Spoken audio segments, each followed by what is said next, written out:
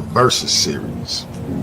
Welcome to the Versus series, the ultimate stage where wisdom and passion meet on every page. The Craig Law Firm, them brothers are the architects of the dream.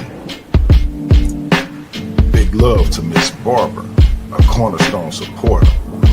That girl loyal through and through. Props to GT and Nobody, friends who stayed near when others fell silent. They echo, cheer. Mandinka is African, reigning, defending, world champion, supreme. Crafting great arguments, he's this promoter's dream. Dr. Too Sweet, sharp, eloquent, wise, a queen of debate. That sister got fire in her eyes.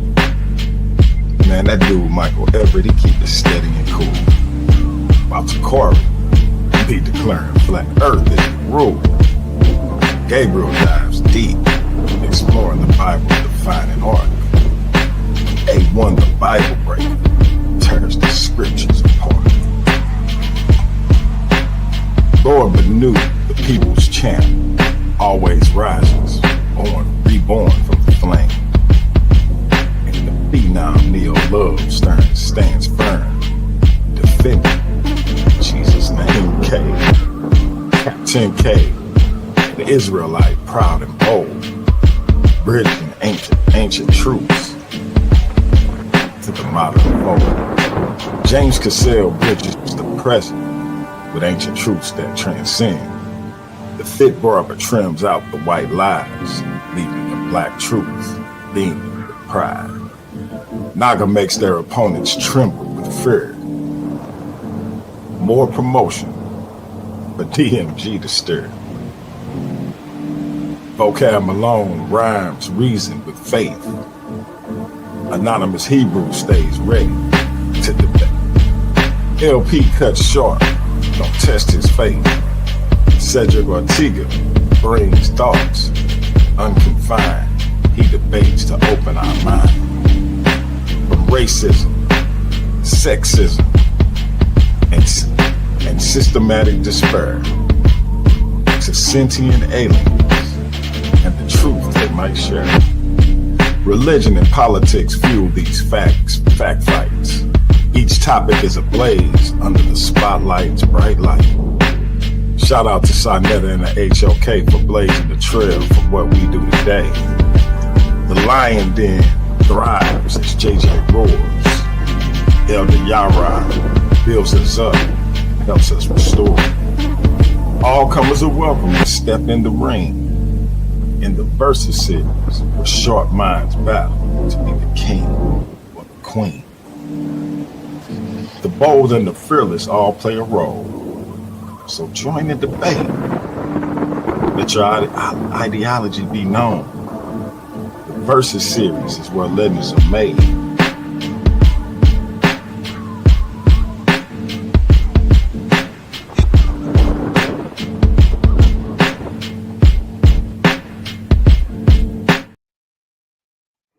The Versus series is where legends are made. Shout out to everybody in the chat. We got a powerful show with two powerful brothers on the scene. First of all, we got the one and only, the legendary, the inspiring, the innovator of these YouTube debates that we do back here in these spaces. The one and only Mandinka Mali, representing the Lion's Den. Shout out to this brother.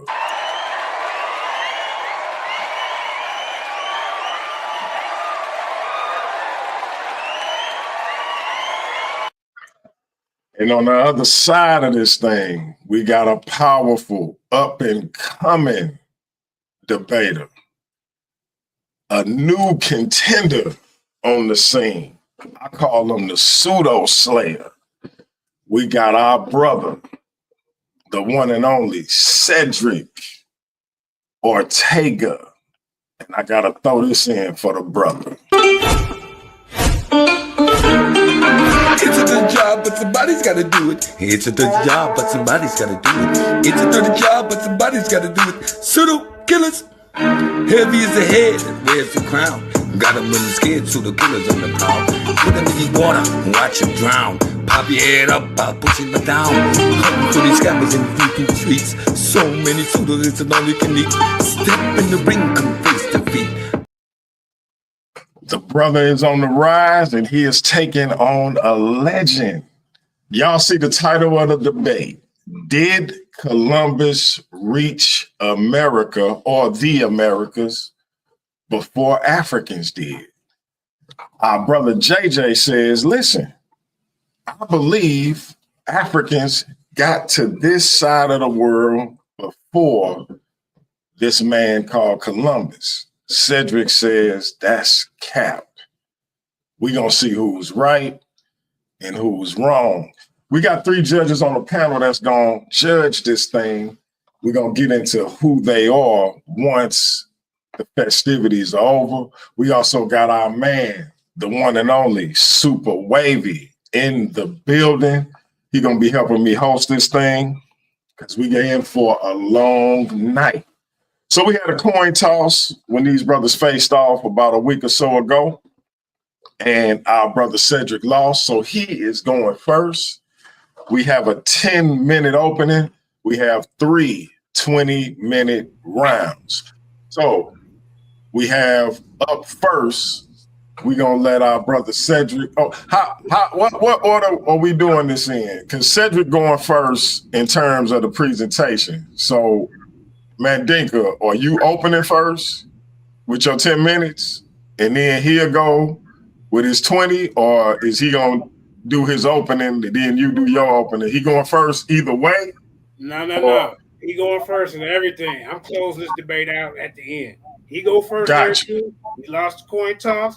The burden of proof is on him to prove that Christopher Columbus, a man that he named, came to these Americas for Africans. 1492. I just want to make sure because okay. So we're gonna start with our brother Cedric, and he gonna do his intro, 10 minutes, and time will start when you start, my brother. Let me know. When you're ready, share my screen. Just let me know once the screen is shared and tell me go. I'll go. All right, your screen is shared. All right. Good evening, ladies and gentlemen. I sit here today before you to address and debunk the pseudo-historical claims made by Mandinka Mali 7000 regarding pre-Columbian African presence in the Americas. These claims rely on fabricated sources, selective interpretation of genetic and archaeological evidence, and a fundamental misunderstanding of human migration patterns. My goal tonight is to show that these theories fall apart under the scrutiny of evidence-based reasoning and establish scientific consensus. Let's delve into the key points and demonstrate why these claims do not stand up to rigorous examination. Let me first provide an overview of the main arguments put forth by JJ 7000. Fabricated sources. Now, stick with me, folks. These sources, the sources cited by Mandinka Mali 7000 include books and articles are often unverified. When you search for these references, they either do not exist or cannot be found in credible academic databases. This is a clear red flag. These so-called sources are not legitimate references. They only serve to mislead audiences by presenting what seems like scholarly support, when in reality, these so-called sources are part of an elaborate fabrication. Misuse of genetic evidence. One of the key references often cited is Theodore Scher, whose work is misinterpreted in this context. Scher's research supports the idea that Native Americans have East Asian origins through migration across the Bering Land Bridge, not African ancestry. His findings are manipulated to fit a narrative that simply doesn't align with his actual research. Teeth and morphology. Another claim revolves around dental traits supposedly linking Native American populations to African ancestors. While it is true that some dental traits are shared between various populations, including East Asians and Africans, these traits are not exclusive to African populations and certainly do not serve as solid evidence for pre-Columbian African migration to the Americas. African artifacts and arrowheads. Claims of African artifacts such as golden arrowheads are often presented as proof of African presence in the Americas. However, these artifacts are highly speculative. In many cases, they lack any credible scholarly support or verifiable evidence. Show me a museum. These so-called discoveries are often misrepresented or misidentified objects that do not hold up under serious academic scrutiny. Now, let us turn to overwhelming scientific consensus that contradicts these claims. Human migration studies, particularly those in genetics and archaeology, tell a clear story of Native American origins. Mitochondrial DNA and Y chromosome haplogroup has been extensively studied, and these studies show no significant African genetic markers in pre-Columbian populations in the Americas. The genetic evidence overwhelmingly supports the idea that Native Americans descend primarily from East Asian populations that crossed the Bering Land Bridge more than 10,000 years ago, not from Africans. These are your sources right here. Archaeological evidence. The archaeological record further supports this. The Clovis culture, one of the earliest known cultures in North America, showed no indication of African influence or migration. Furthermore, the complex societies that developed in the Americas, such as the Aztecs, Mayans, and Incas, have distinct cultural, technological, and agricultural characteristics that are consistent with East Asian and indigenous American development, not African. Want more sources? These are actual sources. Now, Mandinka Mali claims that a 16th century codex proves African contact with Native Americans before Columbus is completely irrational, as a document created after Europeans' arrival cannot serve as evidence for pre-13th century events. These codices in question, such as the Codex Telaraño and the Codex Mendoza, primarily depict Mesoamerican history, religion, and tribute systems, not African visitors. The misinterpretation, lookership of dark-skinned figures ignores artistic conventions and lacks supporting genetic, linguistic, or archaeological evidence. Additionally, arguments based on all 5 minutes, says 5 minutes. modern racial stereotypes rather than historical accuracy. Mandinka Mali 7000 claimed that West Africans, particularly the Mali Empire, built ships capable of crossing the Atlantic, is a pseudo claim due to the lack of archaeological evidence. There is no remains of transoceanic West African ships or signs of oceanic navigation tools. Mali's navigational technology was designed for ravine and coastal navigation, not long distance ocean travel. Furthermore, there is no direct historical evidence or cultural exchange to support the idea of pre-Columbian contact between West Africans and Native Americans. Overall claim is speculative and unsupported by concrete proof. The fallacy in JJ's claim is primarily argument from ignorance and misinterpretation of evidence. The claim assumes that because there is no evidence disproving the possibility of pre-Columbian African voyages, it must be true. Dr. Clyde Windsor, sickle cell, how a work has been criticized by many in the academic community for speculative interpretations and lack of peer review. While he uses genetic markers like HLA-B35 to argue for pre-Columbian African contact with the Americas, his conclusions have not been widely accepted or verified by mainstream scholars. If JJ 7000 attempt to use Winter's work as evidence, it is important to highlight that these theories are controversial and have not been rigorously peer reviewed or confirmed by the broader scientific community. Peer review is a critical part of scientific process, ensuring that research findings are rigorously tested and validated by experts in the field. Dr. Clyde Winter's work, while presented as evidence for pre-Columbian African contact with the Americas, has not undergone the level of peer review that would lend it credibility in the broader scientific community. As such, any information drawn from his research should be treated with caution, as it lacks the verification and acceptance that peer-reviewed study carries in academic debates. The lack of Colombian African presence. There is no credible evidence in archaeology or history to suggest that Africans made contact with the Americas prior to Columbus. While there were African explorers in the later centuries, such as the Portuguese and Spanish, there is no indication of pre-Columbian African presence in the Americas. With the scientific consensus established, now let's address the specific claims one by one, starting with the fabricated sources and the misuse of Dr. Skirt's research. We'll then move on to the arguments surrounding dental traits, so-called African artifacts, and other fabricated evidence. As we break down these claims, I will show you how each falls apart when subject to rigorous scrutiny, and why the theory of pre-Columbian African presence in the Americas is nothing more than a baseless and misleading narrative. With that, I yield the floor. All right, let me pause your time. You had 1 minute and 32 seconds left. Do you want to yield all of that, or you want to keep going? I yield the floor at this moment. We have much more stuff to get into. So with that, JJ can do his thing. All right, I'll reset the time at 10. JJ, time will start when you start talking or you sharing your screen. Unmute your mic.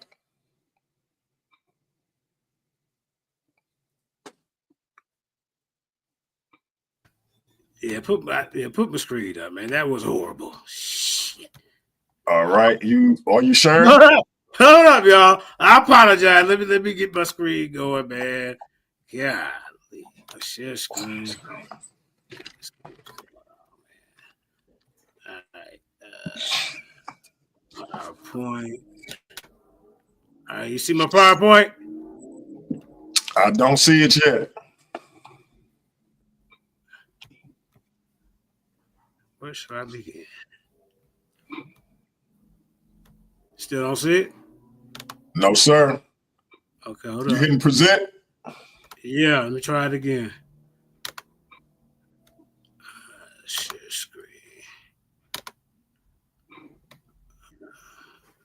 Okay. All right. Yep, I still do not see it, bro. If you want to send it to me, and then I can share it, and you can just tell me when to go to the next slide if you want to do it like that. I get it up. Do something. All right. The brother said go to I need my information. The brother said go to a commercial break, and I do just that. While the brother is getting his stuff together, I'm gonna show you what we got coming up. What about now? All right, hold on. Let's see. And you told me to go to a commercial. I go to a commercial, and then you want to get it. You got it. Sharing your screen. Let me know when you're ready. Time start when you start, brother. The screen up. No, ain't no commercial break going on. Let me get to my first. All right, first y'all see my screen. First of all, ladies and gentlemen, time starts. What this brother did, man, was get up here and didn't even state his case. You came up here and you started referring to sources and references that I didn't even bring up in this debate. Judges, I want you to note and document that. That's called a straw man argument from the gate, right? So the information that he put on the screen is not what I'm bringing to this debate. You're supposed to be presenting to the people your information about proof that Christopher Columbus came here to the Americas. I need to see navigation.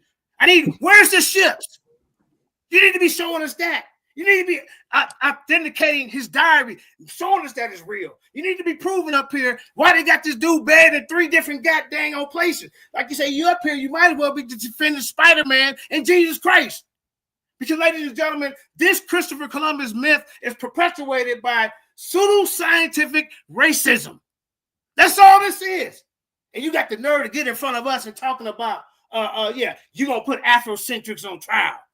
You ain't qualified to even question Ivan Van Sertima or Renuka Rashidi. You're not. Then he says, he brings up a 16th century codex that I didn't even bring up in the debate. Judges, note and document that. Bring that up when I didn't even make that argument in this debate. Then you brought up shipbuilding. I didn't say anything about shipbuilding yet. You see? Then he brought up Dr. Clyde Winters, which I didn't bring up. This is letting you know that he has no solid foundation. He has no case. But it's your job today to prove Christopher Columbus came to these lands before 1492. It's your job today to prove his haplogroup, his R1b.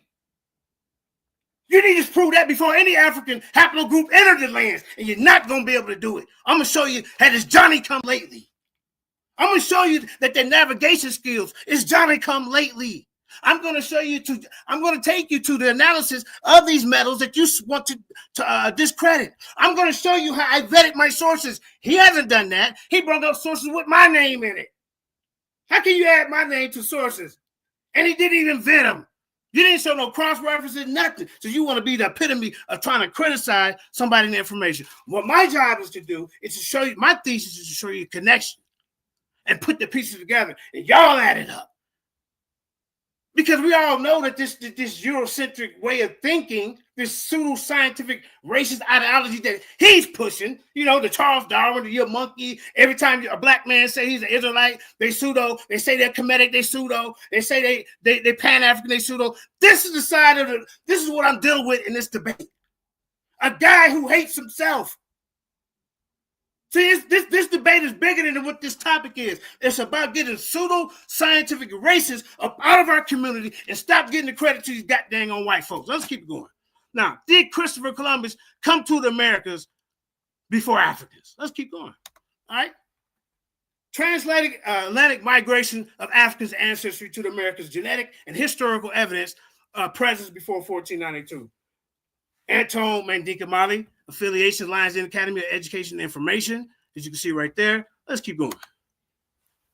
Now, this study confirms transatlantic migration of African ancestry to the Americas through genetic and historical analysis, establishing presence before Christopher Columbus in 1492. You better be getting up here establishing a presence of Christopher Columbus before any African came up here. Mitochondrial DNA, autosomal DNA, and historical records. You already made a mistake when you got in front of me. Make your arguments that I didn't even make before I got in front of the people. Judges, note and document that. Now, the African population contributed significantly to the modern American gene pool. Let's keep going. Man. Now, the ancient roots of EM2, the Americans uncovered in the genetic legacy of pre-Columbian migration. This is the introduction. The people of America is a complex, multifaceted topic that has garnered significant attention from researchers across various disciplines. While the dominant theory suggests that the Americans were populated via single migration of Asians across the Bering Land Bridge, recent genetics, your studies is outdated. You're just a mockingbird. You ain't took the time to even analyze or do any of the goddamn research yourself. Recent genetic studies have challenged this narrative, revealing a more nuanced and complex history of human migration. The whole thing is about human migration patterns, and admixtures. And goddamn it, I'm gonna show you that this African 5 minutes, JJ. 5 minutes. Thank you. Admixed with these indigenous people way before you're gonna find a European presence. The European haplogroup didn't come into goddamn around the 16th century. Then you start seeing their pottery. Then you start seeing their weapons. These dudes, they didn't know nothing about no celestial navigation. The hell's wrong with you? Now, let's keep it going, man. This dude done got in the ring with me with this nonsense. One of the most intriguing and debated topics in this field is the presence of the EM2 haplogroup in America before Columbus. What haplogroup you finna bring up here, sir?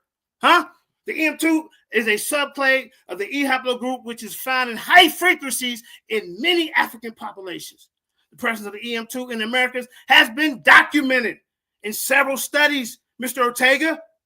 Why are you trying to deny that? Because you're up here pushing this pseudo-scientific racist ideologies. Well, we come from monkeys and we didn't do nothing because we was too dumb until the white man told us. I'm here to dispel, and this debate is in the honor of our black scholars, Renuka Rashidi. This debate is in the honor of Ivan Sertima. Every goddamn February you want to try to tear them down. You and these goddamn goofs over there at the other channel. Excuse me for using the ad-on. Now let's keep going. Now look at this. In several studies, and some research suggests that it may have introduced to America through pre-Columbian migration. That's pre. That ain't just. He just want to paint the picture. The only reason we got over here is through slavery because we was too dumb to get over here, and they was smart enough to understand ocean currents and things of that nature. I'm gonna show you that they wasn't in this debate. Hear me? I'm gonna show you a lot of things that you're not prepared for, sir. Let's keep it going, man. Let's keep going. How many minutes? Okay. Hold up. Now listen to this. Pseudo-scientific racism and the Columbus myth. This study of the people in America has been marred by pseudo-scientific racism and the perpetuation of the Columbus myth. This idea of the Christopher Columbus discovered in America in 1492 has been widely debunked by historians and researchers. He got the nerve to get in front of us and try to defend this goddamn fairy tale. You might as well be defending Santa Claus came down your chimney last year. Huh? You had milk and cookies out for him, didn't you? Prove that. It's the same thing you're doing. You might as well be in front of me with that you're trying to do up here with this. There ain't no clear-cut, conclusive evidence that Christopher Columbus came over here before Africans. But he talking absolutes. Now, this myth has been perpetuated by pseudo-scientific racists who have sought to erase the presence of indigenous people in America and promote the narrative of white supremacy. Now, what they do genetic extractions and dental morphology. You ain't qualified to even debunk dental morphology, but if you want to stay on that topic, I got plenty more for you that you're going to be needing to deal with. Because I didn't even bring it up. Now I did. Now, recent studies have used genetic extractions. Deal with the genetic extractions, sir. To study the peopling of the Americas. These studies have revealed a complex and nuanced history in the human migration and admixture in the Americas. You better show us these European admixtures before goddamn the 1600s. That's what you better be doing. Huh? Now, he have lack of conclusive evidence despite the widespread, remember, his goal is to prove that Christopher Columbus came to these Americas before Columbus, which he has not. I'm going to be using archaeology. I'm going to be using goddamn scholarly information from geneticists. I'm going to be bringing that. I'm going to be vetting, showing that I vetted my sources and cross-referencing. He's not. Right? Now look at this. So we already know he has an agenda because every time you say you're a black man and you involved in this, he says pseudo, but he will yet tear down these white scholars that's trying to tear us down. That's why I'm here. Let's keep it moving. The Americans in 1492, in fact, many Russians have questioned the validity of Columbus' accounts. You better be showing us valid goddamn diaries. You better be showing us navigational tools. 1 minute, JJ, 1 minute. That's what you better be doing. Don't try to get in front of me trying to tell me what I need to do. I'm going to do my job. But ladies and gentlemen, ask yourself today, is Cedric Ortega going to do his job? Is he going to prove that Christopher Columbus, matter of fact, this ain't even really the topic. You can't even prove he existed. They got him buried in 3 different places. Where's his authentic handwriting? Huh? So the research question is, what is the genetic legacy of the EM2 in the Americas before Columbus? And we're going to keep it going. He said, my time is all up. But how has pseudo-scientific racism and the Columbus myth influenced the study of the people of America? Not you.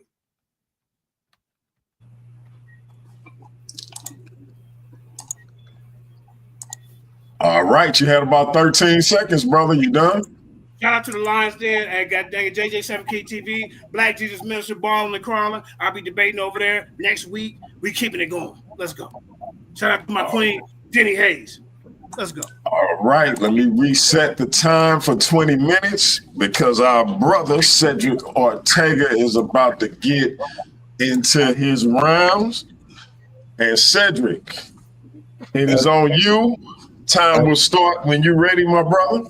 As soon as you let me know my screen is sharing, we can go. All right. And before I do that, Super Wavy, check the private chat. And if you can, do that for me. So that way, when I go out, you'll be in control. I got you. All right, Cedric, your screen is sharing, my brother. Okay, it is absolutely laughable that JJ 7000 claimed we cannot prove Columbus was in the Americas. This demonstrates an embarrassing ignorance of primary source methodology, historical documentation, and basic research skills. The sheer volume of direct primary evidence for Columbus's voyages is overwhelming and undisputable, unless, of course, you subscribe to a level of historical illiteracy that rejects all documented history. Primary source documentation. We have first-hand accounts, including Columbus' own journals, Diario de Abordo, Journal of the First Voyage, written between 1492 and 1493. Bartolomeo de las Casas later transcribed it, but fragments of Columbus' original writing survive. The documents are housed in Spain's Archivo General de Indias in Seville, along with letters written by Columbus himself to the Spanish crown.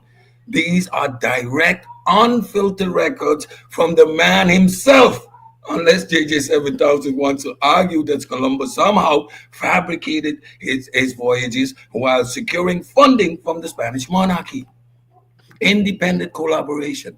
Other crew members also documented the voyages, such as Diego Alvarez Chancha, who wrote medical reports on the expedition. We also have official Spanish crown documents acknowledging Columbus's discoveries, rewards, and governance. These are not just vague mentions, but extensive, detailed records spanning multiple sources. What the hell? Physical evidence. Columbus established settlements, including La Navidad on Hispaniola in 1942. Archaeological findings confirm European presence in the Americas at precisely this time. The Spanish even returned in subsequent voyages to find these settlements abandoned or in conflict. This isn't speculation. It's confirmed by material evidence and written records. What is JJ claimed is not just ignorant, it's outright ridiculous. It reveals a fundamental misunderstanding of how historical verification works. If he wants to dispute Columbus' presence, he needs to explain why multiple independent sources, government records, eyewitness accounts, and physical findings all align. Or maybe, just maybe, he should crack open an actual historical archive instead of whatever his pseudo-historical nonsense he's basing his argument on. Columbus' presence in the Americas is not up for debate. It is one of the most extensively documented historical events in the human history. To deny it, to reject the very foundation of historical scholarship. The first confirmed African presence in the Americas dates to the early 16th century, primarily as a result of the transatlantic slave trade initiated by European powers. The initial Africans in the Americas were enslaved individuals brought by European colonizers, notably the Spanish and Portuguese. One prominent figure was Juan Querido, an African conquistador who participated in the Spanish expedition and is recognized as the first documented African to arrive in North America. You can wiki that. These Africans were forcibly transported to serve as laborers in various colonies, replacing the indigenous population that had been decimated by disease and harsh working conditions. Yet more evidence how we know when first in old world contact disease. These roles encompass labor in the plantations, mines, and domestic servants. The transatlantic slave trade commenced in the early 1500s. By 2008, data had been gathered on nearly 35,000 transatlantic slave voyages from 1501 to 1867, estimating that slaving vessels embarked about 12.5 million captives in Africa and landed approximately 10.7 in the New World. That's you just can wiki that. The transatlantic slave trade involved European traders capturing or purchasing Africans who were then transported across the Atlantic under brutal conditions, a journey known as the Middle Passage. Upon arrival, they were sold into slavery across various colonies in the Americas. This is high school education. You want key sources? David Iltus and David Richardson, 2010, Atlas of the Transatlantic Slave Trade. It documents ship records and Africans' arrivals in the Americas.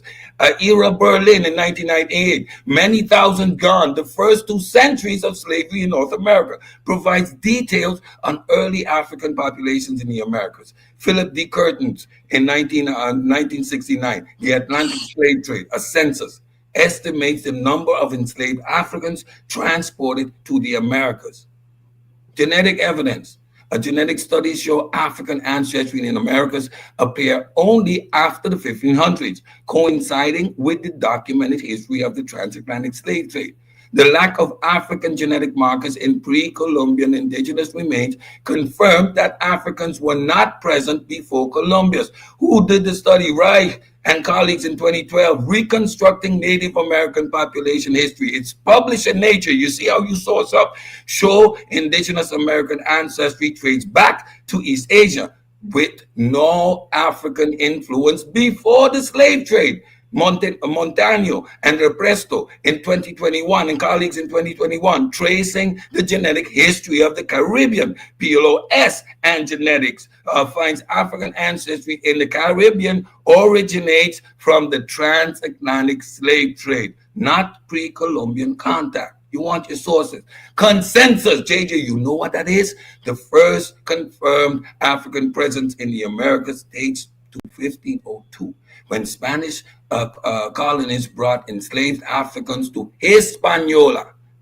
This marks the beginning of the transatlantic slave trade, which continued for centuries and shaped the demographics of the Americas. No credible archaeological, genetic, or historical evidence supports a pre-Columbian African contact.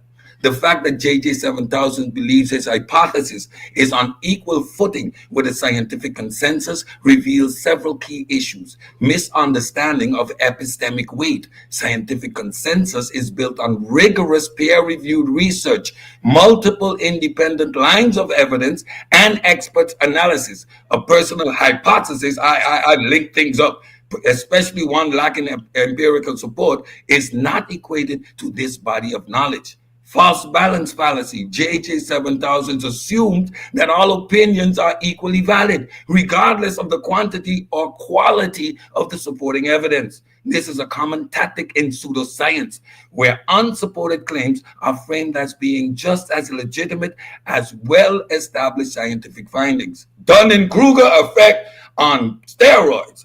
His confidence in an unverified hypothesis suggests he may be overestimating his knowledge while underestimating the depth of the scientific research on the topic. Rejection of peer review. If his hypothesis were valid, it would need to be tested, scrutinized, and replicated in the scientific community. Since he has not passed this process, it holds no weight compared to the consensus-backed research.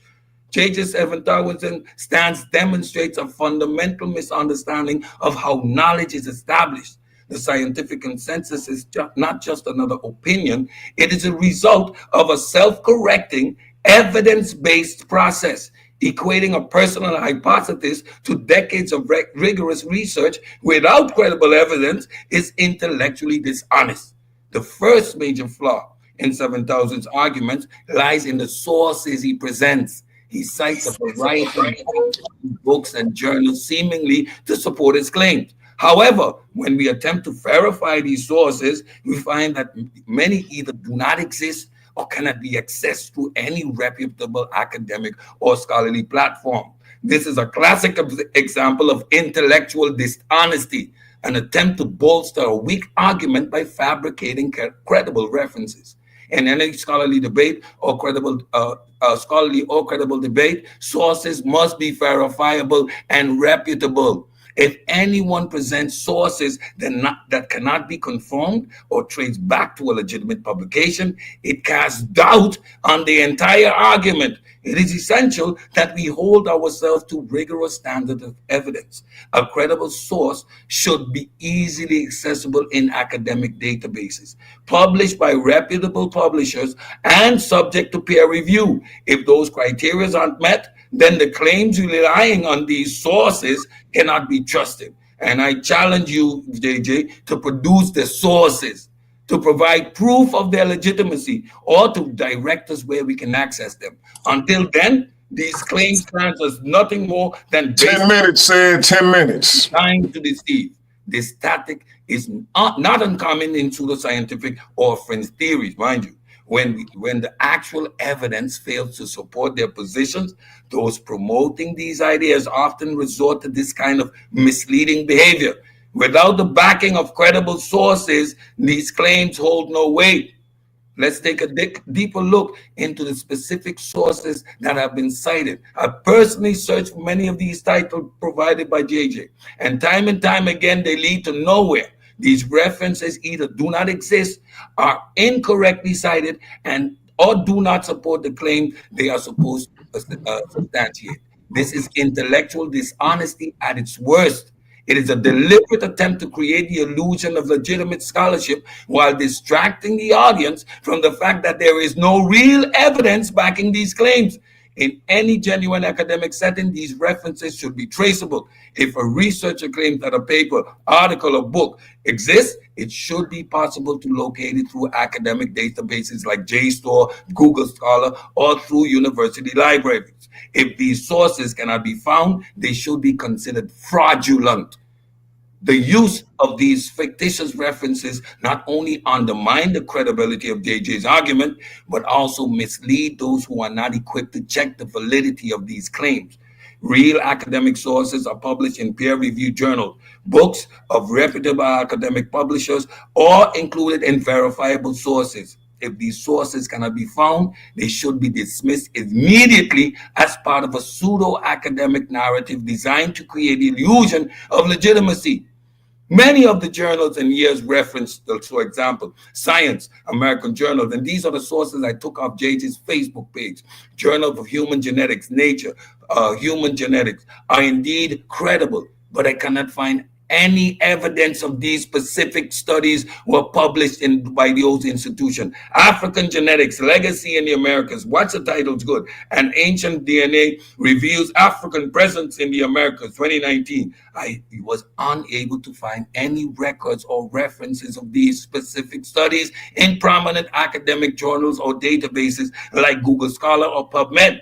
It is highly unusual for a major university like Harvard to publish studies in Science or American Journal of Human Genetics without a clear, traceable record of their existence. The same, Oxford University. Look at the title again, African Origins in the American Population, 2017. Look at this one, Ancient DNA. You see a pattern? And the Peopling of the Americas, 2018. Similarly to the previous Harvard reference, these studies cannot be found in major academic databases. Any journals. I did a search and couldn't locate them. Oxford is a reputable institution, and their work is usually highly cited. So the fact that these publications, the lack of these publications in accessible databases is a red flag. University of Cambridge, African Genetic Influence in the Americas, 2016, and the Ancient DNA and the Origins of the American Population, 2019. Again, these sources also do not appear in any accessible academic databases or journals. Given its high visibility of Cambridge research, it is odd that these specific studies are not listed or indexed. University of Berkeley, African Genetic Legacy in Americas, 2017. Ancient DNA Reveals African Presence in the Americas, 2019. Similarly, no verifiable record or academic citation for these studies exist in any major journals or repositories.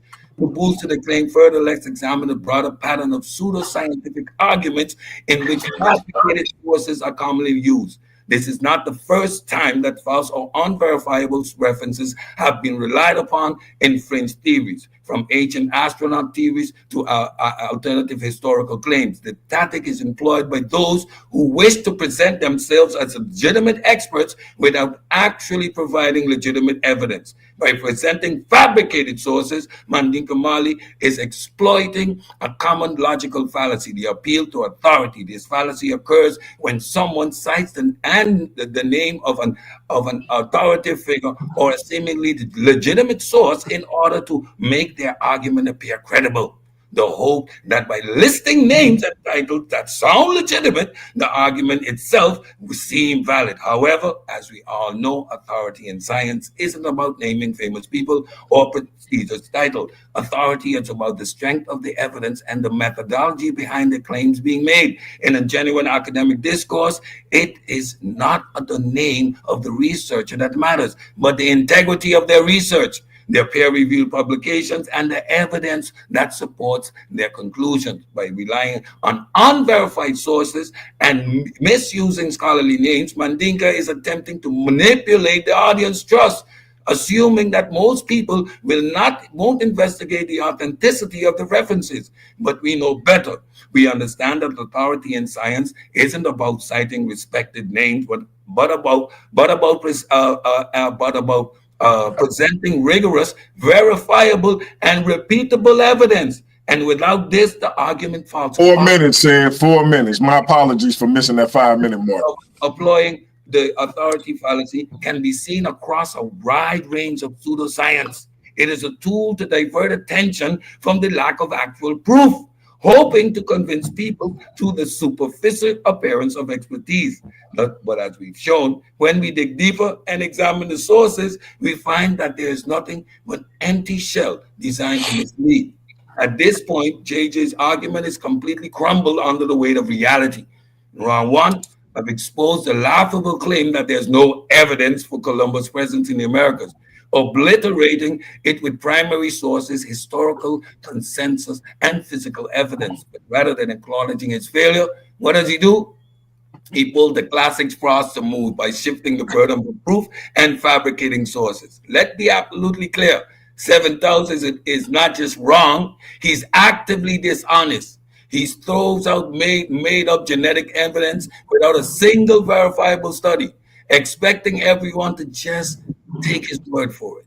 But science doesn't work that way, JJ, and neither does history. If we had real genetic proof of pre-Columbian African presence in the Americas, it would be published in peer-reviewed journals, not in fringe blogs or cherry-picked pseudoscience. Where are these studies, JJ? Where's the verifiable evidence? Nowhere, because it doesn't exist.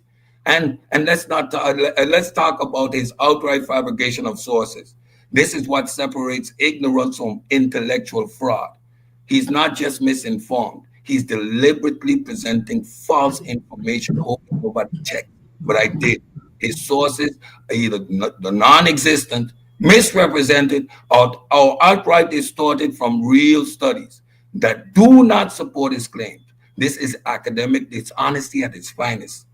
Shifting the burden of proof is the last refuge of a failed argument.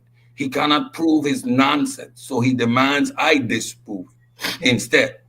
But that's not how logic works. If I claim aliens built a 2 minutes to provide evidence, not demand everyone else prove me wrong.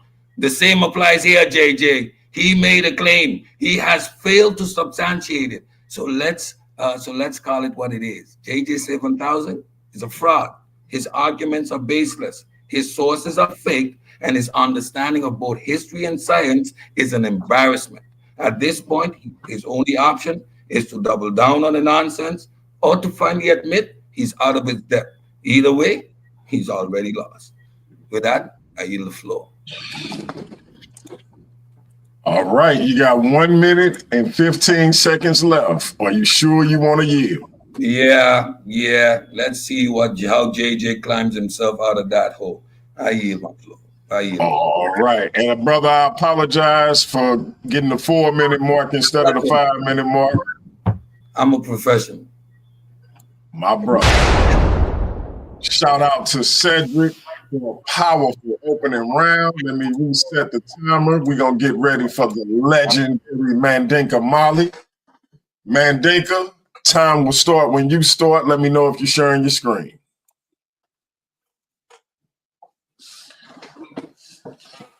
Shout out to Naga in the building. I see King Naga. I see Sekhmet. Shout out to everybody else in the chat.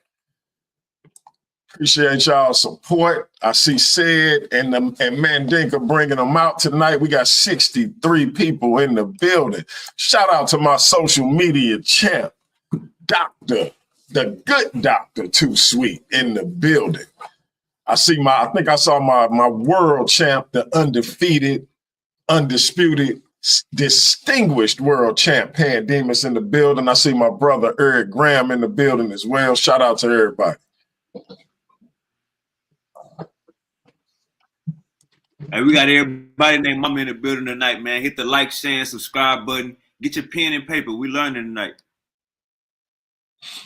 That's a fact. That's a fact. Shout out to my brother Nobody from Trust and Believe the Gospel. Can't forget about my brother. Mandinka, let me know when you're sharing your screen, bro. Unmute your mic as well, because if you're talking, I can't hear you.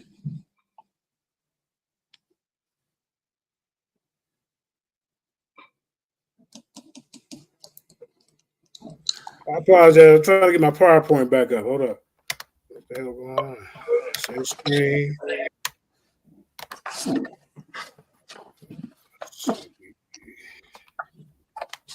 Windows.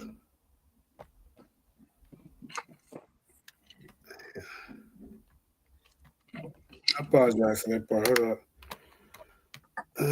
Okay. Hold up. Let's see.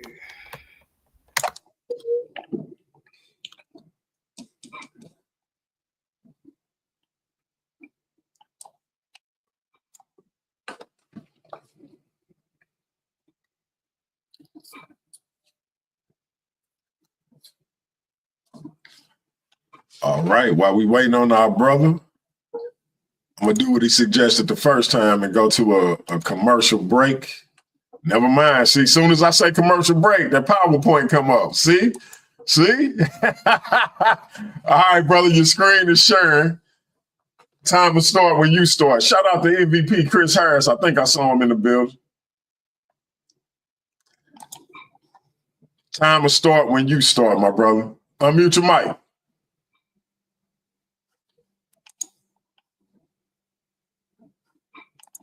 Yeah, hey, I'm ready. Hey, you can trust, believe. I ain't gonna run out the building. You can believe that. Best believe the legendary Mandinka Mali ain't running. Right, I ain't never ran from a debate. Hold up, man. Once I get it going, it's on. Hold up, present. My fault. Time start when you start, bro. Like he ain't never had no technical problem in the debate. He ran from the whole show, y'all. We know who he is. Let's go. Y'all see this?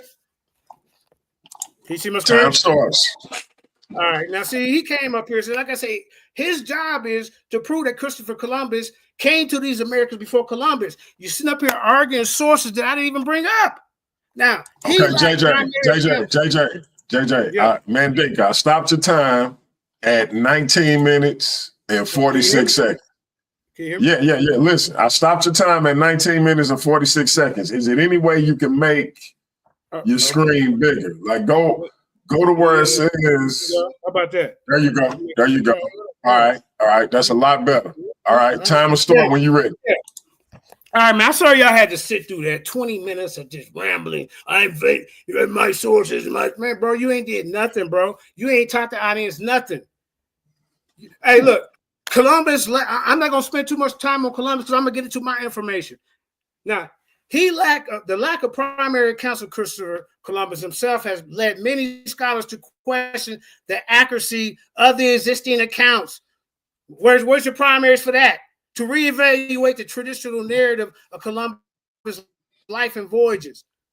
Some of the challenges of reconstructing Columbus' life and voyages include, look at this, y'all, limited sources.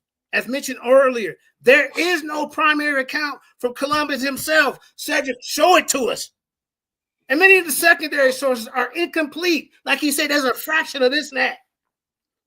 Incomplete and biased or accurate. We're dealing with biased narratives. Many of the accounts Columbus' life and voyage were written by people who have a vested interest in promoting a particular narrative or agenda. That's that pseudoscientific racist agenda that Cedric promotes. Let's keep going, man. Let's keep going. All right, hold up. Hold up. Let me make it small so y'all can read. I want to get to my information. I'm gonna get to look. Here go one of the documents you need to deal with right here. Hold up, man. Hold up. Okay, yeah.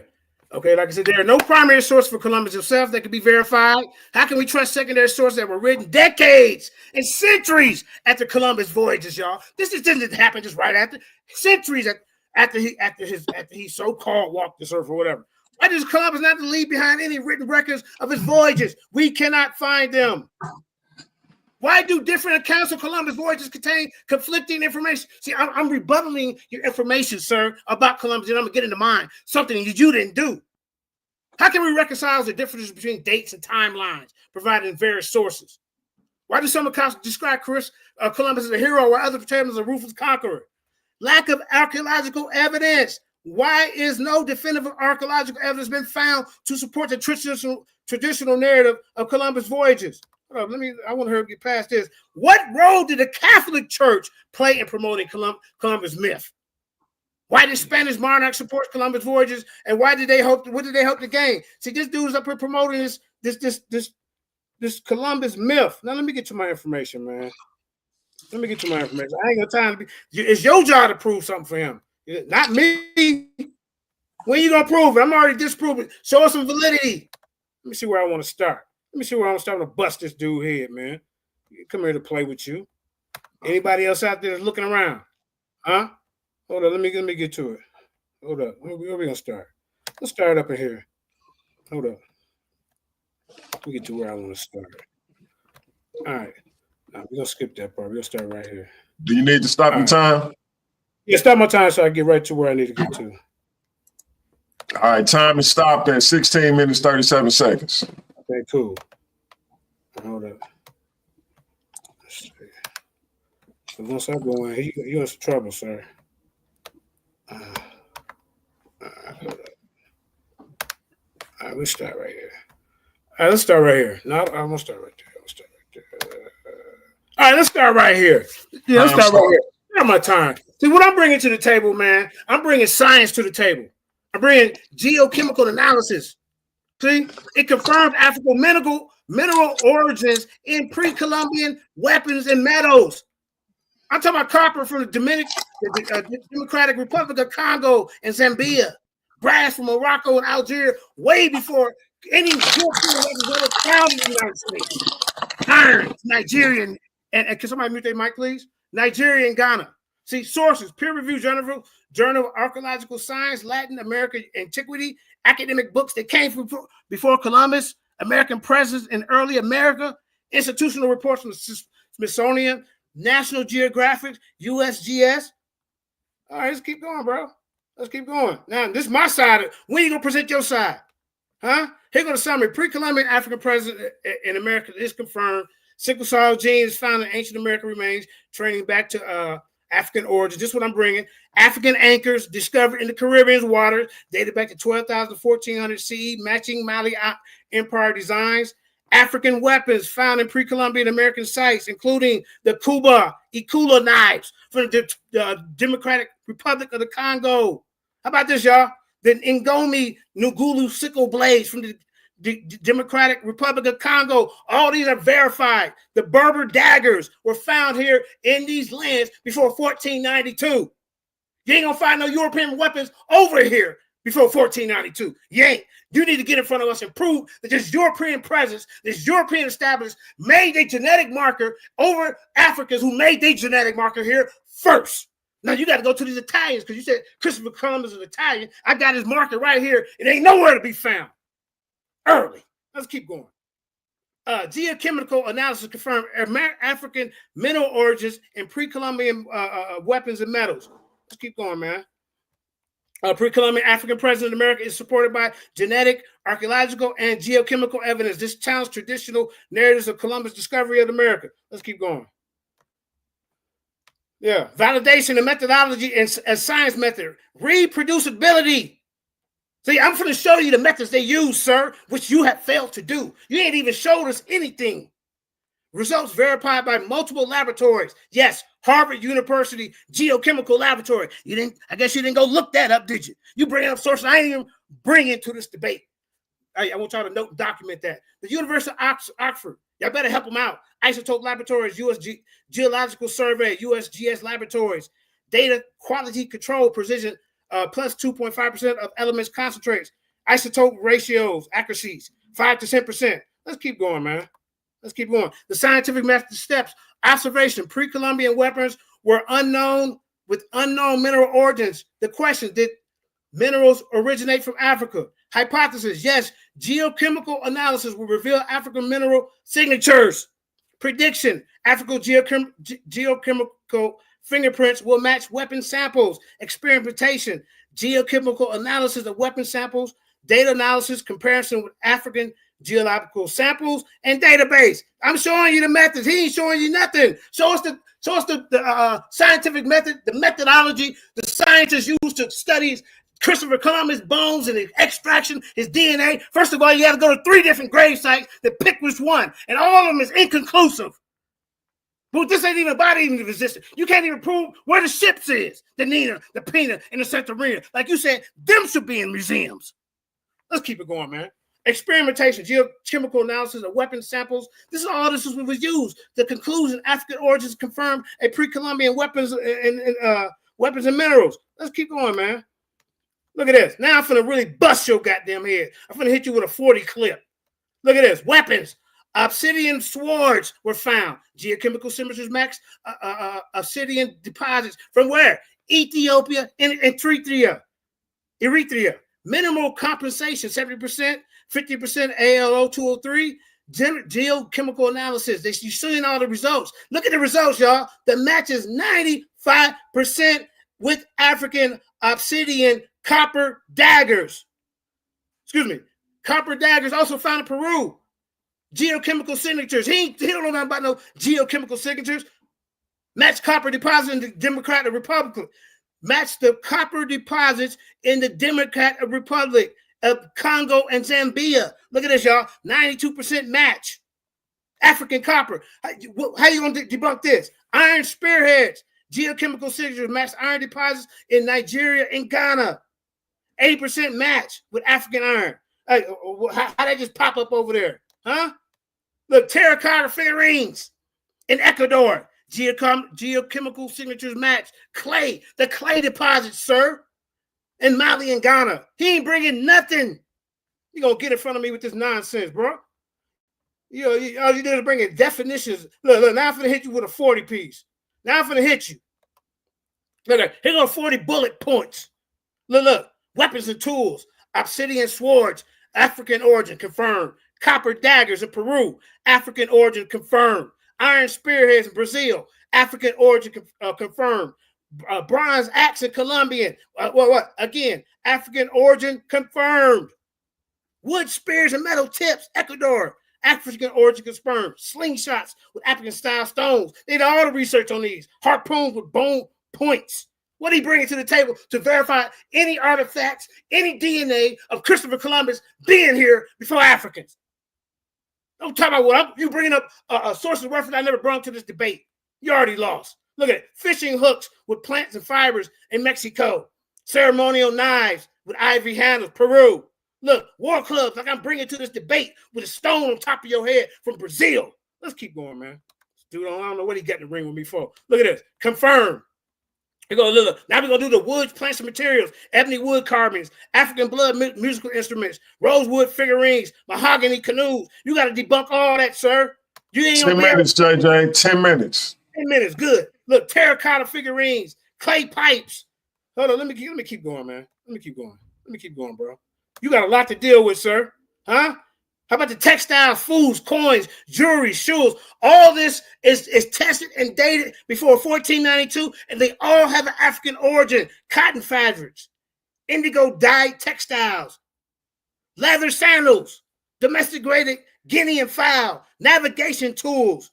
Bro, what are you doing, man? What are you doing? Huh? You want to look, counter. Oh, look, you want to say, oh, your testing methods are flawed? Well, guess what? The rebuttal. We use methods of SRF, the SEM-EDS, DNA analysis, sir, verified by peer-reviewed journals and labs.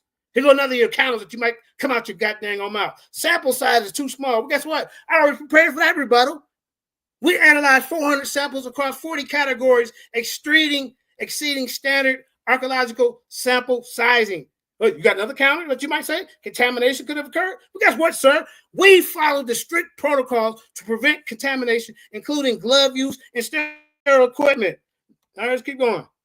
Let's keep going, bro. You got a lot of questions to answer, sir. That's what you got.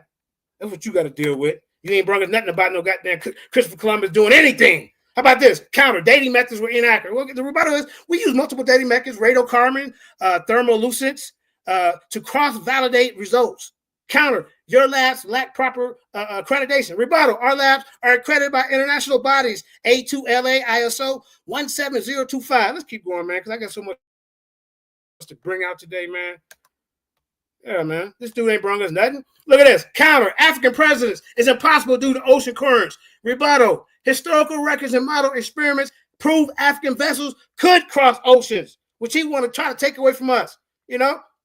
Let's see what else. Oh, hey, yeah. Testing methods. Okay, now, yeah, okay, hold up. Let's keep going. Let's see. What we got here? Yeah, look at this, y'all. 20 points to express how late European settlements came to the Americas. Look at this. Indigenous Americans arrived 15,000 to 20,000 years ago via land bridge from Asia. Africans arrived 2,000 to 3,000 years ago via transatlantic migration and trade. That's a very important word to listen to because Cedric wants you to believe that we only got here through slavery. Look at this. Europeans arrived 500 to 600 years via Columbus in 1492. Look, we got 2,000, 3,000 years ago, we got documented evidence. But these Eurocentrics want to try to discredit that because they're perpetuating the myth of this pseudo-scientific racist ideology that Christopher Columbus discovered everything. Look at this. Delayed European settlements. Europeans were latecomers to the Americas compared to indigenous Americans and Africans. European settlements was delayed due to various factors, including the Black Death, the Crusades, and lack of maritime technology. When are you going to show that they maritime technology and show that they was more advanced than Africans? Bring that to the table. You're up here getting dog walked. How about this, man? Let's go. Let's keep going. Let's keep going. And then, okay, we'll see. I read this. Okay, African. Okay, I read that. Hold up. Let's keep going. Look, the legacy of the late European settlement. This is what he up here defending, y'all. The legacy of the late European settlement continues to impact the lives of indigenous indigenous Americans and Africans descendant communities. Historical trauma and ongoing disparities persist in areas like education, healthcare, economic opportunity. Just a little fun fact to let you know what I'm dealing with when he gets in front of me with this goddamn nonsense. Excuse my language. Now, acknowledging the late arrival of European settlement is crucial to understand the complex history of the Americas. Let's keep going, man, because I got a lot. I got a lot for you, sir. I got a lot. Hold up. Let's keep going. What we got here? Wait till I really break this down. Look at this, y'all. Look at this. Use of astronomical instruments. Africans use astronomical instruments such as the astrolabe to measure the position of stars and planets. These Europeans didn't understand that. How can they have beat us here? They also use a kamal, a navigational instrument used to measure the altitude of the suns and the stars. What else we got? Look, navigation by the stars. They didn't understand that. Africans navigated by the stars using the position of the constellations and to determine their direction and location. Cedric, show us these Europeans using this type of knowledge before Africans. You won't be able to do it. You won't. 5 minutes, JJ. 5 minutes. They knew the patterns of the stars. Europeans did not. And they used them to navigate across the ocean. Remember, there is no clear-cut, conclusive evidence that Christopher Columbus did this first, and there's no clear-cut evidence that Africans. So I got to present a case. Let y'all decide. What is he doing? Where has he presented a case? He's up here running his mouth, being Eurocentric. That's what he's doing. That's what he's doing. Now, look, we understood the ocean currents. Africans had a deep understanding of ocean currents, and they used them to their advantage to navigate. They knew how to read the signs of the ocean. They used it to predict the changes of weather and currents. Let's keep going, man.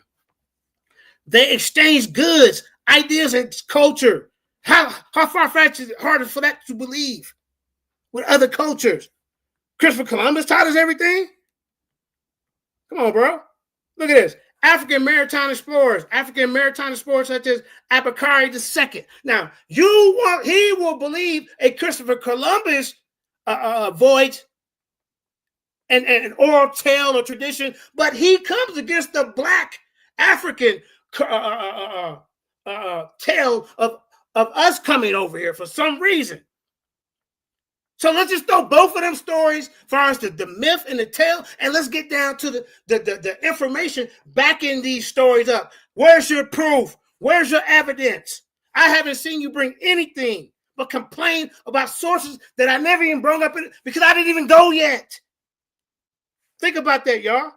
Now, they explored the coastlines of Africa and beyond, establishing trade routes and cultural exchange networks. I hope y'all paying attention, judges. So who's connecting? Who's bringing the story? Who's trying to show a valid point of their case? Cedric has failed to do that. The legacy of the African maritime culture. The legacy of the African maritime culture can be seen in many African diasporic communities around the world. Let's keep going, man. Let's keep going. Let's go to the next one. He ain't done that. He ain't showing no haplogroups. I'm going to go all that. All that. Let's see. Here go 30 bullet points to highlight the late development of European navigation. They Johnny come lately, man.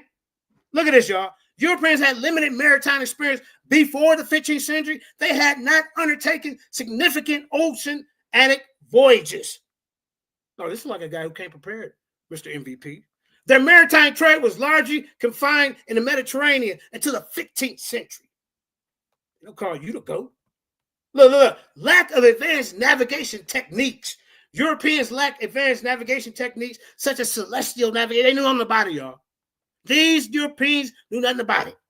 Remember, the Moors had to go over there and tell them to wash their ass and brush their teeth, which was developed by other civilizations.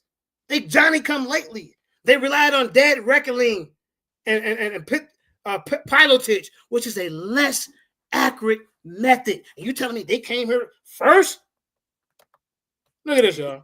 2 minutes. 2 minutes. Look at this, y'all. Limited understanding of the ocean. Europeans had limited understanding of the ocean. They did not understand the patterns and the currents, winds and waves. They did not have enough thorough knowledge of the tides, with the navigation even more challenging. Hold on, what else we got? You said I got 2 minutes? Let me keep going. Look at this, y'all. They had no concept of latitude and longitude. Europeans did not have a concept of latitude or longitude until the 15th century. We see no evidence of them until after European colonization. Why is that? But we see evidence of other cultures over here way before them, particularly Africans. And he want to come up here and try to talk absolute, ain't even built a case. Look at this. Europeans didn't have no concept of latitude and longitude. They didn't understand concept of declination, which made navigation even more challenging. We understood that. Look at this. Limited use of navigational instruments. Europeans had limited access to navigational instruments such as an astrolabe, which was introduced from the Middle East. They did not know how to use this tool for navigation until the 15th century.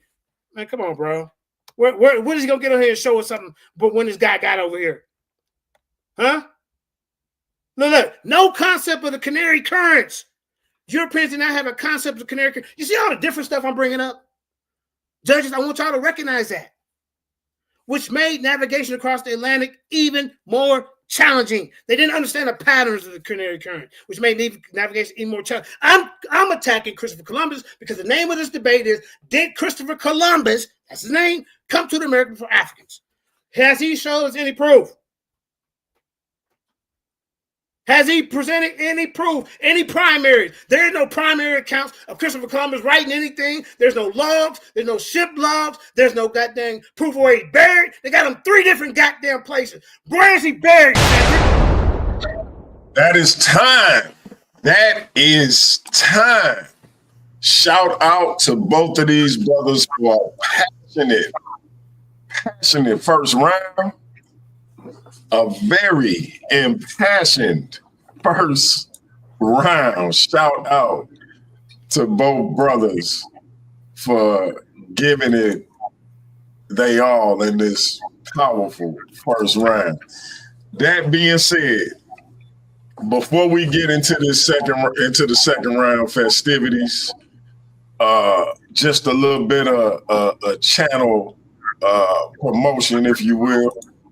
Let me show y'all what we got coming up this Wednesday. I'm hoping my man Super Wavy can get this thing handled for me. This face off between the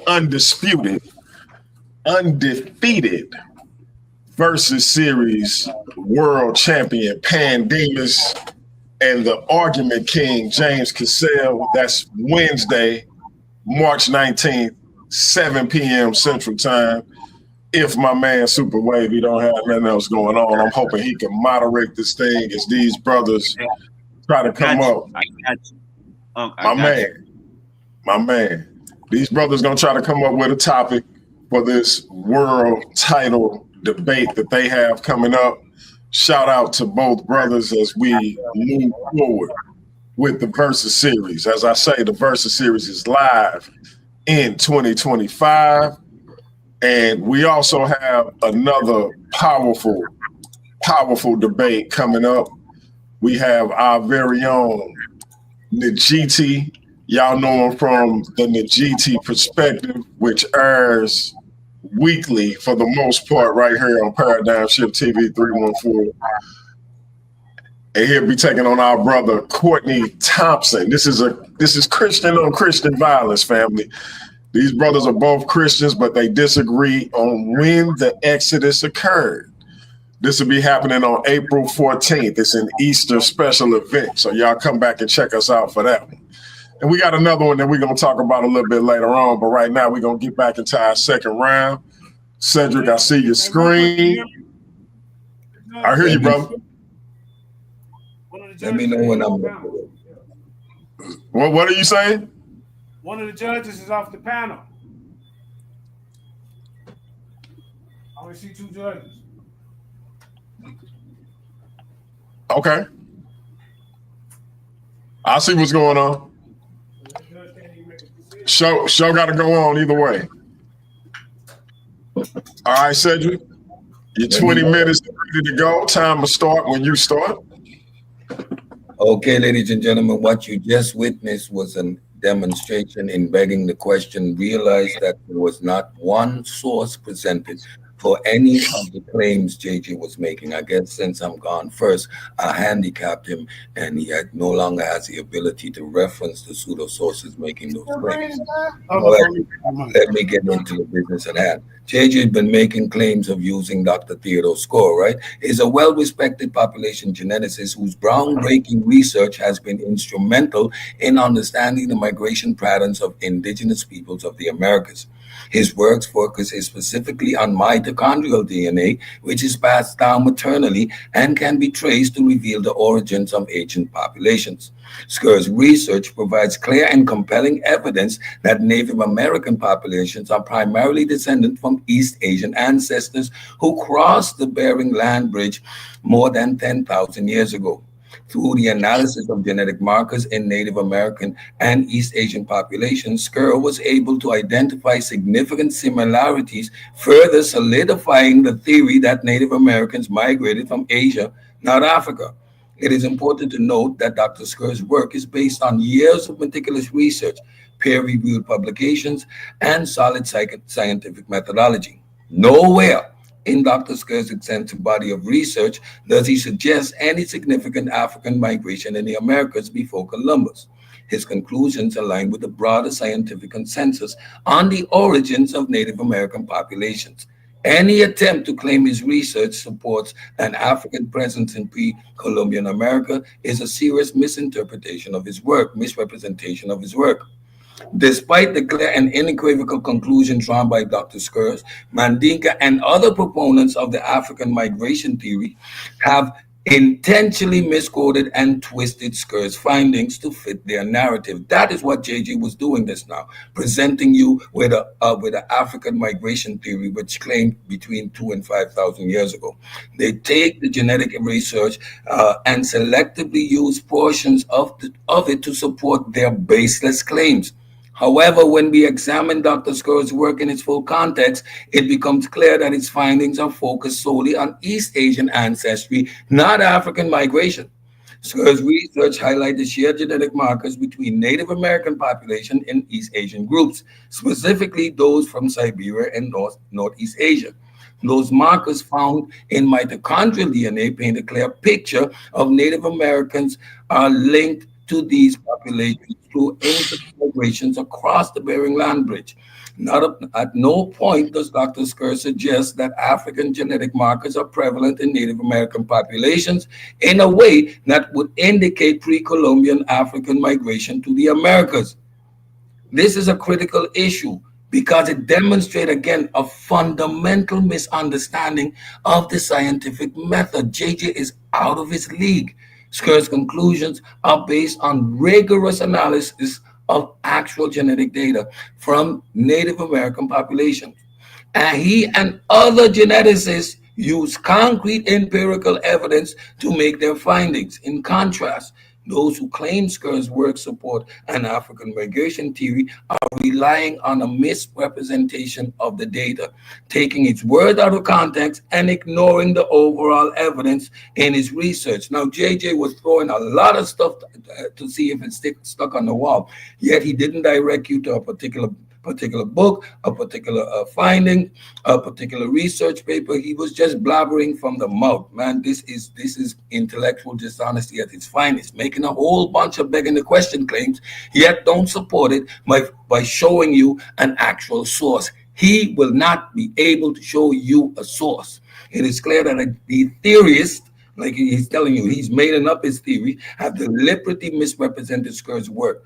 The suggestion that Sker's findings support the ideas of African migration is not only misleading, but it's also gross distortion of scientific fact.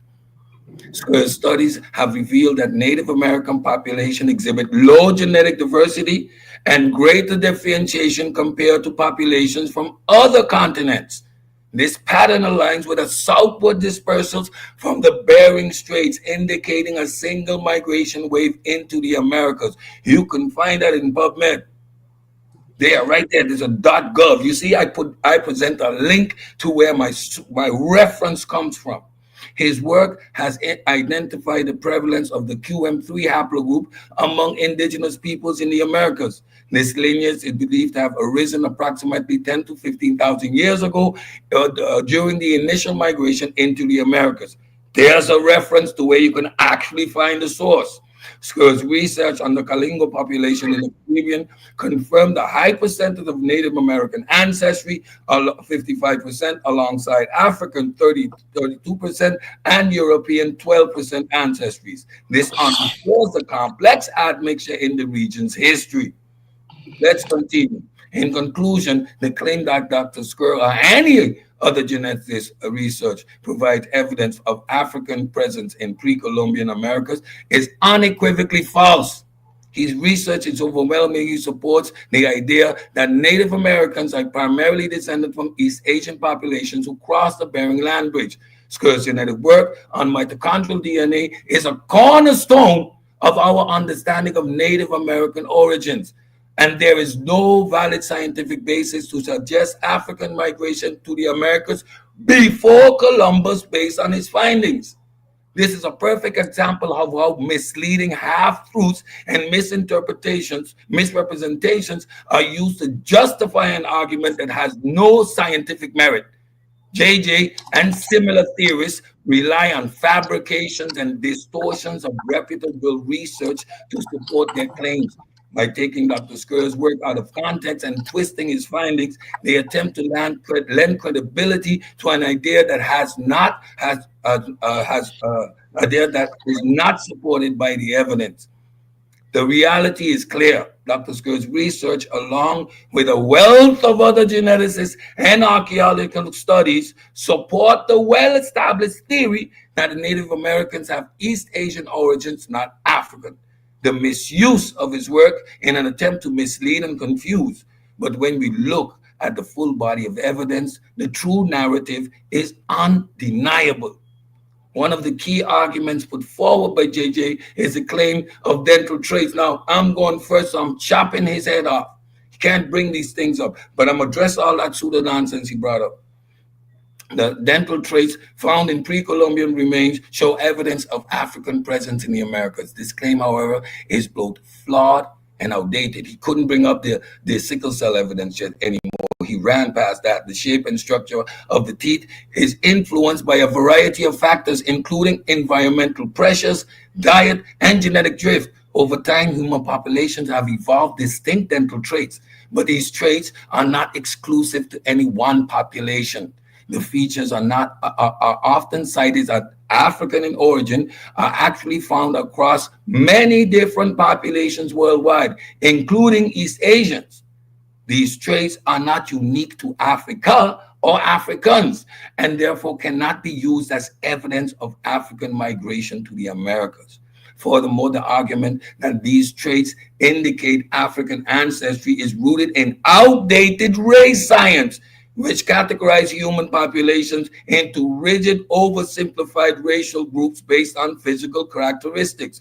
Modern genetics, however, show us that human populations are far more complex than the simplistic notions of race suggested by these outdated frameworks. And you're calling me using the outdated white man science.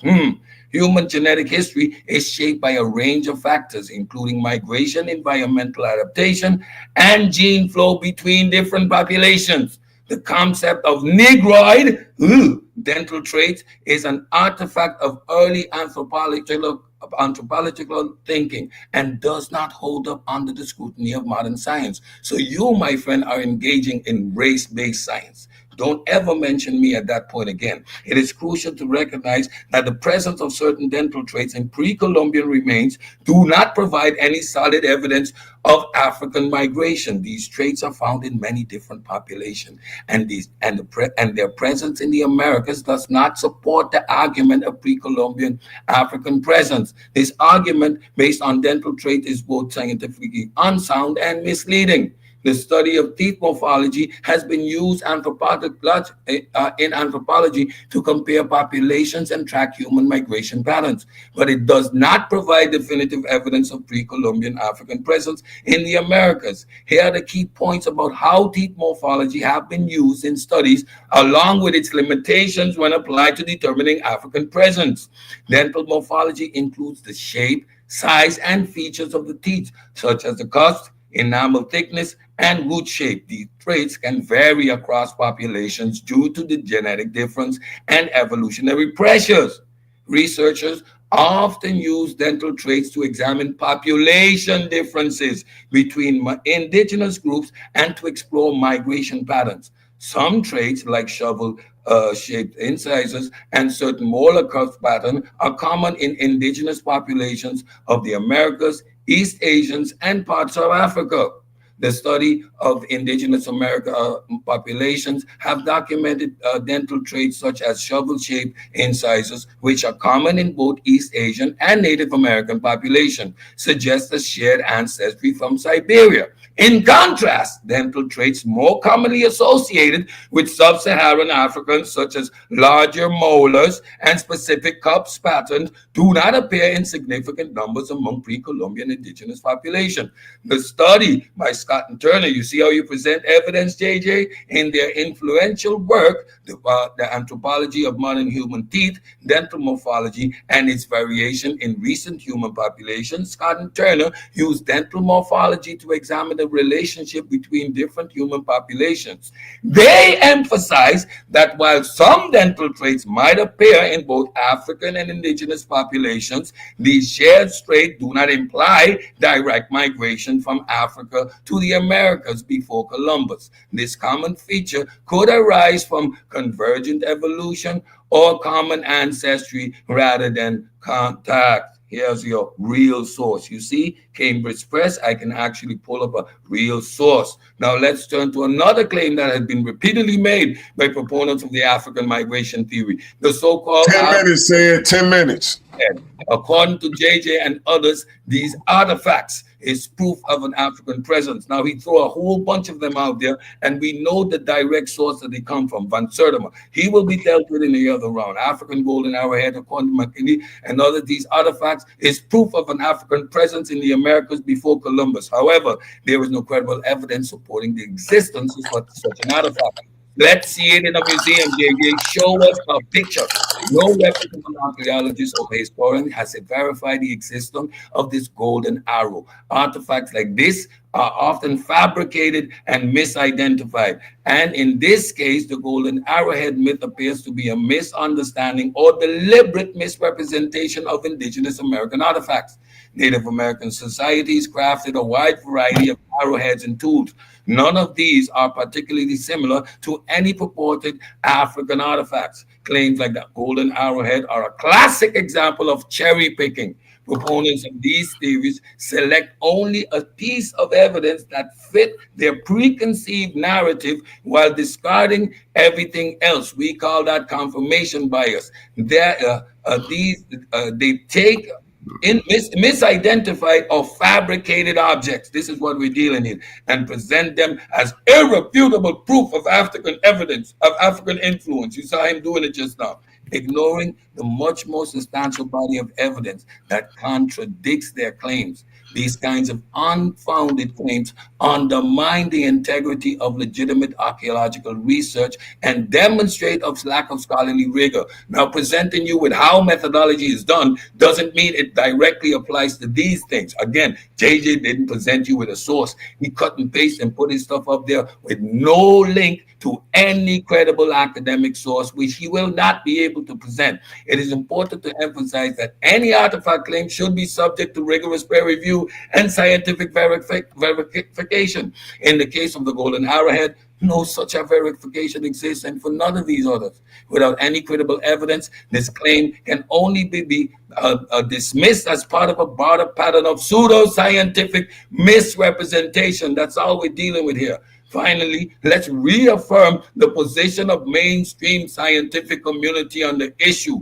The overwhelming evidence from a variety of disciplines, including genetics, archaeology, and anthropology, support the theory that Native Americans are primarily descended from East Asian populations who crossed the Bering Land Bridge thousands of years ago. There is no credible evidence that pre-Columbian African population made significant contact with or settled in the Americas. The claim put forward by JJ 7000 are not supported by rigorous standards of scholarship. As you can see how he presents his nonsense. These claims, such as those based on misinterpreted dental traits and the myth of the golden arrowhead, do not hold up under scrutiny. They rely on selective evidence, misrepresentation, and an agenda-driven approach, as you clearly hear, to history. By promoting such unfounded theories, they undermine the integrity of real history and archaeological scholarship.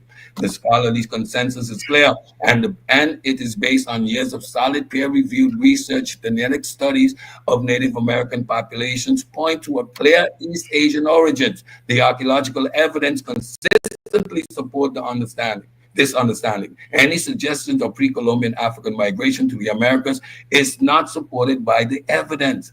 It is essential that we rely on credible evidence-based research rather than falling for distortions and fabrications of fringe theories. We had a clear demonstration of that. There's an old saying, a well-organized lie defeats a disorganized truth. But here's the problem from JJ. I don't have a disorganized truth. I have a meticulously structured, verifiable, historical, and scientifically backed truth that utterly crushes his tangled web of lies.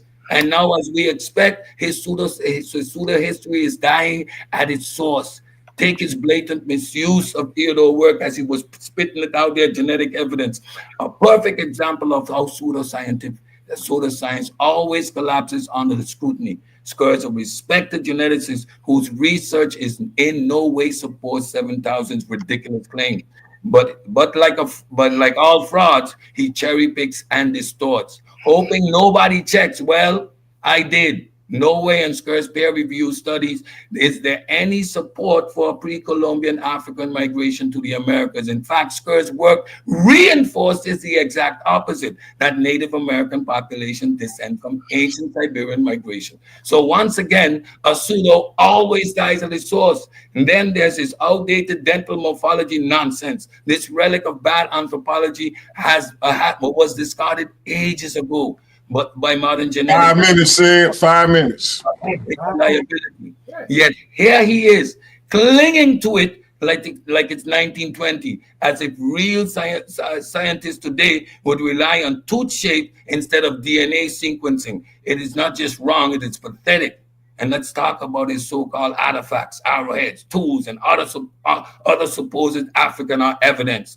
This is a textbook pseudo-archaeology, where random objects are desperately repurposed to fit a predetermined narrative. Arrowheads, really?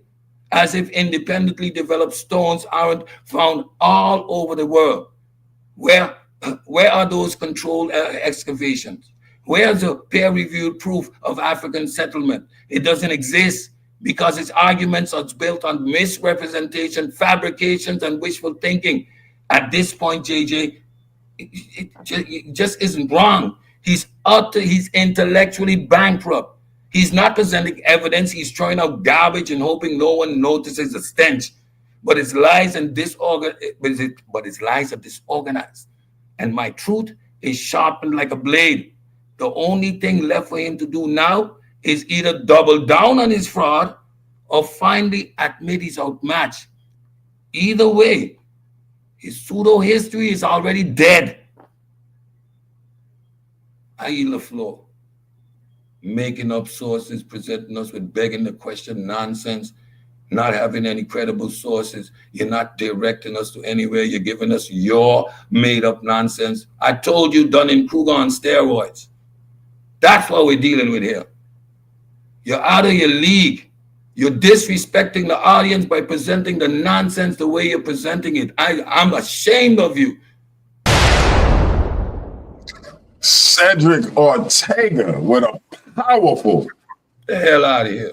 round in the building. We're going to move to the legendary Mandinka Mali for his 20-minute second round. Time going to start when you start, my brother.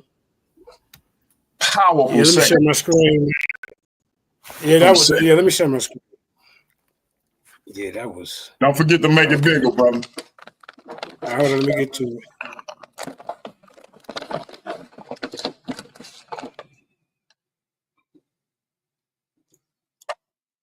We got Sage the Savage back in the building.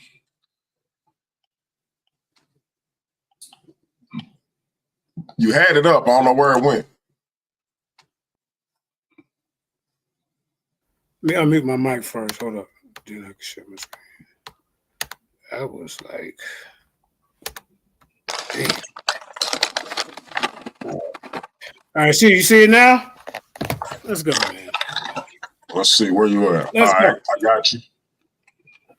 All right, ladies and gentlemen. Make Hey, it a once little again- bigger, bro. Hold up. All right, hold up. Time haven't started yet. Can you see That's that? much better, much better. All right, All right, time man. start when you start. Okay, so now I'm okay. So I'm going to bring somebody to the table, which he has not done. I'm finna bring my scholar up. You see, the presence of EM2 in Americas before Columbus has significant implications for our understanding of the peoplings of America. He ain't got no source. He just crying. The dominant theory suggests that Americans were populated by single migration from Asia across the Bering Land Bridge. However, the presence of EM2 in the Americas suggests that there's been multiple migrations to the America. This is Afrocentric. He Eurocentric over there, y'all. See, including a migration from Africa. He wants to deny this. So here's my guy. Now, hey, when are you going to bring your guy to the table to prove that Christopher Columbus did anything?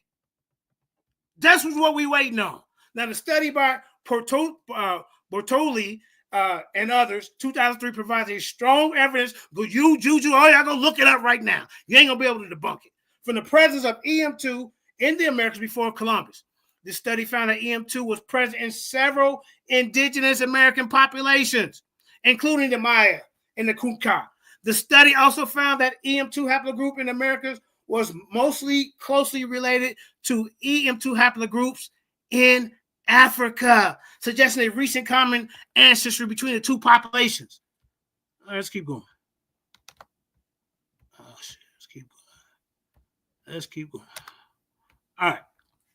In conclusion, the presence of EM2 in the Americas before Columbus is a well-established fact that has significant implications for the understanding of the peoplings of America. The study by Bertolli, 2003, provided strong evidence of the presence of EM2 in America before Columbus, and the phylogenetic analysis shows that the EM2 haplogroup in the America was mostly correct. Shows that it was mostly that the EM2 haplogroup in America is most closely related to the EM2 haplogroup in Africa. All right, let's keep going. All right.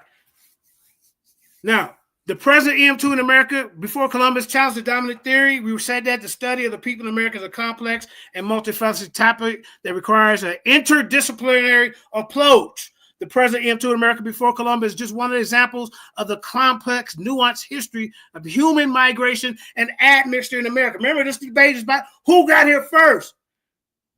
Where's Columbus and the crew and all those guys admixing with the indigenous people? You can't find it until afterwards. So how the hell did he get here first?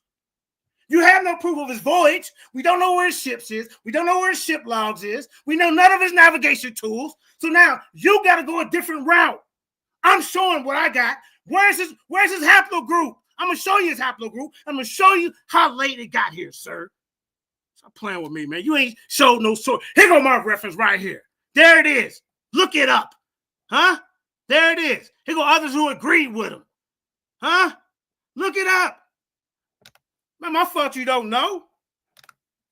Now, while it is possible, okay, listen. Now, why it is possible that recent gene flow from Africa could have introduced EM2 into the Americas, the genetic data suggests that EM2 has been present in America for thousands of years. This is what my guy's saying. Thousands of years, the study of Bertolini and others, 2003. You see? What is his guy saying that said Christopher Columbus brought his tail over here? See? Hold on, what else I got over here? Now, look. The presence of EM2 in America is not significant. This is what guys like Cedric say, and does not challenge the dominant theory of the peoplings of America. Well, here goes my rebuttal to that, Cedric. The presence of EM2 in America is significant because it challenges the dominant theory of the peoplings of America, which suggests that Americans were populated via single migration from Asia, the Bering Land Bridge, an old concept. The presence of EM2 in America suggests that there might have been multiple migrations to the Americans, including immigrations from Africa. Let's keep going, man. Let's keep going. Here go another one. Look. The study by Bertolini. Here go where your source at? Here go all the people that came against him, and here go his rebuttals, y'all. I already checked my guy out. Where's his guy? When we gonna see the navigation routes, and where did the leader land? And the Pinta, where did that land? And the Santa Maria. How come it ain't in a museum right now? Cedric, show us that. Show us where he located his body at. They got him buried in 3 goddamn different places. Show us that. Show us authentic letters of this guy, Columbus. Show us that, sir. Show us authentic handwritings. Show us first-hand primary accounts of his family. So I looked it up, ain't none of them connected. None of them. While the story, look at this, y'all. Look at the question. The study has methodological limitations, and the results should be interpreted with caution. Now, I'm going to bring y'all to the study that I'm bringing to y'all. What study has he brought to prove that Christopher Columbus came here before anybody? While it's true that all studies have methodological limitations, the study, here's my source guy, I'm bringing them to the table. Use a reverse methodology to analyze the genetic data. The study used a large sample size and variety of genetic markers to analyze the data. Now I'm showing them how he did it, y'all. Cedric ain't done that. He just want to come over here and try to tell somebody what they don't understand, and you don't understand nothing. Because you sit up here talking about Christopher Columbus came to these Americas before anybody else, before Africa. You ain't showed us no artifacts. You ain't showed no DNA markers. You ain't showed no authentic records. Nothing. But your lip and your Eurocentric ideology, your pseudo-scientific racist ideologies. Now, let's keep going. Now, and the result were consistent with the presence of EM2 in the Americas. Additionally, this study findings have been confirmed by subsequent studies, including the study by Cafferat, and found an EM2 in several indigenous American populations. He's trying to say that none of our bloodline is in any of the indigenous populations. None of us, y'all. Can you believe this? And they got oral traditional stories, and them telling them that they met up with goddamn Africans. And he want to dispel that, but he believed this myth of Christopher Columbus. But that's got a story of myth or voyage about Abakar II, and he want to shut it down. It's pseudo. Why ain't you? I ain't never heard any of the pseudo killers say that the story of Christopher Columbus was pseudo, because this is their agenda. I'm here to shut it down. Let's keep going, man. And look at this. Look at this. Here go my guy. Where your guy? Counter argument number 5. The presence of EM2 in America is due to contamination or sample error. See, I checked it. Rebuttal. The genetic data was carefully collected and analyzed to minimize the risk of contamination or sample error. The study of Bertini, 2003, used a robust methodology to analyze this genetic data, including a use of multiple genetic markers in large sample size. You keep telling you how you're doing this. Let's keep going, man. I got a lot. Here you go. But prove incredible. Look at this. Here you go. Look him up.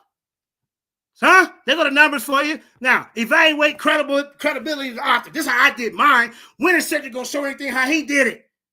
Check the author's qualification expertise in the field of genetics and anthropology. I asked the search engine, please make sure you do not use hypothetical sources. Cross-reference them and vet them.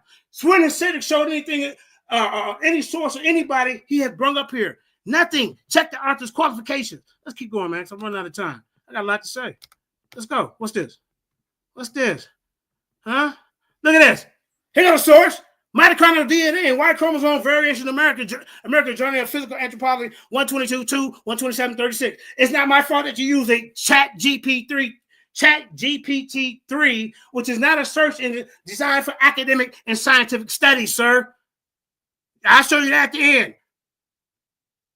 Now, check the author. Let's keep going, man. Let's keep going. I'm going to show you. See.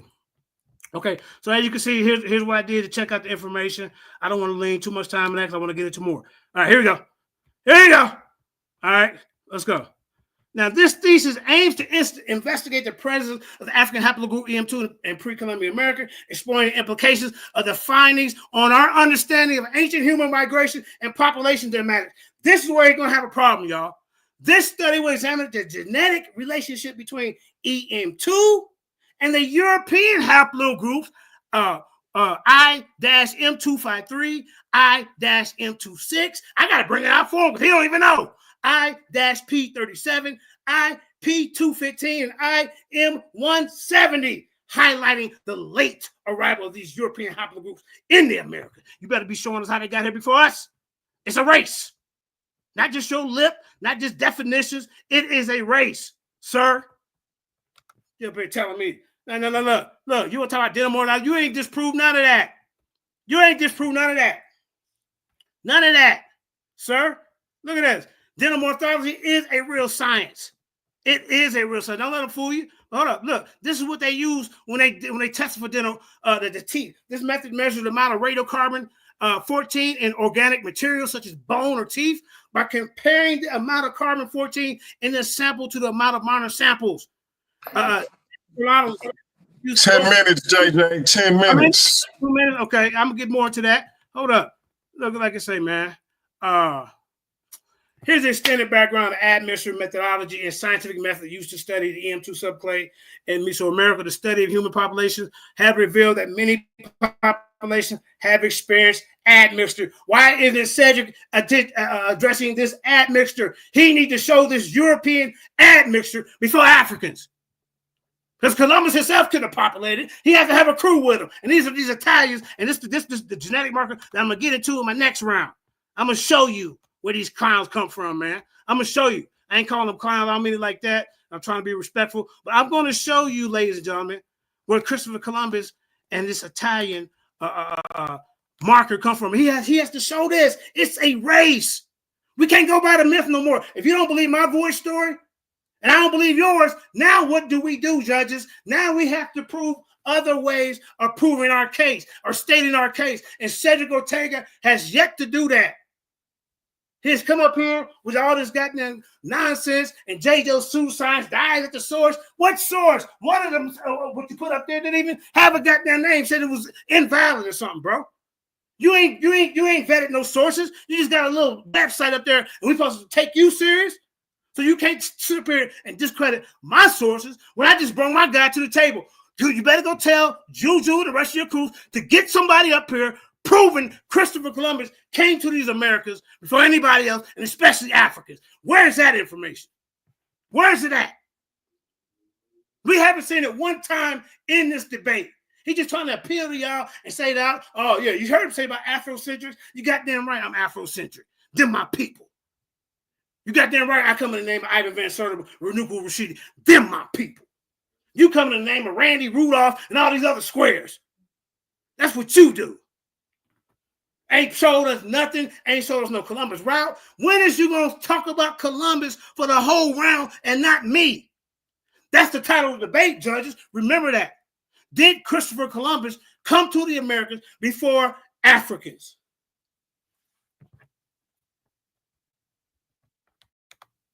Am I still on or I fall off? You still on, bro? Okay. Yeah, man. So, did you say how many minutes you say I had left? I thought I had. You got 7 minutes, 18 seconds. Oh, 7 minutes. Oh, I'm finna rock and roll. Thank you. Stop it. Okay, hold on. Let me get back to it. I thought you said 2 minutes. Yeah, man. Let's keep going. Let's keep going, man. This dude's he's done.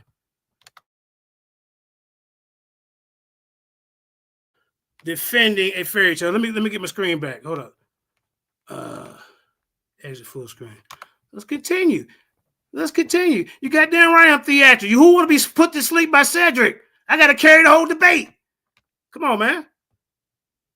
All right, hold up. Can you stop my time for a second, sir? Don't worry about it now. Time is paused at 6 minutes, 35 seconds. Okay, cool. Hold up. Good. Hold up.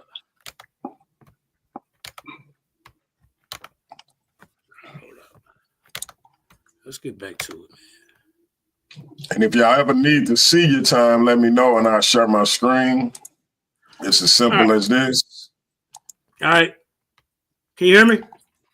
I can hear you. So I'm just showing y'all, if y'all ever want to see y'all time, let me know and I'll show you. Okay. Let me get your screen back up. Yeah. Time start when you're ready. Yeah, man. This dude, man, let me tell you something about Columbus. Because remember, this debate is about Columbus. Did he come here first?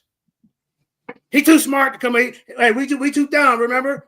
This is the narrative. Columbus' arrival in America led to, like I say, erase indigenous people and their culture, their history. That's what it did. Columbus' treatment of indigenous people were brutal and racist if this dude really existed. I'm still on the borderline of thinking that he never existed. Cedric can't prove nobody up here. He might as well be defending Jesus Christ, Santa Claus, and Spider-Man all hung out together in his living room. You've been bamboozled and hoodwinked to believe in the white narratives of Christopher Columbus, but disregard the black narrative of Abacar II, our African stories. Look at this, man. Let me get back to my information. Let me get back. Let me see. Where was I at? I thought my time was up. Hold up. I'm gonna keep going. Don't stop it. Don't stop it. Let's see. Hold up. Let's see. Yeah. I want y'all to think. When has he presented anything to us about Columbus? Hold on for a second. My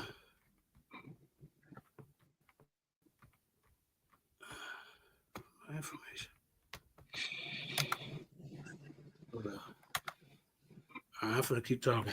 Okay. Can you see my screen? I do not see this. Like I said, ladies and gentlemen, put me on the big screen.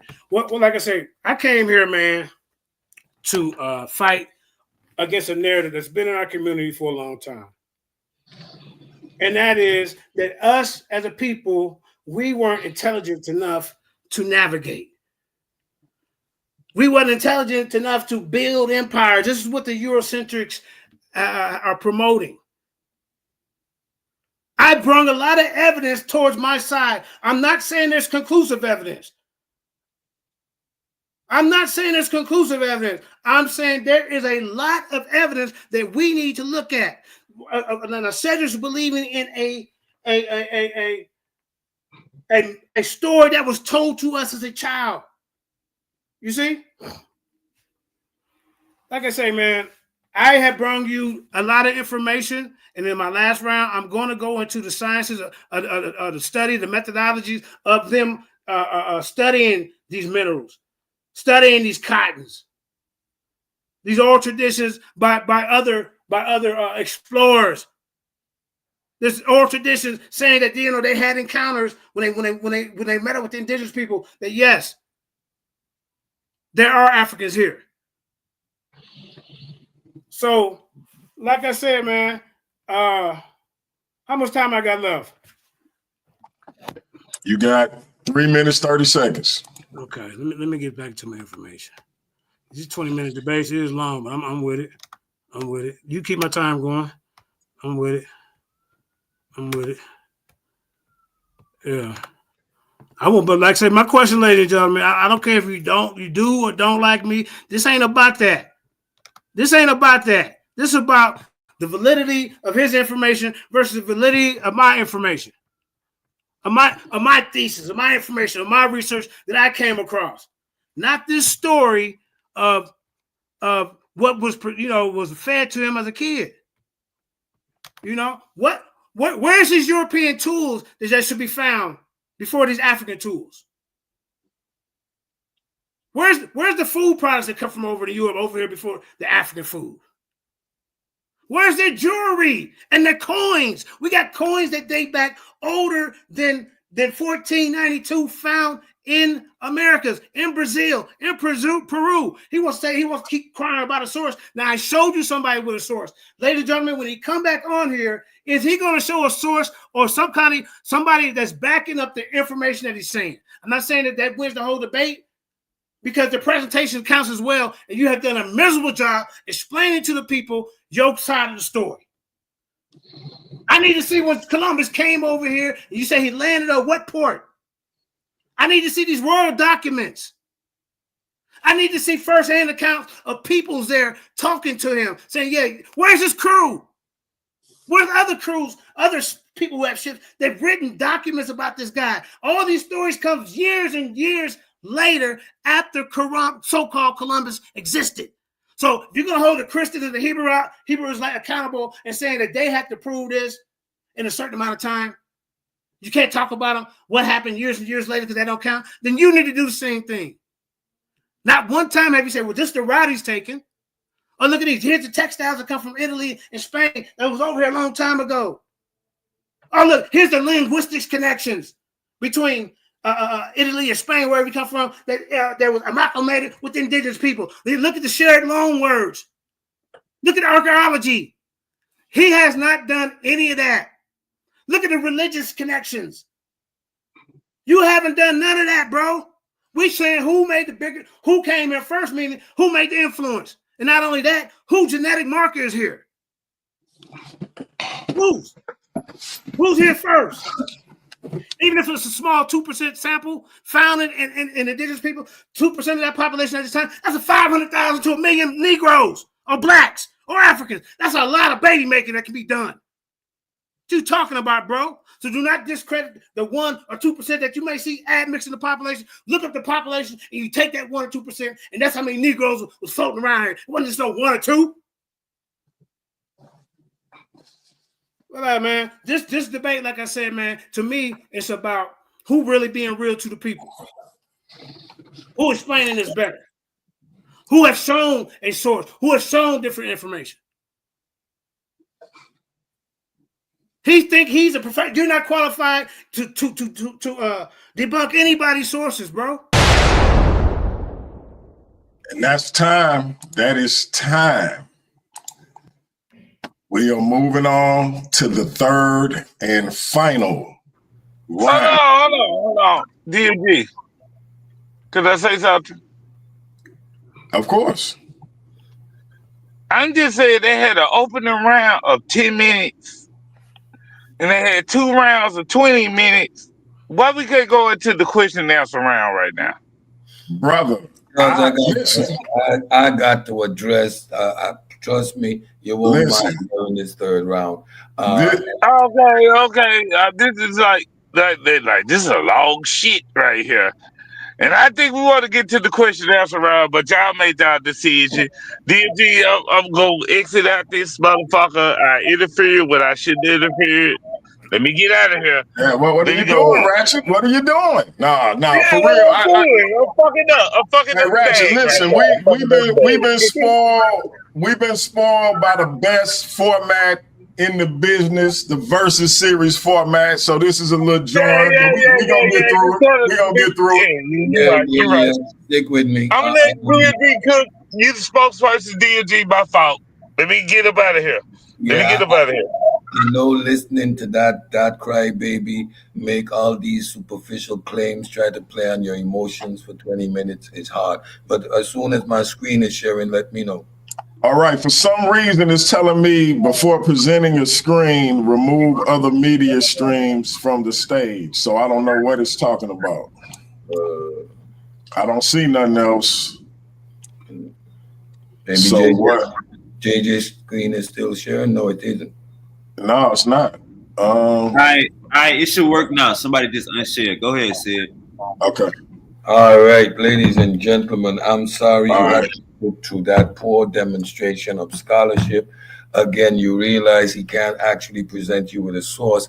And the one source that he presented you with, a pseudo always dies as its source. In its own rebuttal, it says the methodology, it is true, the methodology is flawed. It is not peer-reviewed. It has not been accepted by the scientific community. Remember in my opening round, I told you he was going to try this, but do not accept it.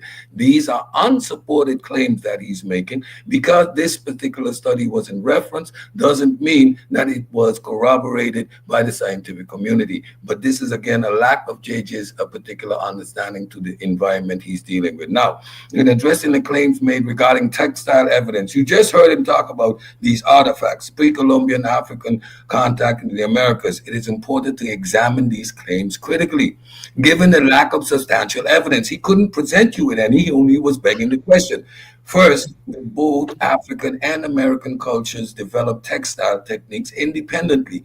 There is no conclusive proof that these similarities indicate direct contact. In the opening round, I told you what he would do. Because there's no evidence to disprove his claim makes it true. That's not how science works. The practice of weaving, spinning, and dyeing were common across different cultures and arose due to parallel development, not necessarily through diffusion. There is no African textile tools. You need to present us with the evidence or material found in pre-Columbian American archaeological sites to suggest African influence. You want me to do your job. Now, how does that make sense? Second, the claim of textiles patterns resembling African designs in the Mesoamericas or South American cultures is largely based on interpretation, aka lookership, not solid archaeological evidence. Many diffusionist theories, like the idea that textiles that traveled across the Atlantic before Columbus, fail to account for the independent evolution of similar technologies in geographically isolated areas. Similar textile techniques can be traced to shared human ingenuity, not contact between distant civilizations. Everybody buries their people everywhere. Lastly, while both African and Americans had sophisticated textile traditions, these should be viewed within their cultural context. The Maya, Inca, and other indigenous American civilizations developed their weaving independently using local materials. There is no credible evidence of African textile artifacts being found in pre-Columbian America. JJ wasn't able to present you with none, only begging the question and making claims.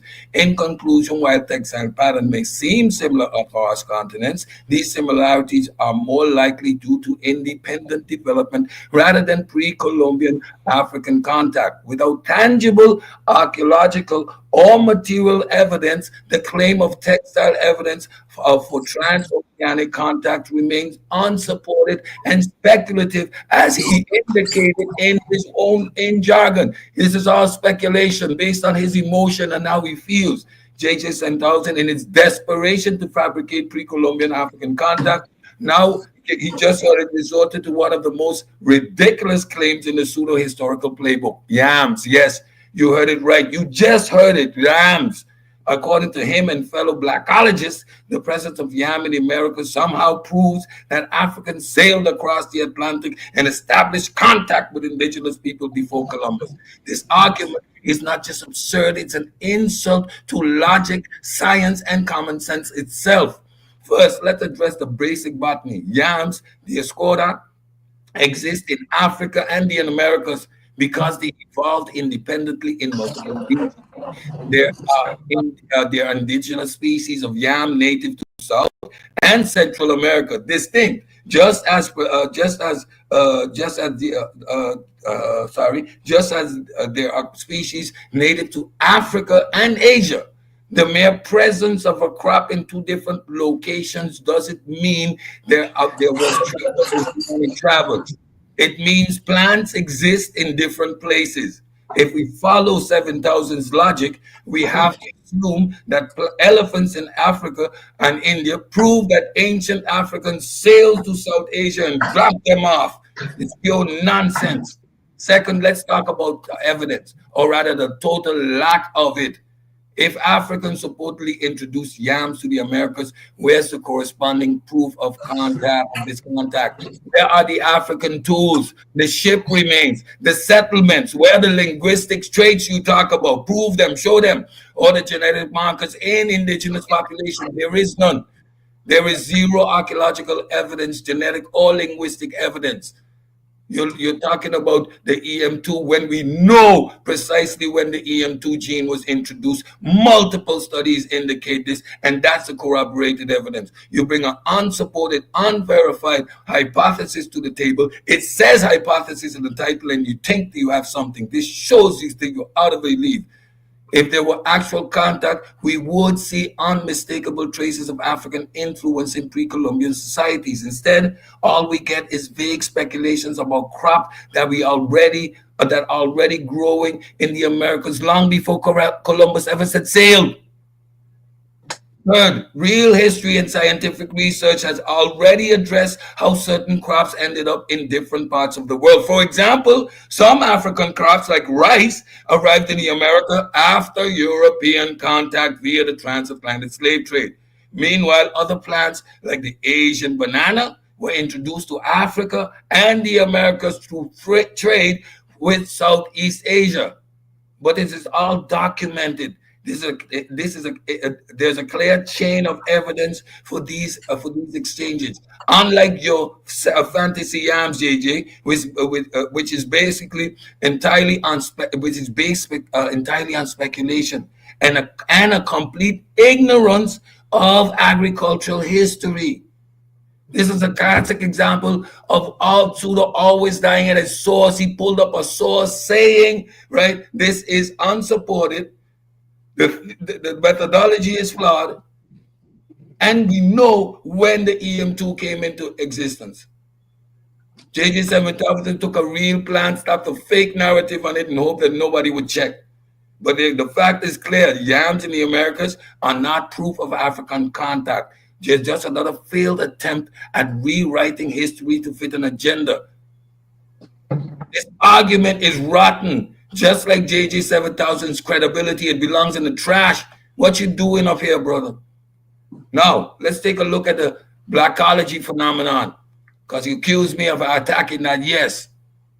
In the ongoing debate about African presence in the pre-Columbian America, we see a disturbing trend, the reliance on so-called blackology teachers Pseudo scholars who distort history, misinterpret facts, and promote misleading ideas for personal or ideological gain.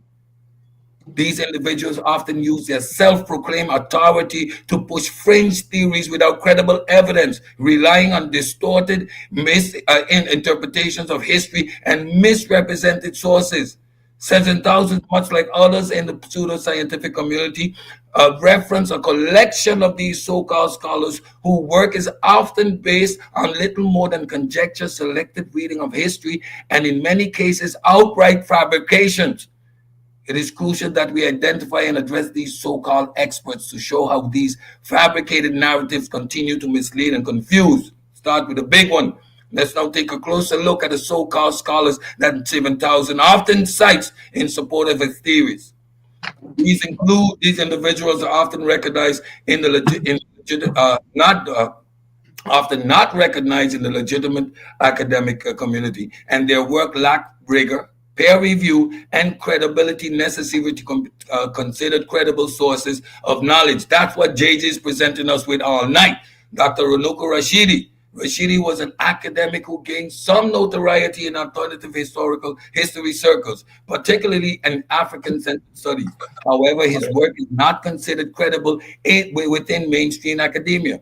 Rashidi, who is known for promoting the idea of ancient African migration in the Americas, but his arguments are based on misrepresentation of archaeology and genetics, and has been widely criticized for lacking scientific basis. Dr. Ivan van Sertima, one of the most prominent figures in the so-called Blackology movement, van Sertima is often cited by proponents of African migration theories. His book, which JJ cited, They Came Before Columbus, is a cornerstone text in these circles. However, mainstream historians and archaeologists have heavily criticized van Sertima's claims. His books make sweeping assertions based on unreliable sources and dubious interpretations of evidence, including fabrication and misrepresentation of ancient African presence in the Americas. Dr. John Henry Clark was an African-American historian known for his contributions to African history, but he is often misquoted or selectively cited by pseudo-historians. While his work was important in advancing African history studies, some of his more speculative ideas, particularly those concerning African influence in the Americas before Columbus, are not supported by the scholarly consensus. His contributions, while important, are often exaggerated and misrepresented by fringe theorists to give their arguments a veneer of legitimacy. Dr. Ben was a well-known proponent of the idea of African played a major role. 10 minutes, say 10 minutes. Americas. While his work garnered attention within the Afrocentric movement, much of it is viewed with skepticism by the mainstream scholars. Dr. Ben claims often lack peer review evidence, and his assertion regarding African migration to the Americas before Columbus has been widely debunked. Like others in the Blackology movement, he took a speculative approach using unsupported claims to fuel his narrative. Dr. Chancellor Williams. Williams is another figure often cited by pseudo scholars. His book, The Destruction of the Black Civilization, is important in the African-centered scholarship, but his work on pre-Columbian African contact with the Americas is seen as problematic by historians and archaeologists. Williams relied on selective reading of history, making assertions that are not grounded in reliable evidence. JJ 7000 has now reached the peak of delusion by claiming Ivan van Sertima was never debunked or refuted. This is not just false, this is the outright lie that shows he either hasn't read the critique or is deliberately ignoring them. Either way, his claims collapse under the weight of real scholarship. First, van Sertima's theories of pre-Columbian African contact were directly refuted by professional archaeologists, anthropologists, and humanists. The most comprehensive academic takedown came in 1997 when Dr. David Ortiz de Montalino, Dr. Gabriel Hasle Vieira, and Warren Barbeau published Robbing Native American Cultures, Van Sertima's Afrocentricity and the Olmecs, in a peer-reviewed journal, Current Anthropology. The paper The paper exposed Van Sertima's errors, including misrepresentation of archaeological evidence. He cherry-picked and distorted data to fit his claims, saying what JJ is doing. Lack of primary sources. Its evidence was built on speculation, not documented history. Lookership, selective use of linguistic. You talk about linguistic, I know why. He made wild, unproven connections between African and Mesoamerican languages. False claims about African skeletons. There is no genetic or skeletal evidence of pre-Columbian African presence in the Americas. None. Second, Van Sertima never provided a single verified African artifact in the pre-Columbian American context. His claims about the Olmec heads were particularly ridiculous. He argued that their facial features were African, completely ignoring the fact that the heads resemble indigenous Mesoamerican features and that similar features appeared in other Native American artwork. This is nothing but the racist, they couldn't have done it themselves argument, repackaged in Afrocentrism. Finally, even Van Sertima himself admitted that his work was speculative. In later interviews, he acknowledged that he had no definitive proof of African voyages to the Americas before Columbus. But of course, Blackologists like 7,000 conveniently ignore that. So let's set the record straight. Van Sertima was refuted decades ago. Real scholars in real academic journals. JJ 7000 claimed that he wasn't debunked. It's just more fraudulent nonsense from someone who wouldn't know legitimate research if it slapped him in the face claiming he did his own research. At this point, JJ isn't just defeated, he's humiliated. Have dismantled his fabricated sources, exposed his fraudulent use of real scholarship, and annihilated every pseudo-historical claim he'd thrown out. But like all desperate pseudo-scholarship, he keeps clinging to the same tired nonsense, textiles, yam, and the ever-persistent delusions of Blackology. Let's be clear. Not a single claim he has made hold up to scrutiny, like his textile argument, debunked. The patterns and weaving techniques he tries to link to Africans are found across multiple ancient cultures, including indigenous American civilizations that developed them independently. There is no African textile influence in pre-Columbian America. Just another baseless assumption he hoped nobody would fact check. His yams argument utterly destroyed. As I already explained, yam have indigenous species in America, and there's zero genetic, archaeological, or historical evidence that Africans introduced them. This is just another classic case of Blackologists pointing to a crop and screaming, Africa! Without a shred of supporting data. It is lazy, ignorant, and flat out wrong. And Blackology itself, nothing more than a conspiracy-laden cult of historical delusions. These pseudo-intellectuals operate like religious fanatics, bending history to fit their agenda while ignoring actual evidence. They rely on cherry-picked sources, outdated methodologies, and outright fabrications. And hoping that repetition will make their lies true. But history isn't built on wishful thinking. It is built on evidence. JJ has spent the entire debate running from evidence, distorting real research, and shifting the burden of proof because he knows he has nothing. Pseudo always dies as its source, and every single fraudulent claim that he's made has crumbled the moment real scholarship is right. He can double down all he wants, but the reality is clear. His arguments are worthless, his sources are fake, and his credibility is non-existent. This debate is over. Don't forget, though, he was never equipped to have it in the first place. Time. Damn. 3 minutes and 12 seconds left, brother. You want to give all that up? At this point, it is useless. He's just blabbing his mouth. He's been discredited from every aspect. He's totally disrespecting the audience. We've been here long enough. I mean, at this point, what is there else to do? Listen to him and try and discredit real scholarship because emotionally, they couldn't sail over here. You can't provide any evidence. You just run in your mouth. Even your presentation is putting the audience to sleep. You're an embarrassment. You shouldn't be on the stage with me to begin with. He can have the. All right. Let me reset the time to 20 minutes. JJ, this is your third and final round, brother. Time gonna start when you start. Yeah.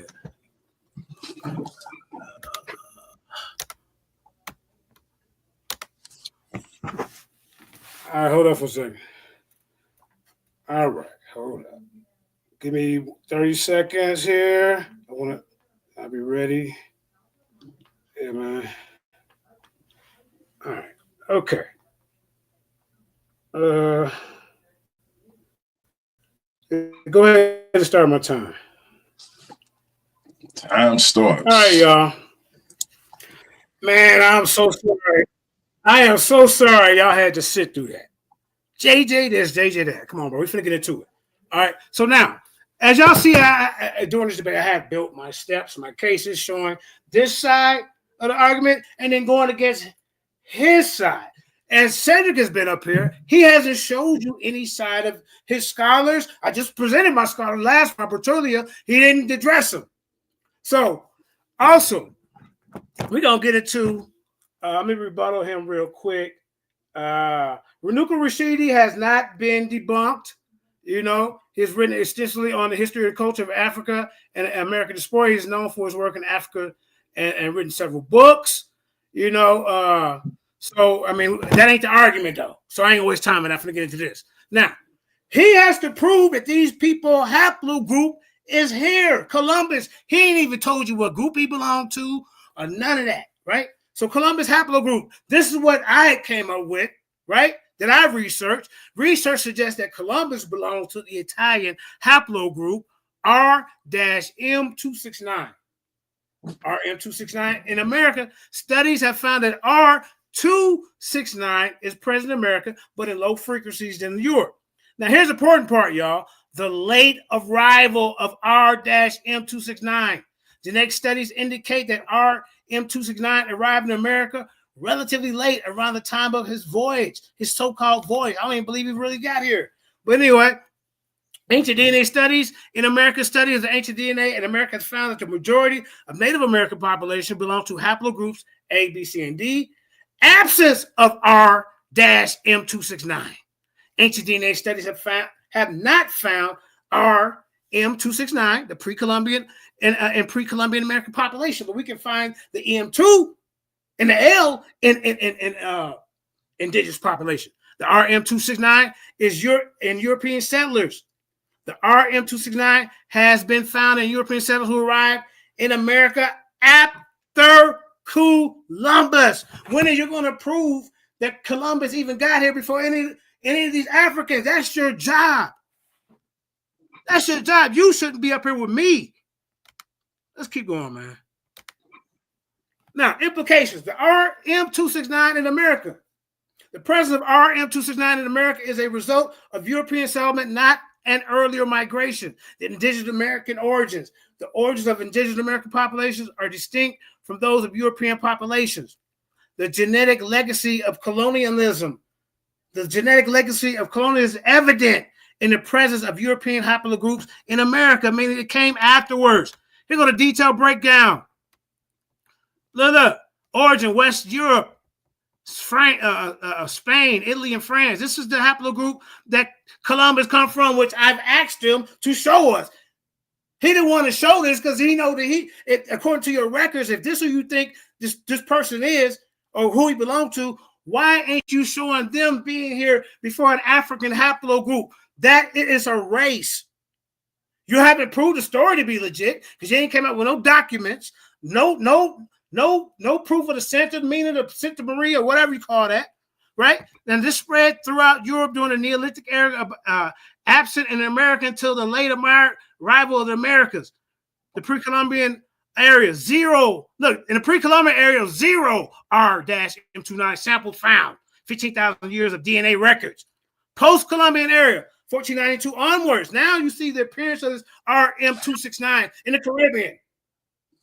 Yeah, 5% of the modern population. And in Central America, 10%, South America, all after 1492. You ain't debunked nothing over here proving that Africans haven't came here before that. Now, African ancestry in pre-Columbian America is estimated at 2.3%. The source, Smithsonian, 2018. Native American population descend from 3 key migrations. Data point 2.4 plus 0.8% African ancestry in pre-Columbian Brazilians. I mean, what is this dude doing, man? Just pointing fingers. Ain't quoted that one source. He ain't brave enough. RM269 accounts for 7% amount of American ancestry. Source, National Geographic, 2020, Gene Legacy of European Colonization in America. Then goes to the data point and ancestry of modern and Central America. Let's keep going, though. Let's keep going. Here go to more sources. Look. And then don't forget, we got the Trans-Pacific contact between African and Native Americans 3,000 to 5,000 years ago. I don't even want to get off into that. That's for another time, another place. But that's been proven. The Trans-Pacific contact when they went the other route. Well, here goes some sources, bro. When are you going to bring up the supplemental table? Breaks it down. You see? Look, African ancestry percentage in pre-Columbian groups. Brazilians, 2.4%. That's about 1.5 million of that population. Caribbean Tainos. What is he showing? Before. Where's your people? The RM269 subtype. Columbus era settlers brought mainly RM269 subtype R. 80% of the American RM269. Indigenous Americans still dominant. African and Asian DNA also found in Americans post-Columbus and pre-Columbian. Look, the Kenwood man, that's been debunked. All that. But we talking about Columbus, y'all. That's what we on. Look, the late admixture of post-Columbian RM269 European admixture arrived around 1492. Contained 5 to 10% modern American DNA. Highest in Central America, 10% European DNA. South America, 8%. Where's your numbers? Where's you showing the domination of these people that you representing? They numbers beating us here. You see what I'm saying? We know the transatlantic slave brought millions. That's when ours went up to 10 to 20. But before that, it was at 1 to 2%, which equaled out to 5,000. God dang, also 1 million Negroes or 1 million Africans running through here. Before Columbus, now let's get to the sickle cell. Before Columbus, right, the sickle cell gene was present in Brazil, specifically in San Salvador, where Africans from West Africa, mainly the Beijing region, had settled. See the little numbers next to it? This is where you can find the sources, y'all. Mesoamerica, medieval Mexico, you shouldn't have gotten the ring with me because you didn't have a case. You ain't brought nothing to the table, sir. Medieval Mexico had contact with African traders from Mali, known as the Mandingo traders, who brought their culture and possibly their genetics. How about in the Caribbean, implied by African presence and cultural exchange in the region? Although genetic evidence before Columbus isn't specific in my sources, these findings suggest pre-Columbian African presence and genetic exchange in the Americas. Let's keep going, man. You see, he didn't do nothing. 3 rounds of nothingness. You see all the ad hoc judges? Make sure y'all take note of that. Now, see, now I did my correction found. Yes, I found credible sources suggesting sickle cell gene present in America before the transatlantic slave trade. With my search engine, I'm going to ask that. I'm going to ask them to cross-reference. I'm going to ask them to vet the sources. Our 2018 study, pre-Columbian presence of sickle cell gene in South America, published in the American Journal of Physical Anthropology. See the little number next to it, sir? Right there, all right? Found sickle cell gene in a 1,000-year-old Brazil skeleton remains. When he gonna show his side of the story, y'all? What source has he brought to the table to defend Christopher Columbus coming here before anybody judges? Now, the 2000 research, Ancient DNA reveals African presence in pre-Columbian Mexico, published in Cell Reports. Discovered sickle cell genes in a 13,000-year-old Mexican genetic samples. 2017 study, sickle cell traits in pre-Columbian Ecuadorian monkeys, published in PLOS. PLS, that's where you can find it, sir. Huh? Let's keep going. Let's continue. Let's continue, sir. What have you brought to the table? Nothing. Look at this, y'all. 2020 paper, pre-transatlantic slave trade, presence of sickle cell in America, published in the Nature of Communications. Confirms sickle cell gene present in pre-Columbian American population via ancient DNA analysis. These sources suggest that sickle cell gene present in America before somebody mute their mic, please. Slave trade would be in America before the transatlantic slave trade. And then my my chat or asking me questions. Would you like to dive deeper more to these findings? You don't use this type of chat that I got going. You see? You using a chat GP3 that ain't even designed for academic research and studies. Now look at this. Yes, look what my chat engine said. Suggests that sickle cell gene is present in America before transatlantic slave trade. Here we go. We got the ancient Brazil skeleton, 750 to 1250 AD. Sickle cell genetic markers found in bones, excavations, 2011. Pre-Columbian Mexican codices, 900 to 1521 AD. I already beat your time. We here. We've been here. He ain't showed no trail or nothing. Just running his mouth. And sit here and did all them ad hocs. You can do that. That's not going to help you with this information. 10 minutes, JJ. 10 minutes. 10 minutes or more of this educational butt whooping that he's going to continue to get. Symbols depicting sickle cell-shaped cells in ancient medical texts. Genetic analysis of ancient Peruvian mummies. Look at the year, y'all. 550 to 1450 AD. Sickle cell trait detected in DNA samples from 2018 study. African pre-Columbian symmetric links in South America. 500 to 1500 AD. Suggests African present and potential sickle cell genes introduction. We've been here.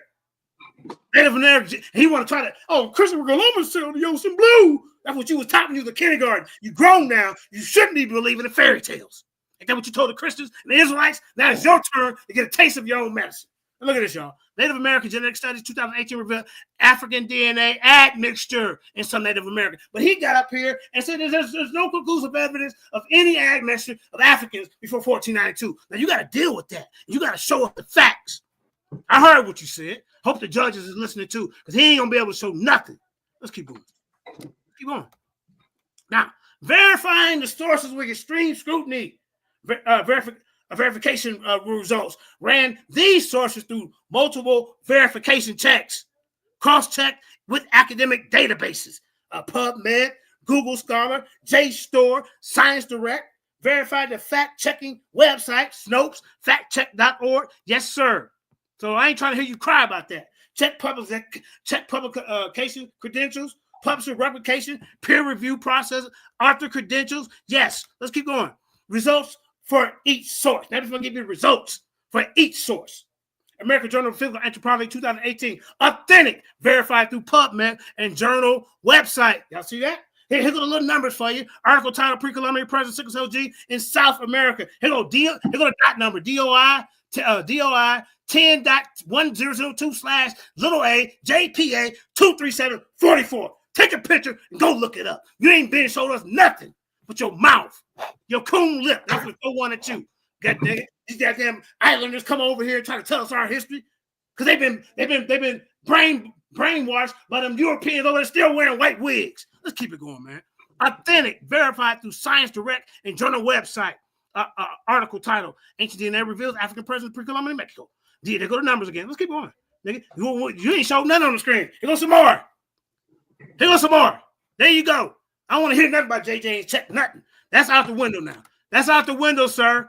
That's out the window. Here you go. Detailed breakdown of sickle cell gene present before Columbus in Brazil. Time frame around 1,000 to 50. These are checked sources, sir. You in some trouble. Just like you can't defeat dental morphology. If I had time to get into that, you definitely can't defeat this sickle cell gene. You know, Europeans bring it over here. Huh? Time frame around 1,000 to 1,500 CE. Location, Salvador, Baja region. Y'all notice I had brung different sources. He hasn't brung any. He just want to try to keep debunking something. Bringing up sources that I didn't even bring in this round. Y'all notice that? Judges, pay attention. African origin, African specifically. Bay of Benin region, present-day Nigeria, Benin, and Togo. This is the sickle cell gene. Mali Empire traders and migrants. Genetic evidence. Here are the more of the source.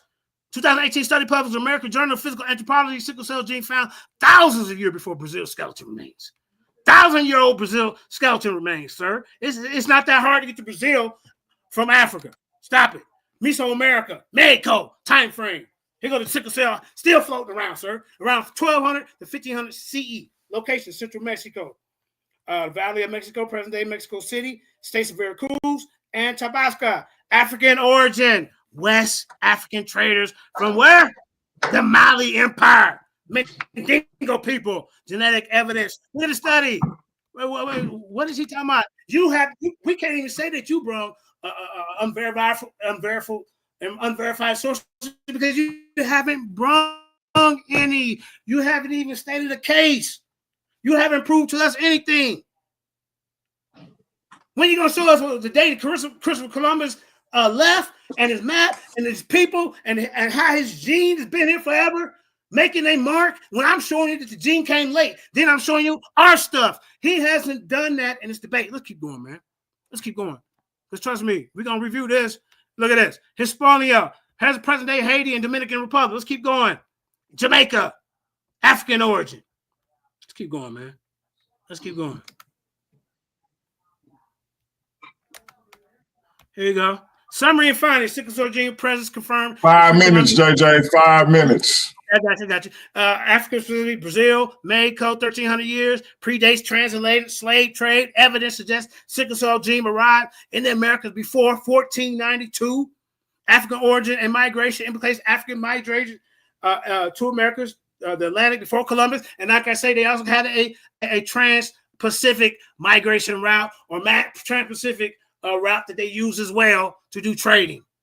See? Authentic verified sources through academic database, fact check websites, publication, credentials, and expert consultation. Let's keep going, man. When he go? Where's your methods at, bro? I mean, you ain't showed us nothing. You know, man, damn.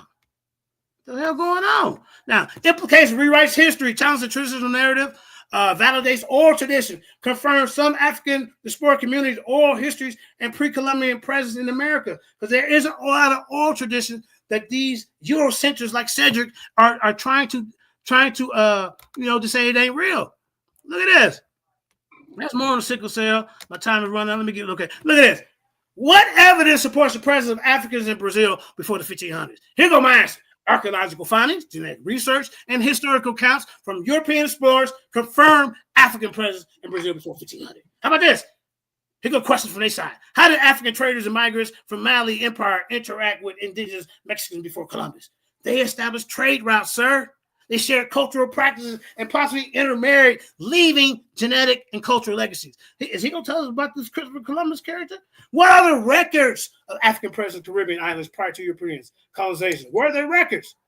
Yes, implied through archaeological findings, genetic research, and accounts for indigenous people in the early European settlers. Let's keep going. This dude got into a fight he can't win. What role did transatlantic trade routes play in African migration to Americas before 1492?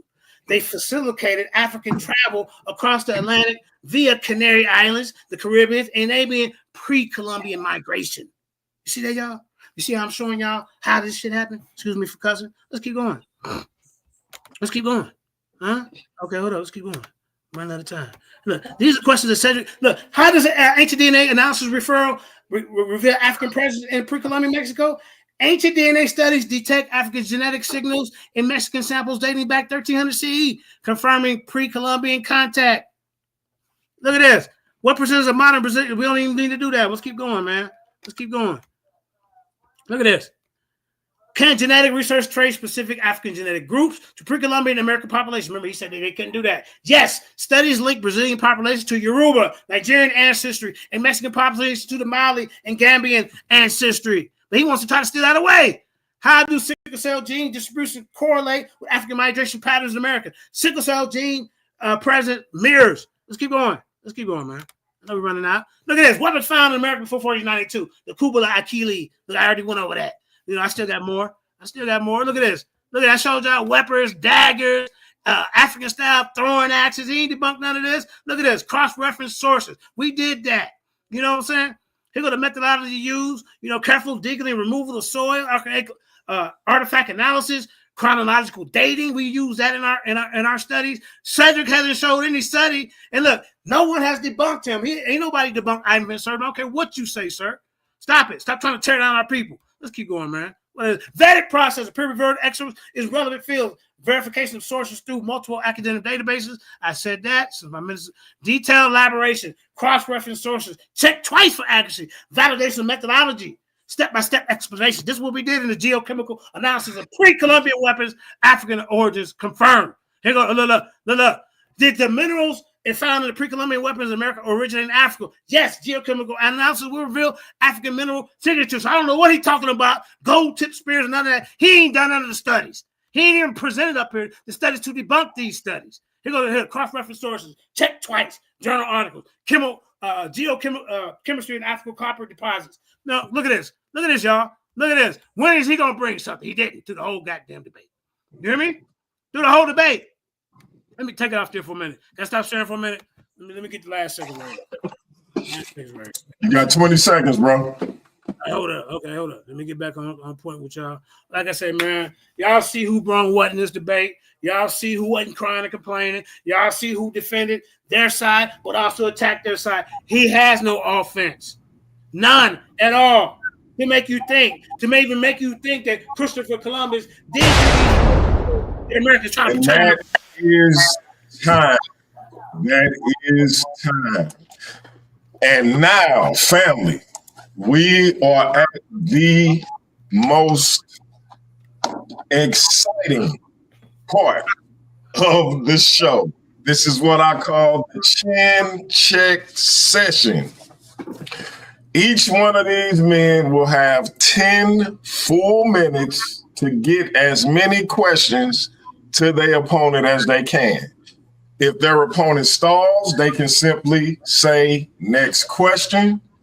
They can stop their time up to 3 times, but that is it. After 3 times, the 10-minute will continue to run. If their opponent continues to try to stall or get stagnant, myself or Wavy can step in and stop the stagnation. But it is up to the person asking the questions to mind their time. So if their opponent is stalling on a particular question, they have the option to move on, to stop their time, to ask us to get involved, etc. But it's they 10 minutes to do with what they will. DMG, I need to use the restroom real quick. I'll take a leak. And while the brother is going to do what he has to do, we're going to do what we got to do. Hashtag Get Ranked. The Versus Series is live in 2025. We're going to show you our top 6. We moving to the top 8 starting in April. I suspect one of these debaters going to be up in here. Go ahead, Ratchet. No, I'm just saying it depends on our next.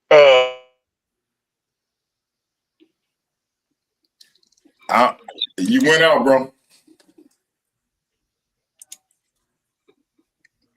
You there, Ratchet?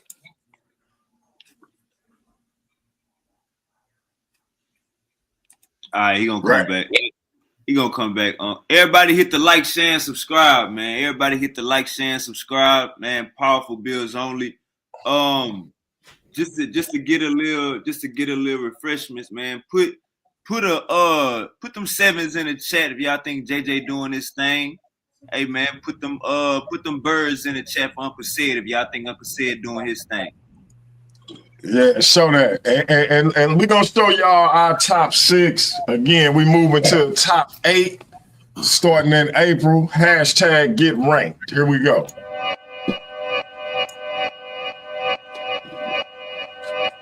Yeah. Talking to my mirror like I love you so much. Curving on my critics like I heard you, so what? You can't kill my confidence, I think I'm the man. Tally all the I ever gave on my head. Lately I've been living like I can't take a loss. They ain't wanna help me, that's what made me a boss. You can't kill my confidence, I think I'm the man. We don't give a that's what they don't understand. Back again like flu season, I broke records while loose leafing. I'm coming down my roof, leaving, don't give a I don't care. Did the by my lonesome, no wonder now I'm on one. No shortcuts on that long run, all I really want is my share. Get him, I got him, I told him it's nothing. In the discussion, for them feelings, I throw all my pain on percussion. It's disgusting, I hear them bragging about that they did, and it do not move me, not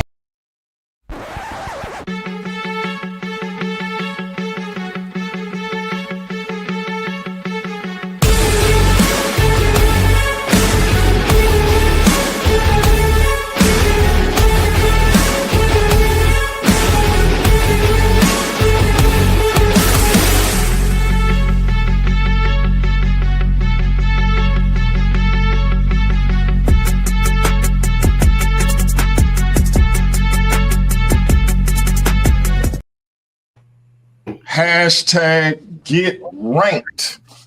Come to the Versus series and get ranked. If you're tired of your moderator and your host all in your debate, making it about them, overshadowing you and your information, if you're tired of your opponents whining like babies, if you're tired of people putting down your demonstration, trying to minimize your platform, 1 minute your platform too small, the next minute they over here, come to the Versus series, Paradigm Shift TV 314, hashtag get ranked. Hashtag get right, nigga. Get right. All you niggas. You got yourself a debate to get right. Super Hey, wavy. Super wavy. Before Super Wavy, I promise you, let's see Super Wavy. I just want to get some politics Ratchet together. you is an interrupting Negro I'm an interrupting tonight, man. Go ahead, man. Go ahead. I just want to say, based on Cedric went first in this the debate round. Yeah, you going first, right? JJ 7 times. You going first. Bro, we're keeping it in the same order. We said that at the beginning. No. Man, go ahead, man. No, you can't have it totally your way. You been, bruh. Y'all gotta stop this shit. What y'all doing right now? Ratchet. You going first in the question and answer. Ratchet. Let me rock. Check it out. I'm gonna let you rock. My fault. Yeah. Forgive me for I haven't seen you, DLG. I have seen you. Forgive me.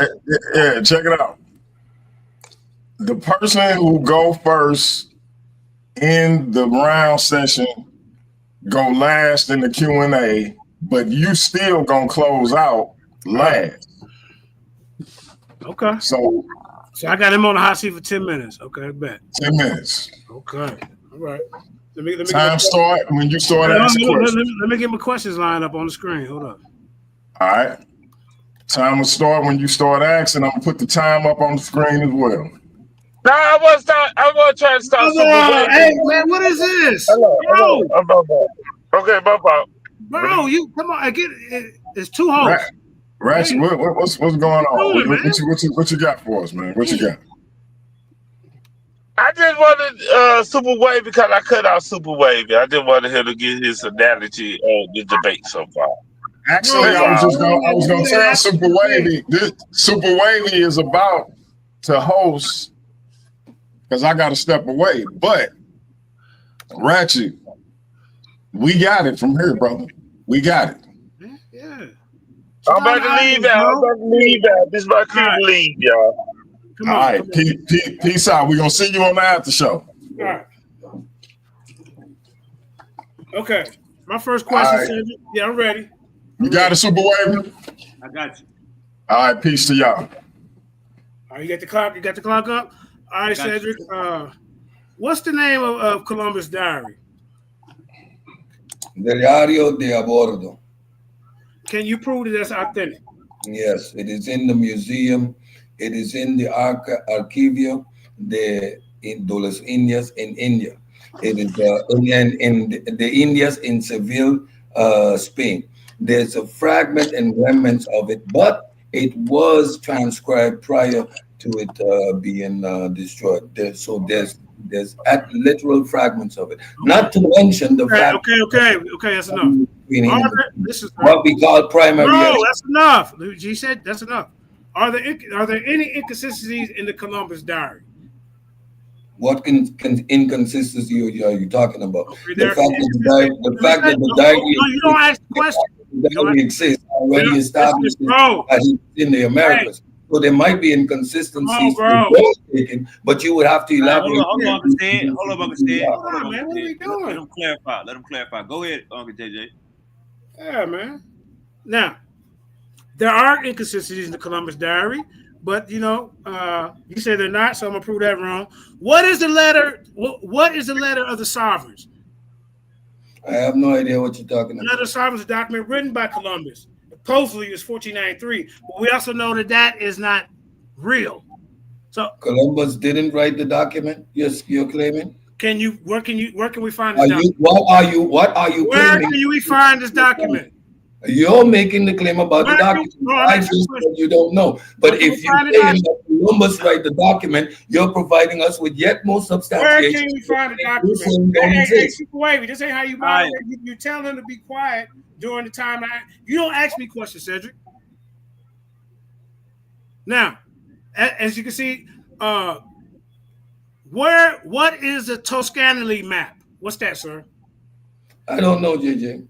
Okay, well, this map is allegedly sent to Columbus by the Italian cartographer Poco Toscanelli, which supposedly showed him this route. See, so if you can't even prove none of this, I'm gonna keep it with questions. Can you prove Columbus' route to America? Can I prove it? It's documented. Okay, next question.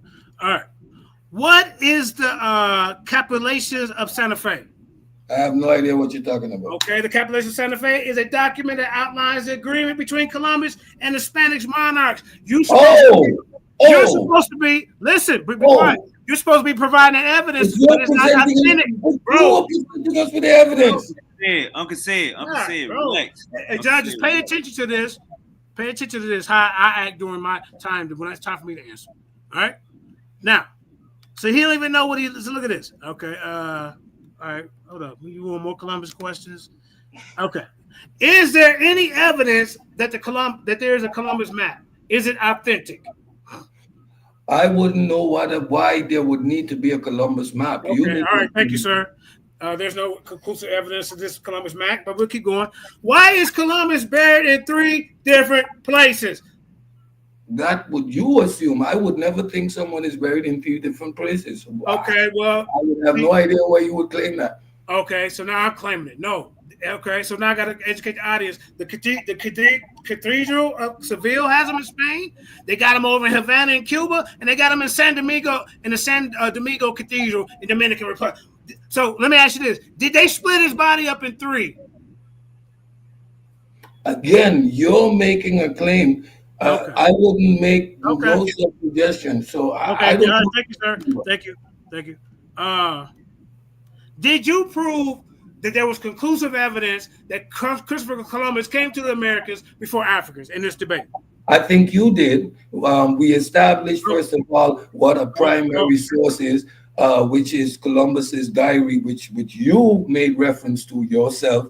I indicated where it is. It was transcribed. We have evidence from people on the ship, the medical doctor, Albert, who documented the expedition. This is first hand. You referenced just now the documents. Okay, thank you, sir. That's good enough.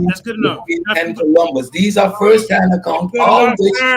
Hey, super wavy, bro. Columbus being an actual Bro, that's good enough. All right.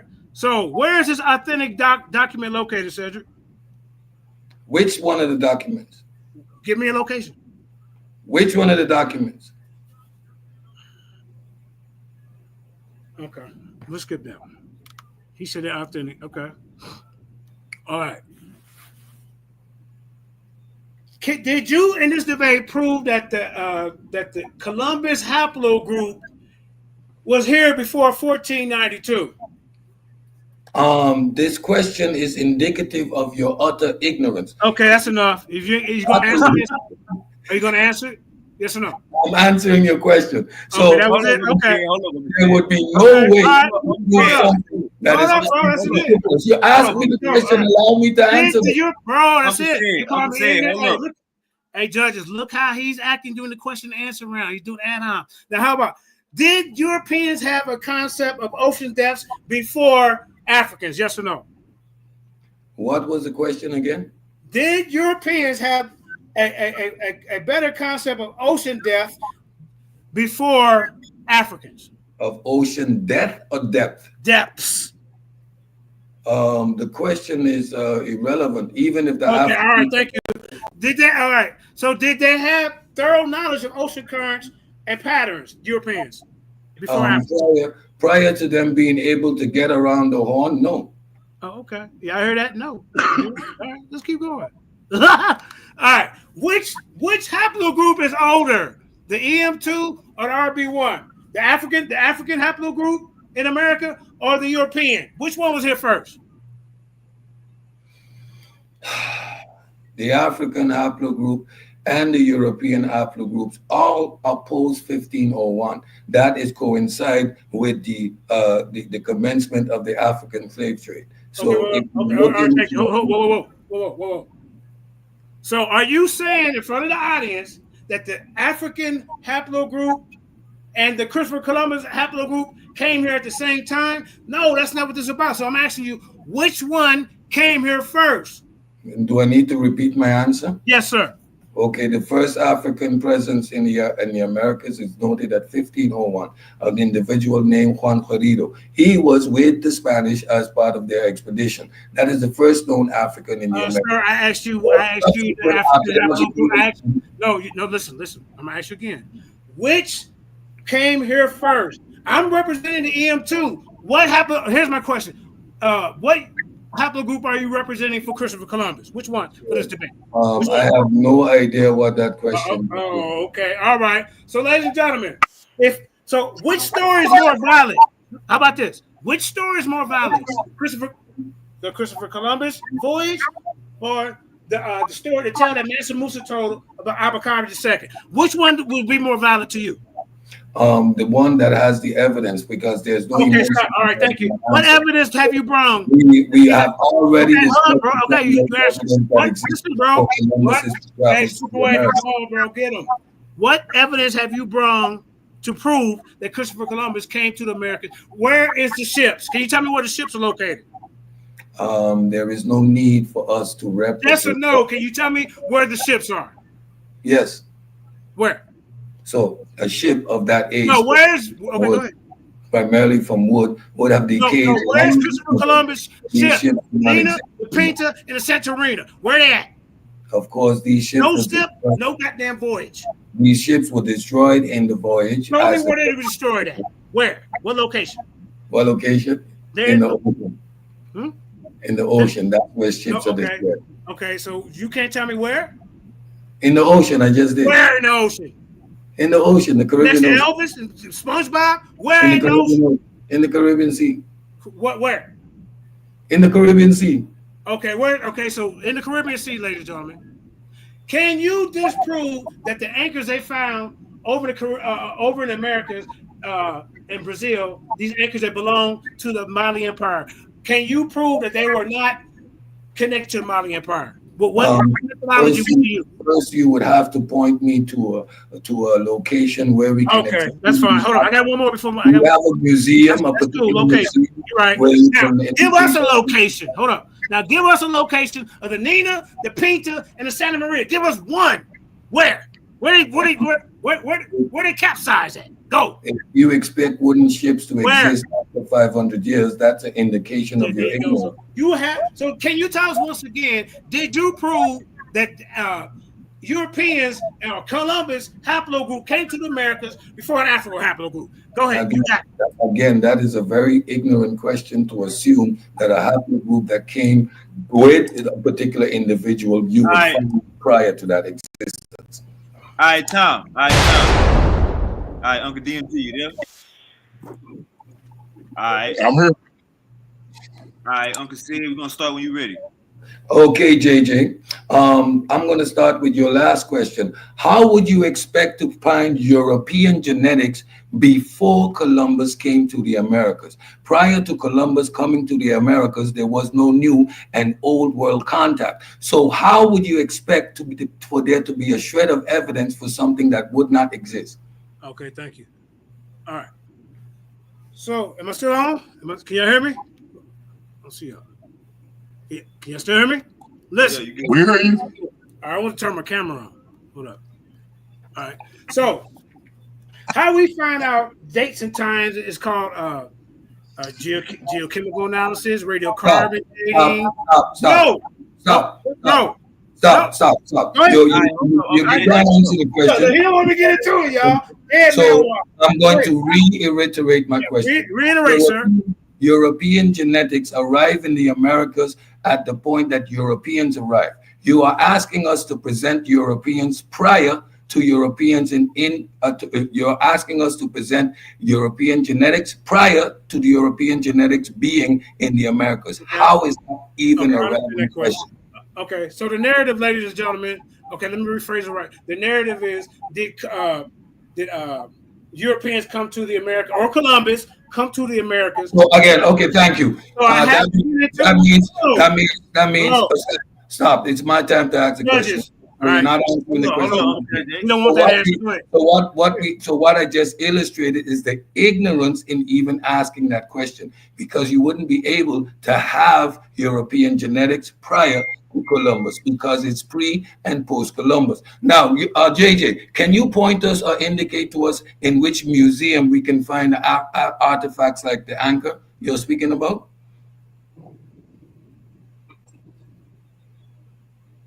Okay. No, I haven't researched the anchors, but I have researched like they do have in a museum. I didn't look that up as part of my debate. Stop. But, so you made stop. Okay, thank you very much. So you made a claim about anchors, and you actually have no evidence for where these anchors located, which I indicated during my debate that these are fabricated sources. Did you ask the question, sir, or you just keep talking? Shush, it's my time. So I'm doing what I want with my time. No, you got to ask questions. JJ, don't interrupt him. It's his time. So we've established that there's no credible evidence for that either. You made a claim about yams, about food. Now, we've totally dismantled that claim. How do you stand behind the claim of yams when we know by genetic evidence that which yams are indigenous to the Americas and when West African yams were brought to the Americas? We have scientific evidence for that fact. So how do you continuously make that claim? Okay. Now, ladies and gentlemen, during this debate, I mentioned food, coins, textiles. I never, if you go back and retry, I never specifically in this debate said anything about okay, thank you very much. Once again, in his opening slides, you can clearly see the food source he was referencing was yams. You realize that he has no evidence for the yams. Now he's running away from that claim, which was actually presented. Now, JJ, you're making claims of African clothing and material in the Americas, yet you present us with no evidence for how this transoceanic voyage could have been made. Present us with some actual evidence, archaeological evidence, and a source where we can find the means by which this transatlantic slave voyage was made. Okay. All right, we're going to do, okay, so can I share my screen, or are you just going to cut me up before I share my screen? No, you don't need to share your screen. Okay, so ladies and gentlemen, I'm going to answer the best I can. I see what he's doing. He don't want to hear me talk. So I can't even share my screen to answer his question, right? But through the Canary Currents, there's possibilities of them following Stop. I didn't ask you for a possibility. I asked you for archaeological evidence of the means by which this transoceanic voyage could have been made. So then yet again, you start on some non sequitur which doesn't support your arguments. You made the claim and doubled down after I demonstrated by peer-reviewed sources how Ivan van Sertima was debunked. He himself made it clear that his whole work was based on speculation. Why would you lie to the people still and tell them that his work has never been debunked or refuted?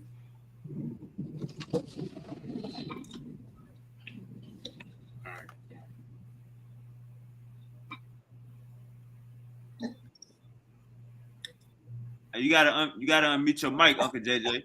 You gotta unmute your mic. Uncle JJ, we can't hear you. You gotta unmute your mic. JJ, unmute your mic. Oh, sorry. Okay, so now I can pull up my phone and show you Ivan van Sertima, Renuka Rashidi have been challenged. Stop. Okay, good. You're wasting the people's time. Thank you very much.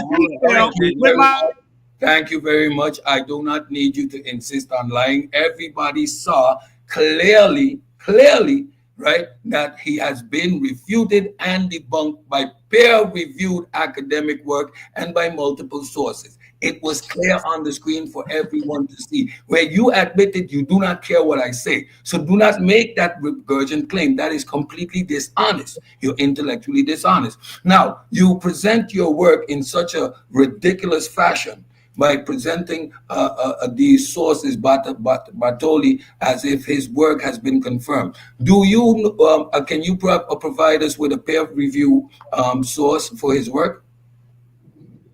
Yes, I can provide that. But Not how the sources.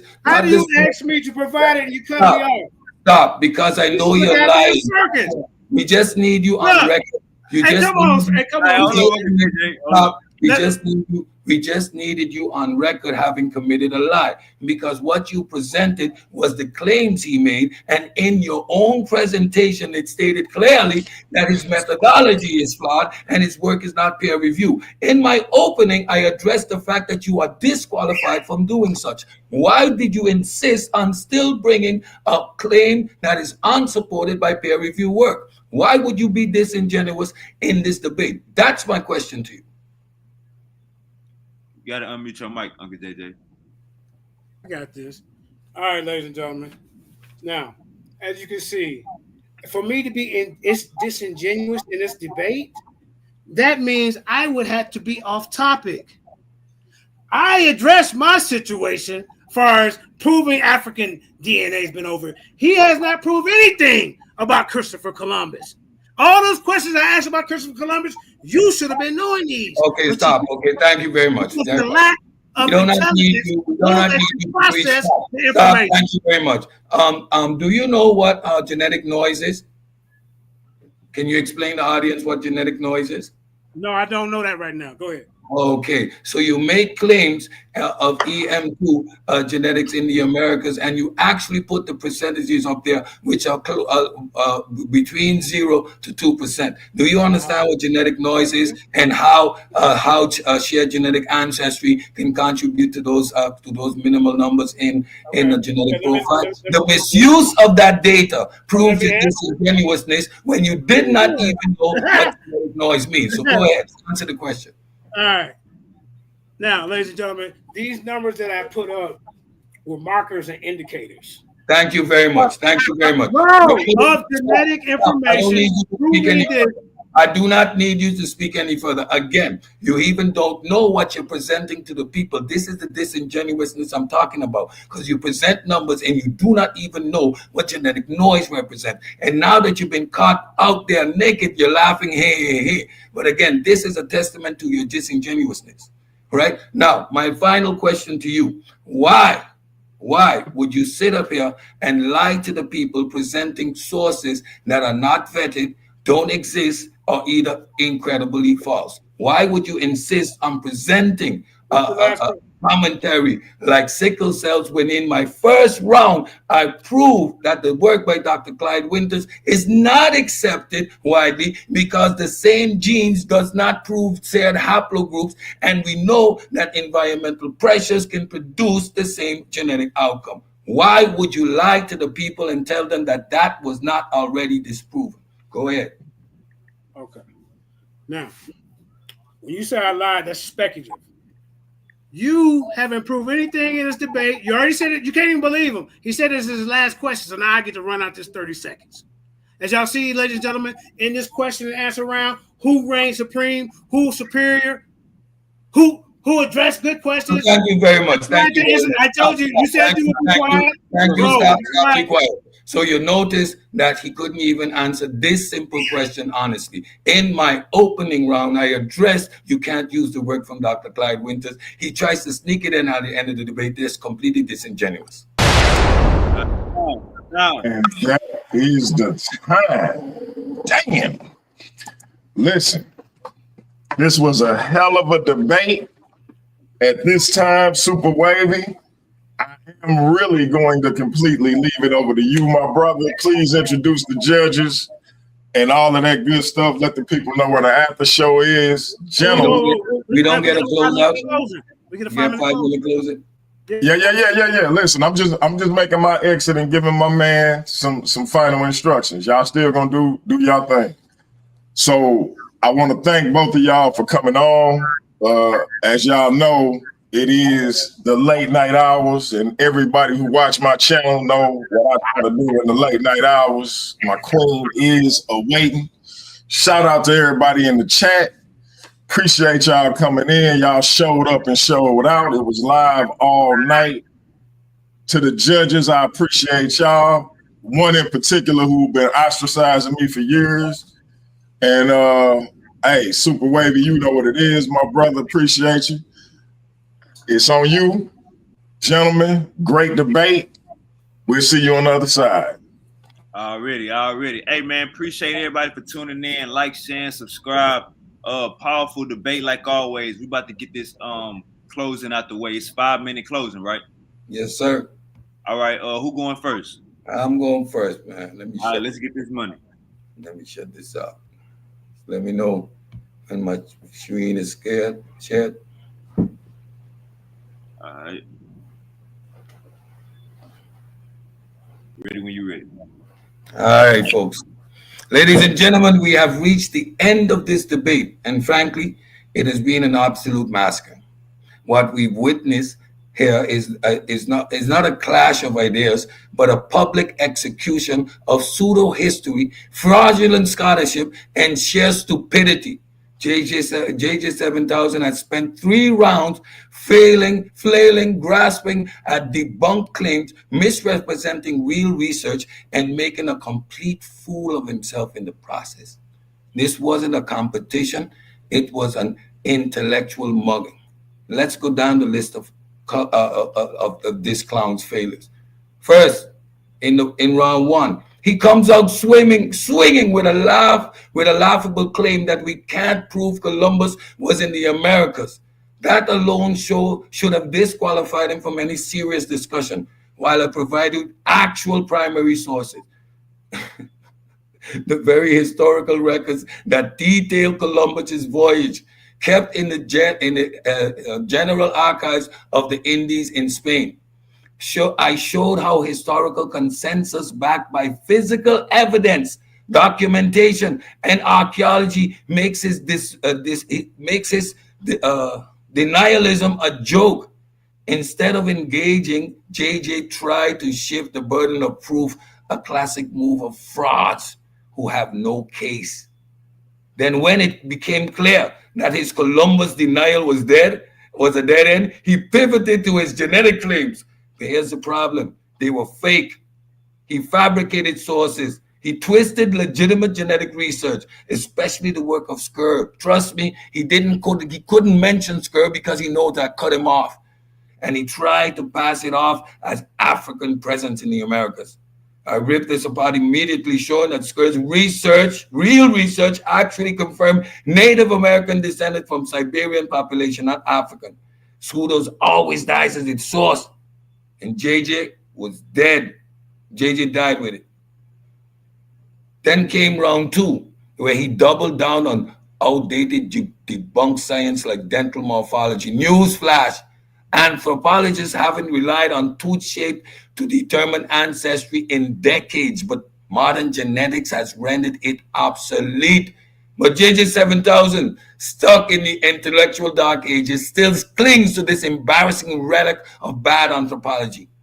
His desperate attempt to make arrowheads and random artifacts into proof of African contact was another pathetic reach. Nothing but pseudo-archaeological garbage with no controlled excavation, no peer-reviewed confirmation, and no real evidence. Where's the museum, JJ? I didn't know. I didn't study that for the debate. But you're talking about the anchors. Just pure speculation, just fraud, and more failure. And then came round 3, where he pulled out the blackology nonsense full force. First, the absurd claim that textile prove African contact. Really? Weaving techniques in the Americas developed independently, just like everywhere else in the world. But in JJ's fantasy, if 2 cultures both know how to make cloth, it must mean that they have contact. This is the level of stupidity that we're dealing with. Then we got to his yam argument. No, I didn't talk about yams, because you couldn't say nothing about yams, but you talk about food. Which food, JJ? It's the yams, which was laughable to belong in a comedy sketch. He actually stood here and argued that because yams exist in both Africa and the Americas, that means that Africans must have sailed across the Atlantic and brought them. Wrong. Yams are particular species in the Americas. No African contact required. This was nothing more than a botanical ignorance wrapped in historical delusion, not archaeological sites, no genetic markers, no controlled transmission, just another blackology fairy tale. So what has JG proven in the debate? Absolutely nothing. Every claim he has made either fabricated, misrepresented, or outright debunked. Every attempt at scholarship collapsed under the scrutiny, which every bit of pseudo history he spewed died at its source. And it all brings us to blackology, the disease at the heart of his nonsense. The entire worldwide is based on history fantasies, fraud, and wishful thinking. Blackologists don't engage in research. They engage in conspiracy theories dressed up as histories. They cherry pick sources, ignore actual evidence, and when confronted with facts, they either double down on their lies or retreat to victimhood. But this isn't just stupid. All right, Tom. All right.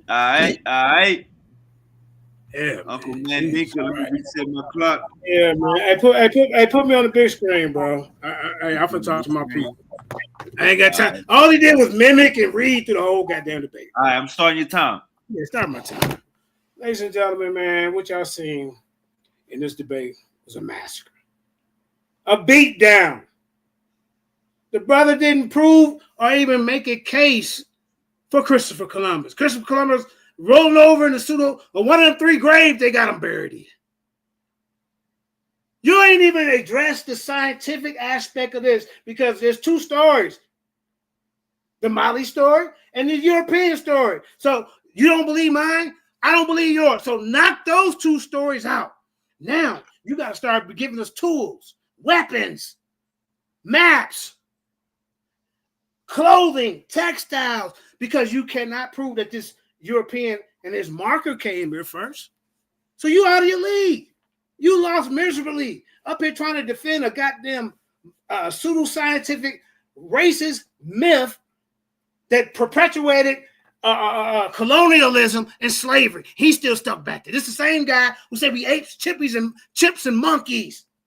This is the organization that he come from, tearing down black scholars. And if y'all notice, y'all can't name. And then look, he brought up Sure and all these other people that I didn't even bring up. That is called a straw man argument, sir. We can't see 3 sources that Cedric provided to this audience to prove his case. Not one.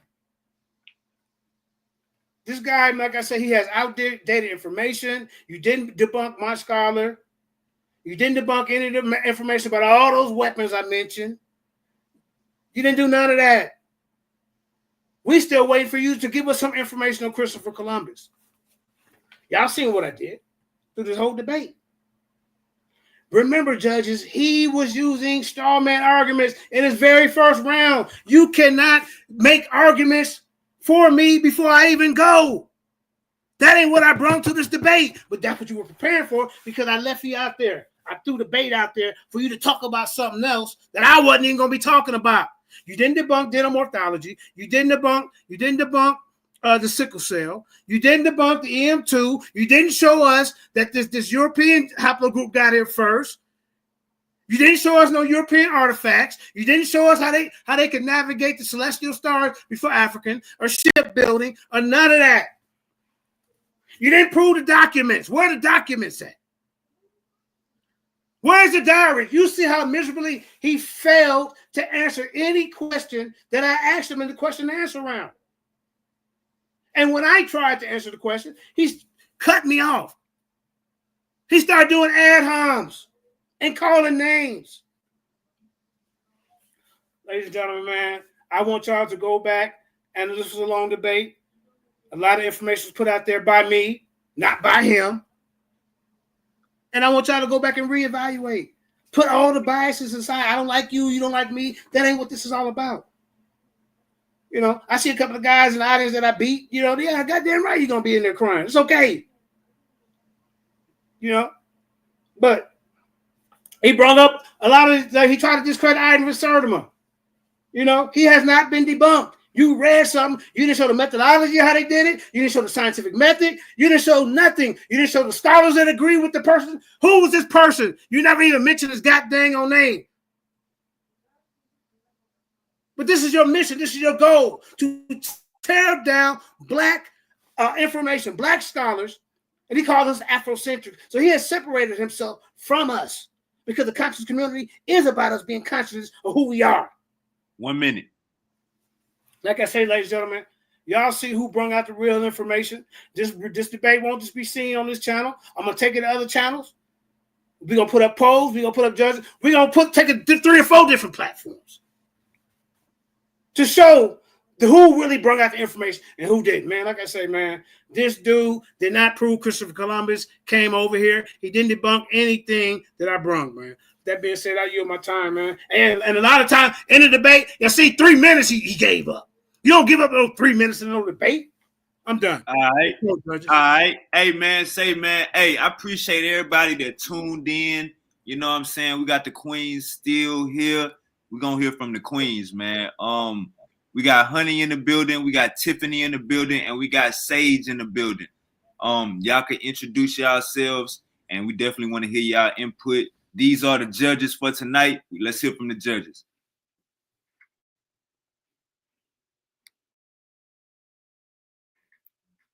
Honey, Sage, and Tiffany, whichever one of y'all can go first. It's up to y'all.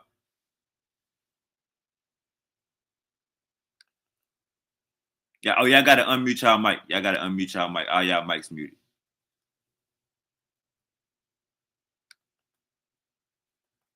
Hey man, I ain't gonna lie, man. This chat is amazing, man. I never seen the chat so 50-50. The chat is riding with both sides. All right, Honey, you got the floor. You there, Honey?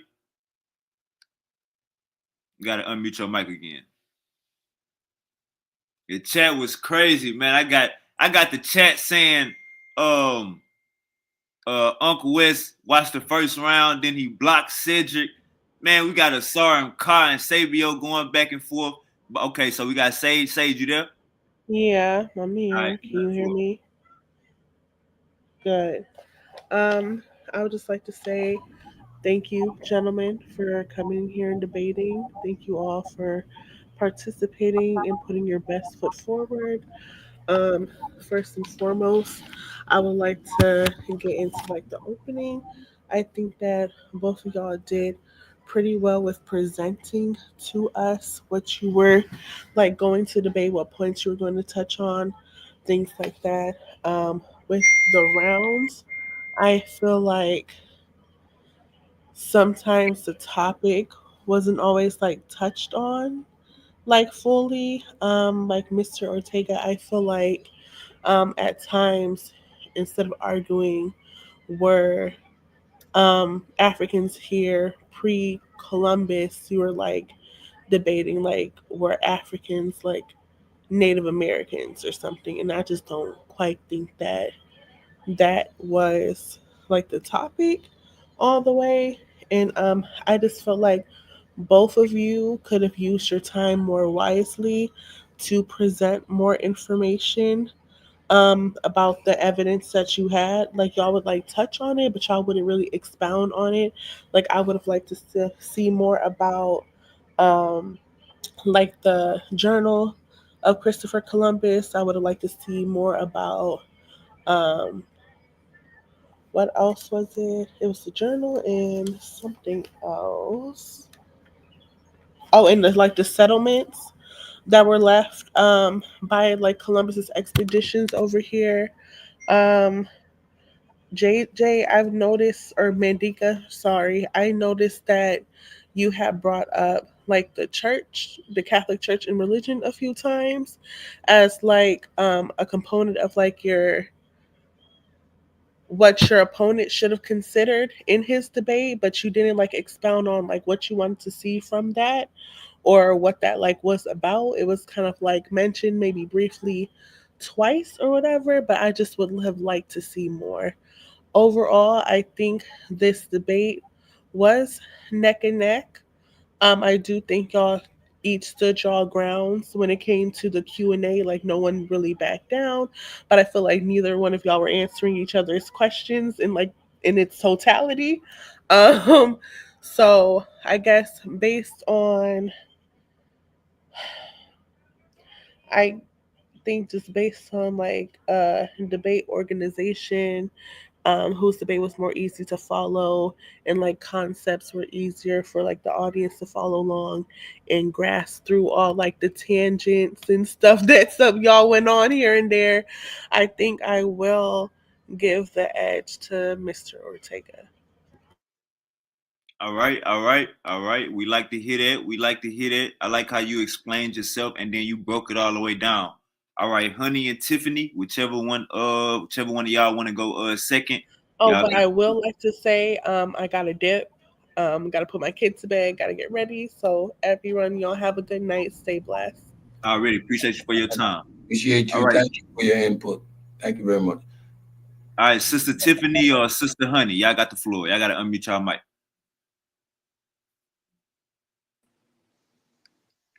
I can go next. This is Tiffany, Random Info. I also think it was a good debate. I agree with Sage on a bunch of the stuff that she said. I feel like with Said, sometimes you were going off into something that JJ didn't say at all. And JJ sometimes was going on a rant as well. And some of the information, the sources weren't clear. But you both did a good job on both sides. So I kind of see it both ways. So it's hard for me to pick, but I'm going to have to give the edge, I guess, to Said as well.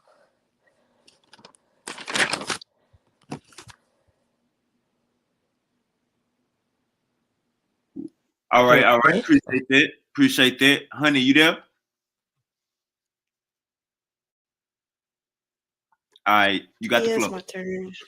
All right. So I think it was a good debate, kind of.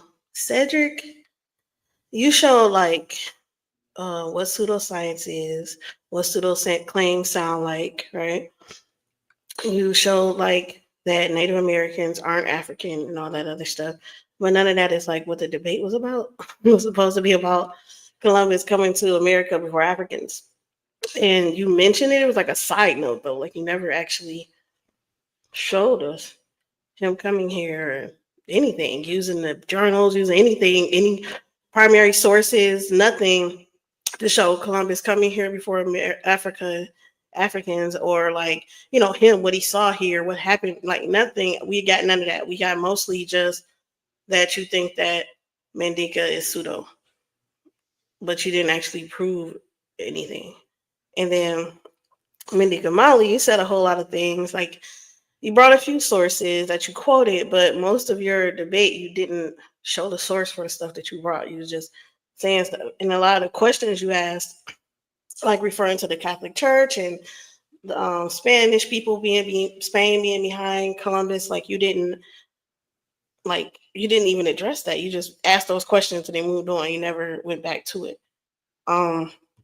So even though I know that Africans were not here before Christopher Columbus, I would have to give the debate to JJ because he was on topic.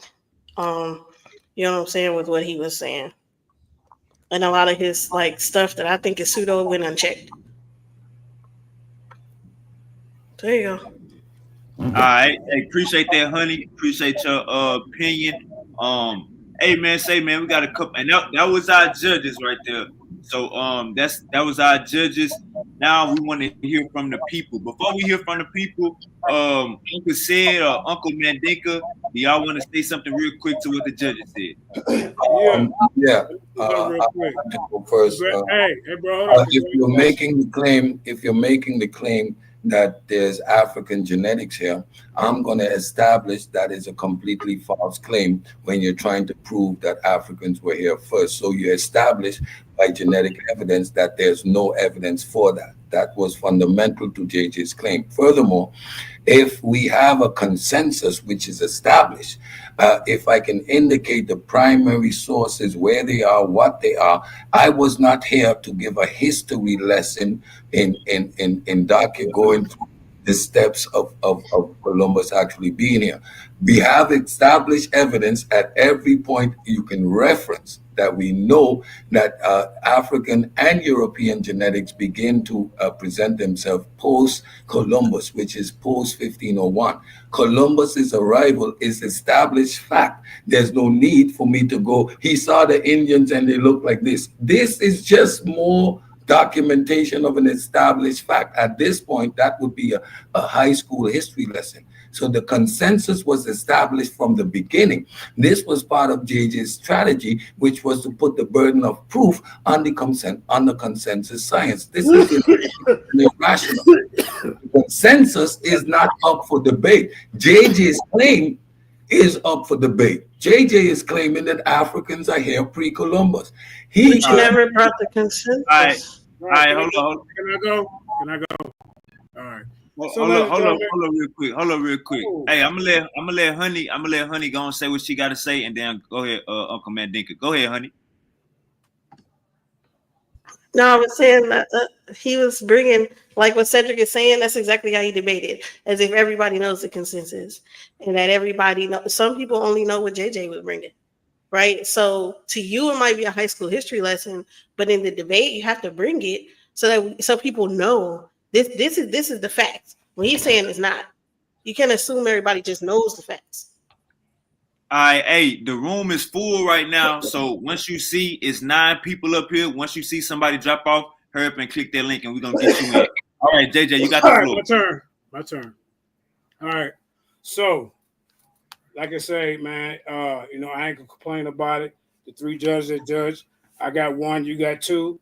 Even though one of the judges fell off, I addressed that during the debate. Fell off, wasn't there the whole time, but we're gonna leave that alone.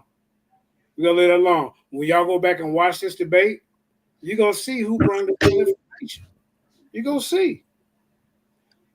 But hey, congratulations, you won on Paradigm Shift. But I know when we replay this on different platforms, the vote gonna be different. Are you? All right. Sister Juju, click the link first. Aunt Juju, click the link first. Aunt Juju, you got the floor. Nobody's on. Yeah. So, yeah, this is wild. So I think I'm not gonna give him. Of course, to me, Cedric took that debate because I think he proved the genetics. He definitely debunked JJ's claims of genetics. There's people in the chat that are smart that knows. We know how to fact check on point. JJ didn't show any sources. One source, and that source by Bortolini, and she's a woman, not a man. And JJ said it was a man. So I don't even know if he really even read the source thoroughly because the source didn't prove his claim. So I don't know. I understand the debate is about making a good argument, but are we dealing with facts here or who gives a better show or both? That would be my question to the Can judge. I address her? No. Go ahead. I'm not done. Yeah, she said go ahead and say your show. I'm not Mute done. her. Yeah, I'm not done. I'm not done speaking. Well, How would I I'm be gonna get muted? you. Oh, hold on, JJ. She's not done. God, Yeah, I'm gonna get you. And the point was Africans over here before Columbus, not if Columbus existed. The goalpost was moved. I think that's a problem. It's validated facts, and Cedric gave that to you. He gave you dates and he gave you primary sources with correct links for those sources. His references were correct. That's how you source up. You can't just throw a name and say that's the source. That don't work like that. Like you can verify these sources. If you verify these sources, you'll know that JJ lied on the sources. That's a problem. That's intellectual dishonesty. But all right. Either way it goes, shout out to Cedric. Okay. All right, ladies and gentlemen. Juju. Go ahead. It's all about the title of the debate. I don't care what y'all talk about before the debate. You cannot honestly get up here and say that Cedric proved that Christopher Columbus came here before Africans. What source did he bring? You keep talking about my source. We ain't seen no source that present his case that say Christopher Columbus did this and did that. You proved it. For any of you to get up here, Lucifer, hold on, Uncle JJ. Hold on, Uncle JJ. Hey, Lucifer, I got you, gang. I'm gonna let you speak. I got you. Trust me, I got you. Go ahead, Uncle JJ. You sitting up here because you wrote the script for him. I know that part of it. Okay. No, I didn't. Well, anyway, I'm still talking. I let you talk. Yeah, but you don't gotta lie. I don't write anything. It's okay. It's okay. Hey, he didn't show any methodology of how Christopher Columbus. Hey, meet your mic, sir. Thank you. He didn't show any methodology of how Christopher Columbus came over here. That wasn't the debate. The debate was Christopher Columbus before Africans. I can help do that. I can get this real perspective. Right, chill out. You didn't debate me. Let me address what you said, and then we move on from you. Right, because you don't want to debate me. You ran to Cedric. Oh, ma'am. You call me a mammy. Get out of here. I'm gonna let you respond. Chill out. You all three of y'all had a chance.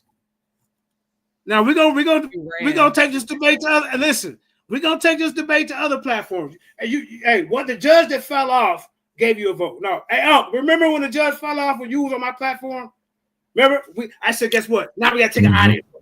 You remember? That's how you do it. That's okay. It's okay. I'm not mad about it, but what I'm upset about is the disrespect that Sister Juju's coming on here, the ad homs that you threw all through the debate, Cedric. You didn't make a case. You were supposed to prove. I thought we judged by titles. You didn't prove Christopher Columbus did anything. And I want you to answer this, Sister Juju. What source did he bring proving Christopher Columbus came over here before Africans? What? In his opening. His journal. In his opening. Motherfuckers don't be paying attention, man. Nobody is paying attention. I don't think people really understand the information. A Fragments. fragment? Hey, hold on, JJ. Hold on, I don't want JJ and Aunt Juju going back and forth. We got too many people on the panel. Let's relax. Hold up. We're gonna bring you some backup. Uncle Larrell, you got the floor. Hey, yo, what's up? It's your boy, Larrell Byers, also known as Anu Kakarek, Naga World representative. Y'all know how we get down. Okay, so I watched this entire debate from top to bottom. I've been waiting on this debate, and so I thought it was a real good debate. It was fiery. It was real fiery. Here's the problem I have. First of all, JJ falsified he falsified Cedric's sources from the beginning. I guess nobody paid attention to that by bringing up the fact that most of the information that it was that he's bringing out that he could bring out about Columbus was already falsified because they were pseudo racist scientists, pseudo scholars back then. He had already falsified that. So that never got rebutted. When when it comes to a debate, I'll be looking for the rebuttals of what the other opponent says. Okay, the debate was never about if the Native Americans were Africans. That just wasn't the debate topic. The debate topics was, did Columbus come here before Africans? Right. So there's enough circumstantial evidence to prove that there was an African presence here, regardless if that was 1,000 years ago or if it was 10,000 years ago, 20,000 years ago. There's enough circumstantial evidence to prove that. Now, whether it's concrete evidence is debatable, but it's still enough circumstantial evidence to raise reasonable doubt. You know what I'm saying? And so, like I said, at the end of the day, a lot of the things that JJ brought out in his debate was never rebutted. They were never rebutted. Now, I heard a lot of ad homs on both debaters. You know what I'm saying? And what would a good debate be without ad homs, right? But at the same time, the debate topic is what it is, and I still was looking for something concrete because I'm under the impression too that the whole Columbus story is a myth. We don't know if the shit real. We don't know if he actually is alive. How do you know if this ain't just another Santa Claus story that's baked up? I'm just saying we're dealing with people who have traditionally lied to everybody on the planet. Oh man. And so the fact that y'all will sit here and negate the traditional history of these people, the same people who made it illegal for you to learn, for you to have an education. And for some odd reason, you don't think that it is an agenda to push their neo-nationalistic ideologies. And you don't think that's a real thing. So, I mean, you know, like I said, I thought it was a good debate. Me personally, I thought it was a tie. I would rather see, another go at it because there was way more information that needed to be expounded on, bro. So I'm gonna just leave it there. Hey, I appreciate your opinion. Uncle Said, do you want to respond to him? There's a lot to unpack here. Again, first let's start with the claims. If from the opening round you're presented with his diary, you're presented with the records from the medical crew, you're presented which JJ affirmed the documents between the Spanish crown and Columbus himself. If illustrating that's the primary, you don't get more primary and unfiltered than these individuals' handwritings themselves. If that isn't sufficient to establish the fact of a 1492 to 1493 journey, nothing will be. Again, we needed to establish the consensus, which we did. I established the consensus. What is the consensus? Science says this: Columbus first contact. That's why nomenclature used in the debate, which JJ used, pre and post Columbian. What is pre? Prior to Columbus reaching the Americas. What's post? After Columbus reached the Americas. You're using that nomenclature in the debate, yet claim that is an established fact. This is retardedness. We established that clearly. Now, you're making the claim of genetic evidence, which JJ alluded to, the M2, which we understand is genetic noise. However, when we pull up the actual work of the geneticist, a claim JJ made, none, zero support his claim of a pre-Columbian migration. Maybe the information was a little bit too hard, but you dismantle his claims with actual evidence. Dr. Skur is an actual geneticist who done the work on the genetic makeup of the Americas. He's claiming in the Caribbean XYZ. Yeah. So you look to what does the genetic evidence indicate. He's bringing up genetic noise. He's bringing up genetic noise. We're not debating that. Because there was no You're just running your mouth. Yet, genetic hold on, bro. So is this guy? Hold on. Mandinka. All right, Uncle Said, land your plane. Now let me go. Hold on. Hey, hold on. Relax. It's a line. Relax. All right. Uncle Said, can you land your plane? Can you land your plane? So again, when you're engaging in a debate, if someone makes a claim, they need to substantiate it. He makes claims of genetic, but yet shows nothing to substantiate it. I prove that there's no genetic markers or ancestry in the Americas. How do you do that? By exploring the people that are here. They would have to prove genetic admixture. Why we know that? Because post-Columbian presence, we have the evidence of genetic admixture. If we talk about the archaeological evidence of a settlement in Hispaniola, I do not need to further go and talk about the excavations and when they were done. We have the evidence. The claim is there is none. And All right, All right. Hold up, JJ, mute your mic, brother. Yeah. Hey, Let me finish. Uncle Let me Larrell. respond here. Hold up, no, Let me respond brother, relax. Uncle Larrell, do you want to respond to what Uncle said just said? Yeah, again, JJ, like I said, he falsified that for you, bro. In the beginning, he pointed out, like, if we could rewind back the tape, if we could rewind back the recording, you could see in the beginning of JJ's debate, he told you and he expressed that this stuff is pseudo and it's been cocked up by these scientists and these scholars. And I mean, you standing on the exact information, and you're proving his point. You're proving that you are Eurocentric and that you went with this narrative, because there is also another narrative. First of all, you do not understand the difference between you have no understanding of the difference between a claim. Okay, hold up. Hey, let Larrell finish. Let Larrell finish. Said drop somebody to let him on. Everybody keep their mic muted. Everybody keep their mic muted. Nobody running this shit but me. Keep your motherfucking mic muted.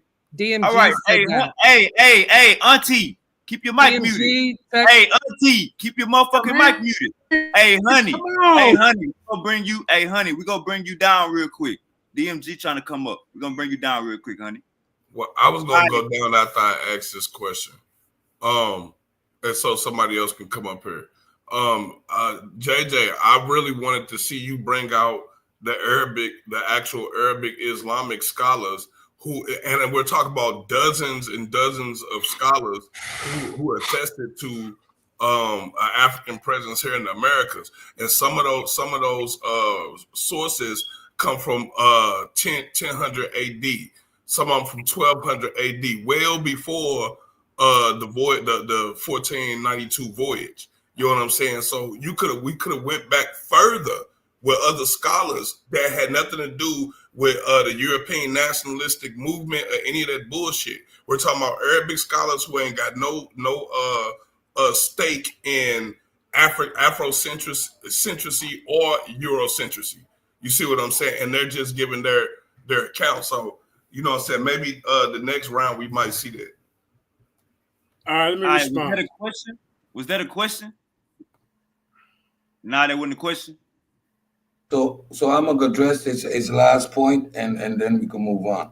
Again, my brother illustrated that he doesn't understand the difference between a claim being made and actual evidence. JJ claiming that this is pseudo or whatever isn't the same as actually debunking it. He didn't provide a source or any type of scholarly work, peer-reviewed work, which indicated that the diary of Columbus or the medical records, etc., were falsified. He simply made a claim, and in the debate circle, we call that trying to poison the well in an attempt to undermine the actual evidence. Again, we have primary evidence, primary sources, first-hand account of these voyages. So there is no dispute in the academic setting. I had a title in a slide called Consensus. At that point, I am no longer arguing or talking about what is already has been established. The whole objective is to undermine the pseudo claims of JJ. Now, JJ trying to switch the burden of proof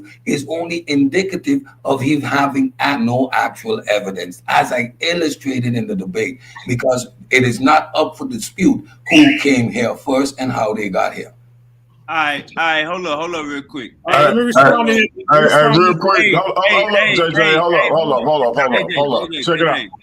Hey, JJ, keep your mic muted, bro. We got so many people in line. Somebody gonna say something to you. I promise somebody about to say something to you. Lucifer about to. Go ahead, Uncle DMG. Check it out, JJ. I fuck with you heavy, and you know that. But we not don't try to like disregard my judge because she wasn't on the screen where you can see it. She got YouTube like everybody else. So she watched the debate the whole time. She was messaging me the whole time saying she was watching. If you need to see the screenshots, I can send them to you. She has a child. Okay, it's good. Hold on. Because I heard what you said. Like, because she wasn't on the screen, somehow her vote don't count. We ain't doing that bullshit. This is what it is. She watched it, and when she was able to come back on, she came back on. Period.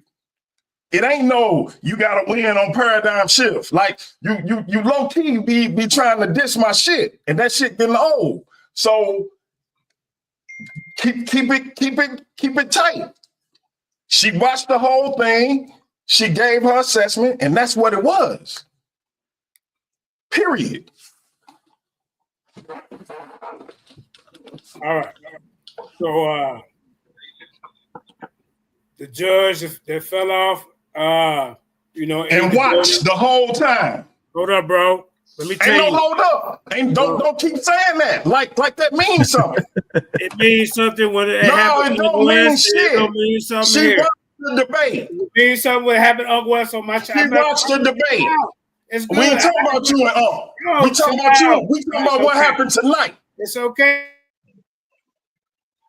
Tonight when we break this video down. It ain't no what happened tonight. Because if I don't want a motherfucker to watch my content, they ain't gonna watch it, bro. Hey, JJ, you gotta keep your mic muted, man. JJ, I'm gonna let you speak, but you gotta keep your mic muted. It ain't about you being mad. You about to piss me off with that goofy shit. JJ, you got 5 more people. Hold up, listen, brother. You got 5 more people want to ask you questions. Don't even. Nobody right now. Nobody. Relax. You got 5 people trying to ask. Listen. Yeah. If you don't keep disrespecting me, run. Respecting you, bro. You is disrespecting me if you saying her vote don't count because she wasn't on the screen for you to see. Yeah, I can't all be attacking them at the same time, though. Hey, Silk. No, stay out this shit. Stay your life. Is that the gay dude? What do you say? Because he can get the fuck off the screen. I'm not playing with these motherfuckers tonight, Doc. Bro. All right, let's get some order. Hey, shout out to the guy killer. I don't think he ever been on our panel. Shout out to him. Shout out to my sister Juju, Chef's Kiss, Queen. Hey, JJ, all I'm saying is I fuck with you and I show you mad respect. Don't disrespect me, Doc. Hey, bro, I shared the hell out of this video. If I show me the same respect, I show you. Hey, nigga, I shared this to everybody on my goddamn. Show me the same respect I show you. Don't get on here and let these people clown and get between the real goddamn fact that judge sucked. Show me the same respect I show you, Doc. The judge sucked. You had a judge on here I had beef with. The other judge didn't show shit. The only one that was honest was old girl, man. So I don't care what you say. We're going to replay this video. Hey, you got it. Now,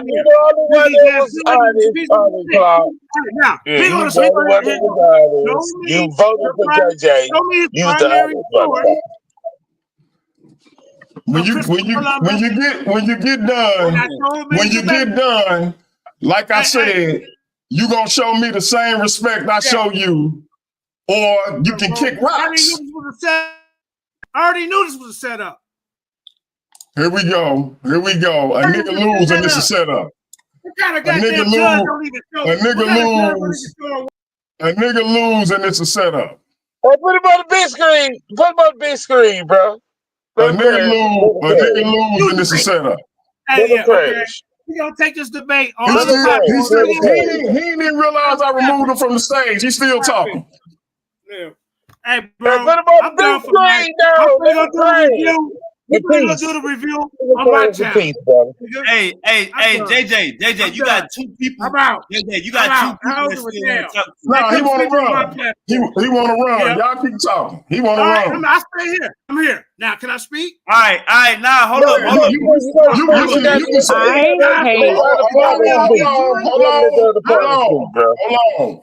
Now we got Sage on the stage. Hold up. Goddamn right. Hey, anytime a judge fall out, you goddamn right. Hey, JJ. I'm the one. Nah, hey, don't even bring them back up. We got Sage on the stage. Sage, what you got to say, sis?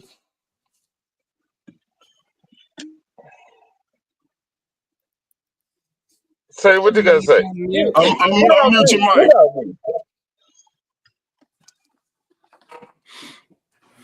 You can tell who won the debate. Yeah, ain't nobody, I'm not finna entertain that clown shit. You want to try to disrespect this sister like Can y'all hear me? like she all of a sudden she ain't got a phone, a computer, a TV, or nothing. Can y'all hear me? You can't see her. We can hear you. Yes. Hey, cool down. Okay, so I would like to say something. I would like to say something. On my Galaxy S24 Ultra, I had audio issues with StreamYard. I tried to have my earbuds in so I would not disturb my child with the audio from it. It would not work. So therefore, I got off StreamYard on my phone, switched to watch it on YouTube on my laptop so I could still have my phone open, and I was able to take notes. I have 2 pages of notes from the fucking debate. Let's not, be a sore loser. Like, let's, not make something that it's not. Like, let's just be adults for once and take like our L's and stuff with grace and move on. Yeah. I take L's in debates, man. It's just politics. Man, I just all. knew. Hey, hold up! I just knew that Lucifer and Unc West was about to come. What just happened right now was about to happen in 10 minutes. If you just let Lucifer and Unc talk to JJ. If y'all let Lucifer I'm apologizing. I'm apologizing. That nasty work right there. We doing nasty work. To Lucifer and the God Killer, but I couldn't take the little subtle jabs. I couldn't take it. Nah, hey, we protect the platform. We protect the platform. We protect the platform that just fought. Like it just fought. Yeah. Yeah, that little slick shit was too much for me. I said what I was trying to do when I jumped off, and you see, I had to come back down here. So, look, man, I did everything I could to show the brother respect. Them little jabs. I ain't forgot a few months ago, my platform was too small for him. But I guess he couldn't find nobody else to deal with his country ass. So it's all good. We ain't gonna do that. We ain't gonna do that. No. Let's keep it a bean. A few months ago, my platform was too small. But now you got your raggedy jaw ass right back over here. I'm crying. What the fuck is we talking about? Hey, DMG, you like Malcolm X right now. We put your silence right now. Stop it. Hey, man, look. Listen, man, I play for motherfucking keeps, nigga. So get the fuck down or lay the fuck down. Don't talk that bullshit, then run your raggedy ass back over here. And then I show you respect. Hold up, Ratchet. I show you respect, and then you still gonna disrespect me? You got me fucked up. Hey, man. Again, I apologize to the God Killer. I apologize to Satan, Lucifer, my bad. Y'all continue with the panel. Say whatever it is y'all gotta say.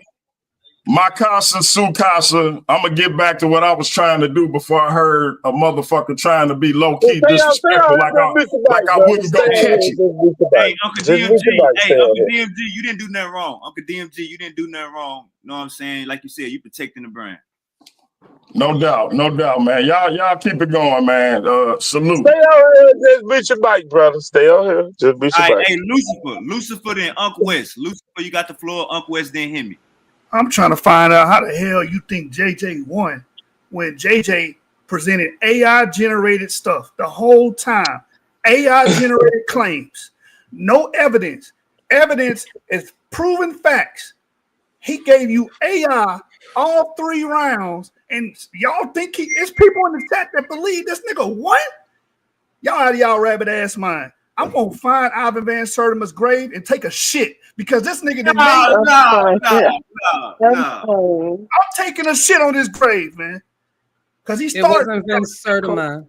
It was his sources. It was his sources, and they were all Wazungas or Bukras, if you get what I'm saying. So when they try to say about us, being Eurocentric, the source you use Eurocentric sources. Alexander Van Wathenu, Leo Weiner, Barry Fell. Y'all never read the book. If you look at the references, you'll see it. Hey man, I might have a little water in my ear. I just want to make sure I heard the brother correct. Did the brother say he gonna go to the elder grave and take a defecating on that shit? This man is Lucifer for And my real. homie Jashu, he is Damn. and my homie Jashu, we get the stream. I had to talk to him after this, but yeah, he on that shit. He on that. Yo, and then he presented a paper that don't exist. Anybody can go to +1 and look this paper up. Ecuadorians having sickle cell trait. That paper don't even exist. Come on, man. He had nothing but fiction in every round, and you got people in the chat saying that JJ got fleeced. Give me a goddamn break. Go ahead, man. I don't got to say nothing else, man. Bobby Banger. What's going on? What's up, Juju, Cedric, Pseudo Killer Officials, man? What's up? What up, Bobby Banger? Super wavy. Do what it do, God killer. Okay. Look, there are two people that I need to get their approval from. I got Juju's on, so I'm gonna mute my mic and listen to what the God killer says. This is just how it is. Get with it. Go ahead. Now. Yeah, I'm over here to support my brother Cedric. He's the official debater, and everybody running from Juju. They handling debates right now. That's what they're doing. DMG, man, appreciate you, brother. And I'm definitely here supporting Super Wavy. I mean, appreciate the young brother, man. I'm always supporting the young brothers, man, as they hold this thing together. But DMG, I appreciate the platform and allowing me on here, man. All right, giving my man an opportunity, giving Super Wavy and Cedric an opportunity, man. I think the more things are spread out, man, the more it is, man. It's enough for everybody, and the lanes is what they is, man. So, my thing is, I'm never saying that I'm shitting on Ivan Van Sertima's grave. He was an expert. He had a doctorate degree in anthropology, and none of us could actually hold his pants based off his work and what he did. He wrote a book that was controversial, and nobody ever talks about the rest of his work, which is crazy and bananas. So his premise, he took a shot at it like he was supposed to. If he didn't take a shot at it, if he didn't compile the sources, then how would we know, right? It was important to compile European sources. For sure, there was an African nation then or now that actually made the claim that indigenous Africans came to America. It's just not. And when people make the statement that, hey, man, you using European stuff, well, hell, you ain't got no Africans supporting that at all. Modern day African Americans, Ivan Van Sertima compiling sources, that's the ID he had. In 2025, we can safely say this thing did not occur as of 2025. Now, there may be something that pop up, a shipwreck or something, come up from the bottom of the ocean, and you find some Mandinkas on there. All right, then you got us. But as of 2025, no reasonable person, no reasonable community is even arguing this. The reason we arguing this because we do not have a calibrated, quote unquote, safe understanding of who the hell we are. Slaves will argue and debate this. Those who have not been enslaved, those who understand their cultural containers, understand who they are, and where they stand. We in flux right now. Some of us think we the Native Americans. Some of us think we the Nile Valley Africans. People hate to be slaves and all kind of craziness. But it's part of being the African American, Black American experience. We'll come up with all kind of names because we're fighting for our place in the world. I'm here to say, God damn it, we ain't got to fight no more. All right, we pushed and lead the goddamn way, right? We was there at the forefront of the pandemic. All right, not trying to shout my goddamn self out, but for sure and for certain, I was there fighting John F. Kennedy and the Pseudos for sure before the pandemic even came, because I was ahead of the curve with that based off of the team I got around me. Okay, wasn't by myself. Had a team of dedicated African Americans, Caribbean Americans, right? Caribbeans, period, that was here fighting to make sure we had the right thing going. So at the end of the day, man, look, man, we're not selling. All right. We're not attacking nobody. We're attacking their claims. Okay. Absolutely. JJ 5000 is harmless. Yeah, I mean, DMG don't even take him serious, man. Out of everybody I argue with, he's harmless, man. He keep the pot stirred. You know what I'm saying? He's in flux right now. He went from being a Hebrew. I don't know where he at right now. He working on it. We all working on it. At the end of the day, Cedric, you did a good job, bro. Right? Nobody in community period would remotely think that Africans sail to America in these days. And oh, by the way, to be sure and to be certain, why in the hell would indigenous Africans even need to come to America? See, that's the question nobody actually asks. Why would they even need to come to America? You hadn't even explored all of Africa yet. They even need to. What resources would they lack to leave where they was at? Great Lake and Great River societies. Why would they need to come to America? We never asked that question. Now, I understand why the Europeans had to find those trade routes. I understand why the Europeans were low, right? I get it on resources. I understand why the timber was gone. I get it. But why would indigenous Africans, right, full of resources, need to go anywhere? They hadn't even explored their thing yet. So that's the question that needs to be answered. Why would indigenous Africans need to sail the oceans, man? They had enough time sailing those ferocious rivers in Africa. So I just like to close with this statement right here, man. Look, make somebody answer that question. Why in the hell would they need to even come to America?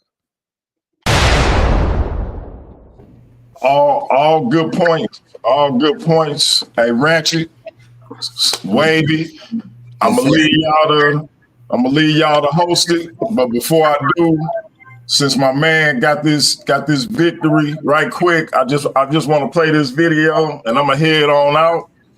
Keep doing y'all thing. Again, I apologize for getting in my body, but the disrespect was irritating me. But let me play this for my man right quick. It's a good job, but somebody's gotta do it. It's a good job, but somebody's gotta do it. It's a good job, but somebody's gotta do it. Pseudo killers. Heavy is the head that wears the crown. Got them running scared, pseudo killers on the prowl. Put them in the water, watch them drown. Pop your head up, I'll push it down. Hunting for these scammers in the freaking streets. So many pseudos, it's an all you can eat. Step in the ring, come face to feet. Humble yourself at the master's feet. It's a full-fledged circus with a bunch of clowns. Classes in session, I'm a clown, a clown. Tigers in the circus, they scream and growl. Science is one whip, let me tame them down. I'm the ring master, come take a bow. Science is king, let me show you how. Heavy is the head, let me wears the crown.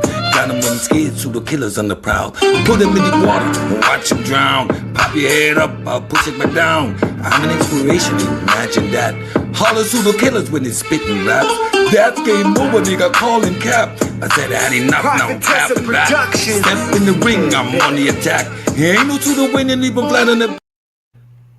And they said, I apologize because I know I see I spelled your name wrong. I didn't realize it till tonight, but I got the right spelling. I just ain't uploaded it yet, but I got you, bro. Okay. Hey, appreciate all y'all jumping on the panel. I'm gonna take my lead. Go. What you say, sir? Can we talk about Dr. Soikiata interview that we got coming up Friday? Oh, 100%. 100%. Talk about whatever y'all want to talk about. I'm gonna let Unc do that. Just want to share a flyer, get people to come to the debate. You know what I'm saying? For sure.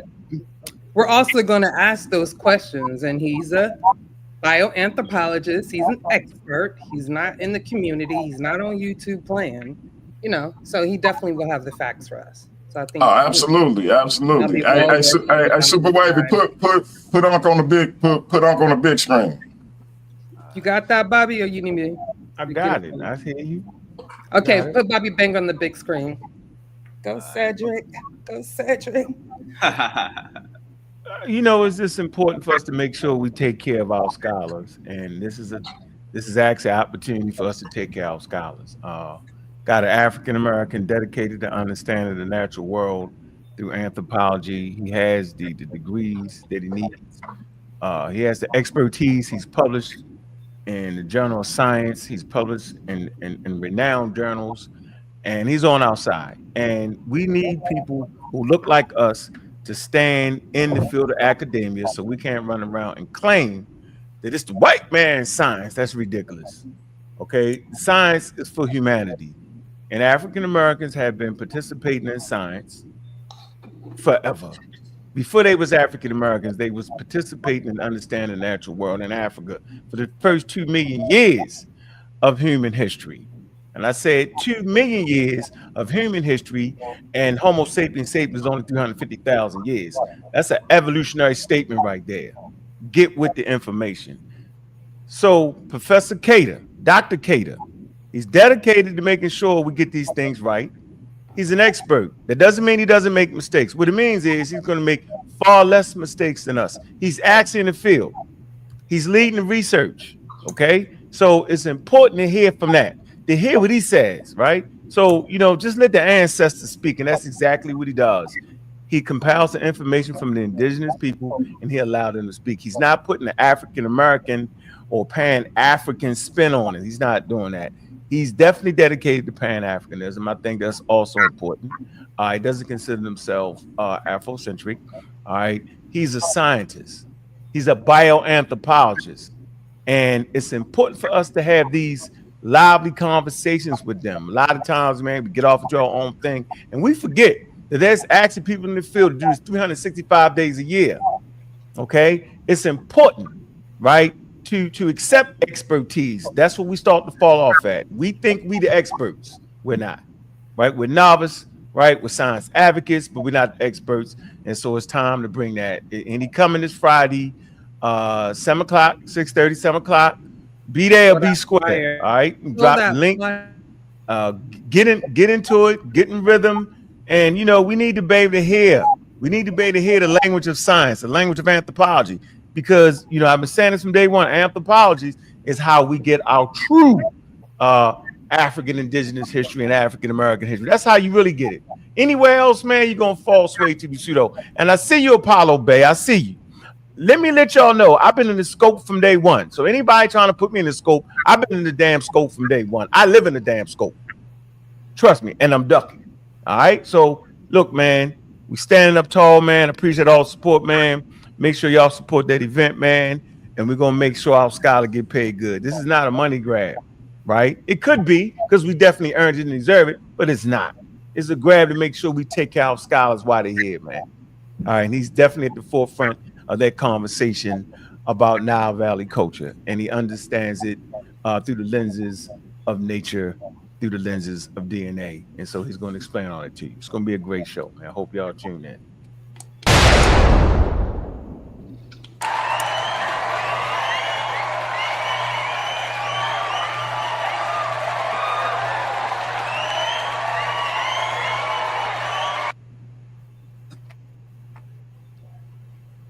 It is. I'm looking forward to that. So let us know how we can contribute. And the link is in there. And DMG, man, for you, man. When you get a ticket, I'm gonna give you some extra tickets to give out to your people, man. Make sure you give it to people who not normally around, man. All right. For sure. So yeah, make sure you do that, man. I got you, man. Super Wave, you already know it. Just support the event, man. It's important, man. It ain't even for the pseudo killers. It ain't for the community skeptics, man. Is that, look, man, we just need some people that look like us, man. And we can't be afraid to goddamn pay them, bro. We can't act like that, man. Right? We can't be cheap. Morte, how you say her name, Juju? Miss Dr. Morte, am I saying it right? Moya McTeer? Moya McTeer, yeah. It was important to be able to pay her, man. You know what I'm saying? If you got people like Umar Johnson going around getting money for wild interviews, saying anything out their mouth. Come on, man. We got somebody that's at the forefront of the conversation, right? Of the biology of the Nile Valley, willing to come on, right? Because I was speaking the right language and I can understand what the hell he was saying. And he was like, man, I didn't even know y'all existed. He was like, wow. Right? So I spent hours trying to foster this relationship for us, man. This ain't just for me. This for all of us, man, to see what we getting right, what we getting wrong, and then we can see where the field is so we can start making some intelligent determinations, man. Ain't no need for people looking at us thinking we ain't at the level. That's bull crap, man. We've been at the level, okay, for humans endeavor for a very, very long time, man. And we're not going to allow slavery of one portion of our population to make us now be looked at as a bunch of ruffians and nuts. That ain't going down, man. Most Most African Americans or Black Americans or whatever you decide to call yourself, yo, are very, very intelligent. And it is time to shine a light on that intelligence, man. Right? And it is what it is. And I stand on that. 10 toes down. I'm going to stand on that, and it don't even matter at this point what nobody else think, because I already know we got them. We got all the answers to the questions. We follow science, and it is what it is. Ain't nobody getting around it. So, I just like to see people jump up and get smacked down. It's fun to me. There it is, family. Get them tickets. Get them tickets. Super Wavy, Ratchet Craig, it's on y'all. Pseudo Killers, salute. Hey, before Miss Juju go, to Corey, you there? You want to say something about the debate or what you've been hearing? Yeah. First off, let us give a round of applause to the new.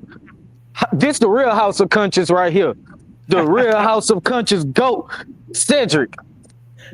Shout out to that boy Cedric. He did his thing. The topic of the debate was he was supposed to prove without a shadow of a doubt that the Africans came here before Christopher Columbus. He said all that stuff about how he was going to show the dental morphology of these Africans here. We didn't see not one teeth in his presentation. You cannot sit here and you can't just plaster some stuff on a presentation and then say, believe me on that. Believe that my source actually says that.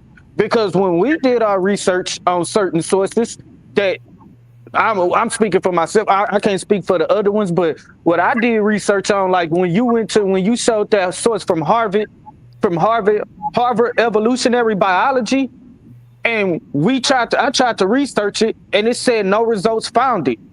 We even stole some stuff. I even tried to look for some stuff under Ivan Van Sertima about it, and it said no results found it. So, bruh, this is why it was very important that you at least show the website where we can read your sources with you together to see if it's actually saying that. But you didn't. You can't debate lazy like that. So, that's a lazy debating. You can't just do that. You know what I'm saying? You might as well, you better off doing a presentation instead of a debate. So, shout out to the new House of Conscious GOAT.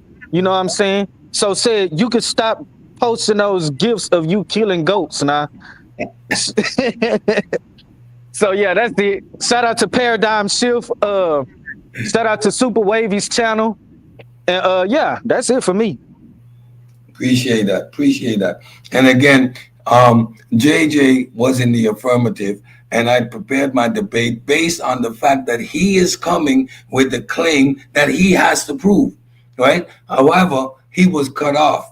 When he tried to talk about genetic evidence, he couldn't present his genetic evidence anymore because he mentioned he had Dr. Theodore Skur. Those 8 sources he was using for his genetic claims are all fabricated. He pretended that he wasn't going to use those sources, and at the end, you saw how he threw them up there, glued and cut and paste his so-called sources. He's talking about the methodology. All these things was just smoke and smoke screens and mirrors. He was just disingenuous. I told you what he was going to do. The sickle cell claim, he doesn't understand that you have convergent evolution based on environmental pressures. There are sickle cells that develop also in India. We have evidence of that, and it's not linked to Central and West African sickle cell. What you have in these environments are mosquitoes. What JJ couldn't establish with those sickle cells because he totally destroyed no haplogroup evidence, neither in the Native Americans, and that for sure not pre-Columbian era. That's why the genetic evidence I put out there was to totally dismantle his claim of pre-Columbian migration. Why? You would need to establish genetic evidence for that. And what he comes with, his so-called genetic evidence, is 0 to 2%, what we call genetic noise, most likely through shared ancestry and not through direct contact. JJ was dead on arrival. All right. Hey, Uncle Ratchet, where you at? Uncle Man, Ratchet. I'm here. You got the flow, Uncle Ratchet. This your Nah, platform. nah, this your platform. What you trying to do right now? What you trying to do right now, too, baby? This your show. This your show. I'm laid back right now.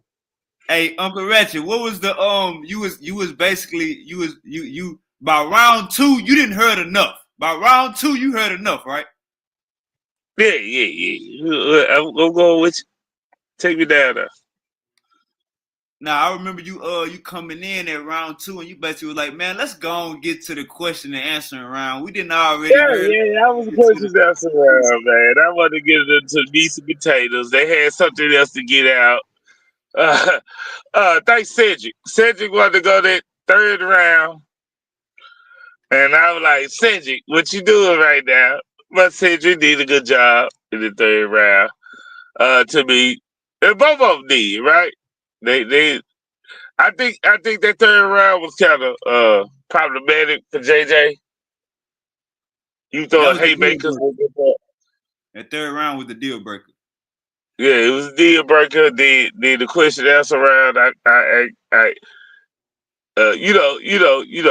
think Cedric answered his questions.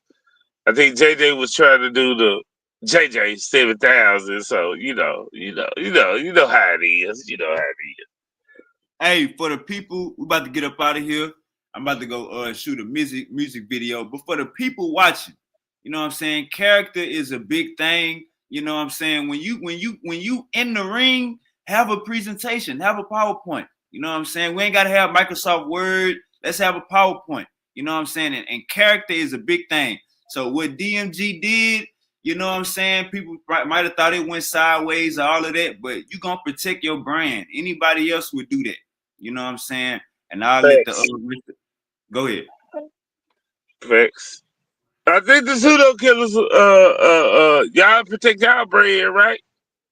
It was somebody trying to slick the brand. Hey, we codified by science, man. We you know what I'm saying? Codified. Ain't nobody getting around that. I'm the boogeyman. You mentioned the pseudo killers once, twice, 3 times. I'm up on the panel. Right. I'm the boogeyman. 2 o'clock in the morning, somehow I just smelled it. Oh, somebody's talking about the pseudo killers. I'm just working on empathy. You know, I just want to show empathy for people. I got to realize sometimes that I've been in that same situation. And that give me just a head up on everybody. I was a pseudo, right? A pseudo with a crowd listening to me. Okay, so, you know, so I've been through it. All right, so I'm just saying I have to show empathy and recognize that sometimes we just can't get around it. And sometimes we need to go back to our upbringing and how we was raised. Like our parents, you know, most of us was raised to have education, okay, and to be educated. And so you go back to that. Right? I don't know. Some kind of way we just got super silly, right? And your auntie and them looking at you like you lost your mind. Okay, so sometimes you got to get back to that. So I'm glad I had that to get back to, and so you know we gotta mark the advantage. 1, we got the answer to all the questions.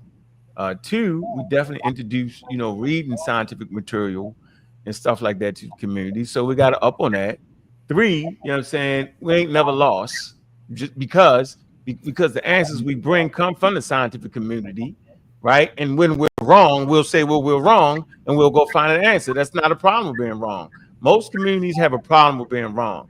That's our strength, that we could be wrong. I misspeak a lot of times. It's not an issue, not a problem. Oh, I messed that up, right? And that's our strength right there. And if we learn that our strength is saying when we're wrong, right? And that we can get better at what we do. So yeah, we got marked advantages around here, man. We got real scientists on the team. We got real doctors on the team. Big up to Dr. Oyamayat and Conscious Ingenuity. Big up to the sisters. I just did an interview. I shouted you out, Juju, Dr. Yat, Miss Tiff. We got strong, intelligent sisters, man. This grounded in science. That's a marked change in the community. Okay, there's a lot of them around. Y'all had some scientifically literate judges on the damn panel, right? Boy, I see you. Well, I'm saying I see you, Super Wavy. I see you. I see y'all. All right, Ratchet. I see y'all. So I just think, man, we're winning around here, man, and we just having fun. And the Paul New School of Thought, you ain't trying to debate me. You might be trying to debate Juju or somebody. You ain't. Hell no. We finished that conversation, but I'm done. I'm retired on that. She's definitely welcome to have that conversation, though. You use the names it's not the Paul, it's the Sally. All day. The Paul is over there with Sardana. The Paul over there with Sardana. Nepal just commented, but it was Naphtali calling you Naphtali, my fault. I'm talking about Naphtali, not Nepal. I'm talking about Naphtali. That's what I'm talking about. Yeah, I messed that up. But yeah, she knows. She like, Naphtali like to, dive into the evolution thing because she's very, very curious. You know what I'm saying? And she like touching that water and getting touched. She like, I see it now. Hey, Juju, I see what she be doing. Feel me? A lot of times the religious amongst us in the community actually think that evolution or something like that is getting in the way of their religion. Is that it? Actually not. Evolution has nothing to do where life comes from. It's strictly trying to explain why life on Earth is so diversified. That's all, and why it's interconnected. So there you go, right? And there's no getting around it. Our medicine is evolutionary minded. Vaccines proved it because they was able to change, to change the, change the spectrum of medicine in the vaccines, as the damn thing evolved. So yeah, most of us will go to hospitals, whatever, and the hospitals are evolutionary minded. We're in an arms race. We're fighting against the pathogens, and we're definitely losing. But humanity will always rise to the top with evidence-based medicine, not your herbs. You know what I'm saying? The herbs is done. The herbs have now been, shall I say, the herbs have been synthesized by a great African-American scientist, Julian Percy. Okay, he unlocked the secret magic of plants. So African Americans did that already, but we ain't got to stuff a whole lot of plants in our mouth now. You feel me? Now we can figure out exactly how much of that active ingredients in the plants we can use. And guess what, y'all? The pharmaceutical companies get this from indigenous cultures. So don't hate, participate. Hey, brother, God killer. I got something for you. I got a secret for you. What's the secret you got? Juju says she gonna debate over here. She did sold her soul. She said she gonna debate over here, and that's Juju. She said that. I'm just saying. Do you have confidence in her that she gonna kill about the selling my soul part? What the? You know what I mean. Am I confident in Juju? Don't do that. You gotta find one. You said, am I confident in Juju?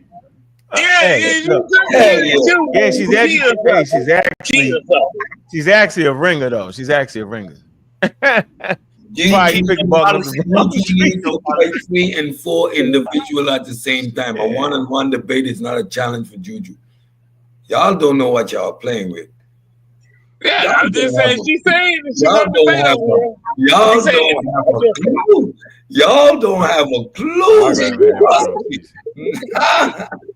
Yeah, I think what I think. I enjoyed this space of debate for a long time, man. I'm just at the point where somebody else got to dive in there. I appreciate Cedric, man. I appreciate Juju and them, man. Like, come on, y'all. I can't just, you can't just keep, taking up the daggone space all the time, man. You gotta let everybody else have some fun and not lose. Yeah. Thanks. Hey, Cedric had too much fun. I want that conversation with you, Fowley. I definitely want that. Yeah, come on, man. Come on, man. All right, hey, both Craigs, y'all got to set that up. Naphtali and Uncle West, and I can't wait to see Aunt Juju in the building. Aunt Juju ain't nothing to play with. Hey, man, I'm about to get up out of here, man. We doing the Tally, Uncle West. We doing the Tally. No, you won't. No, you're not. Just a discussion. We do it the Tally and Dr. Too Sweet. We do it the Tally and Dr. Too Sweet.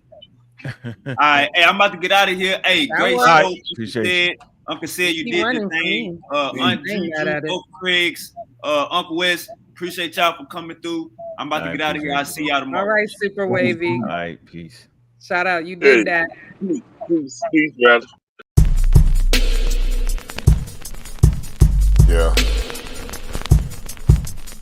I know I got about 30 seconds to make y'all feel it before y'all turn it off these days. That I might not even release here. But I'll be doing this shit for me. Help me get through.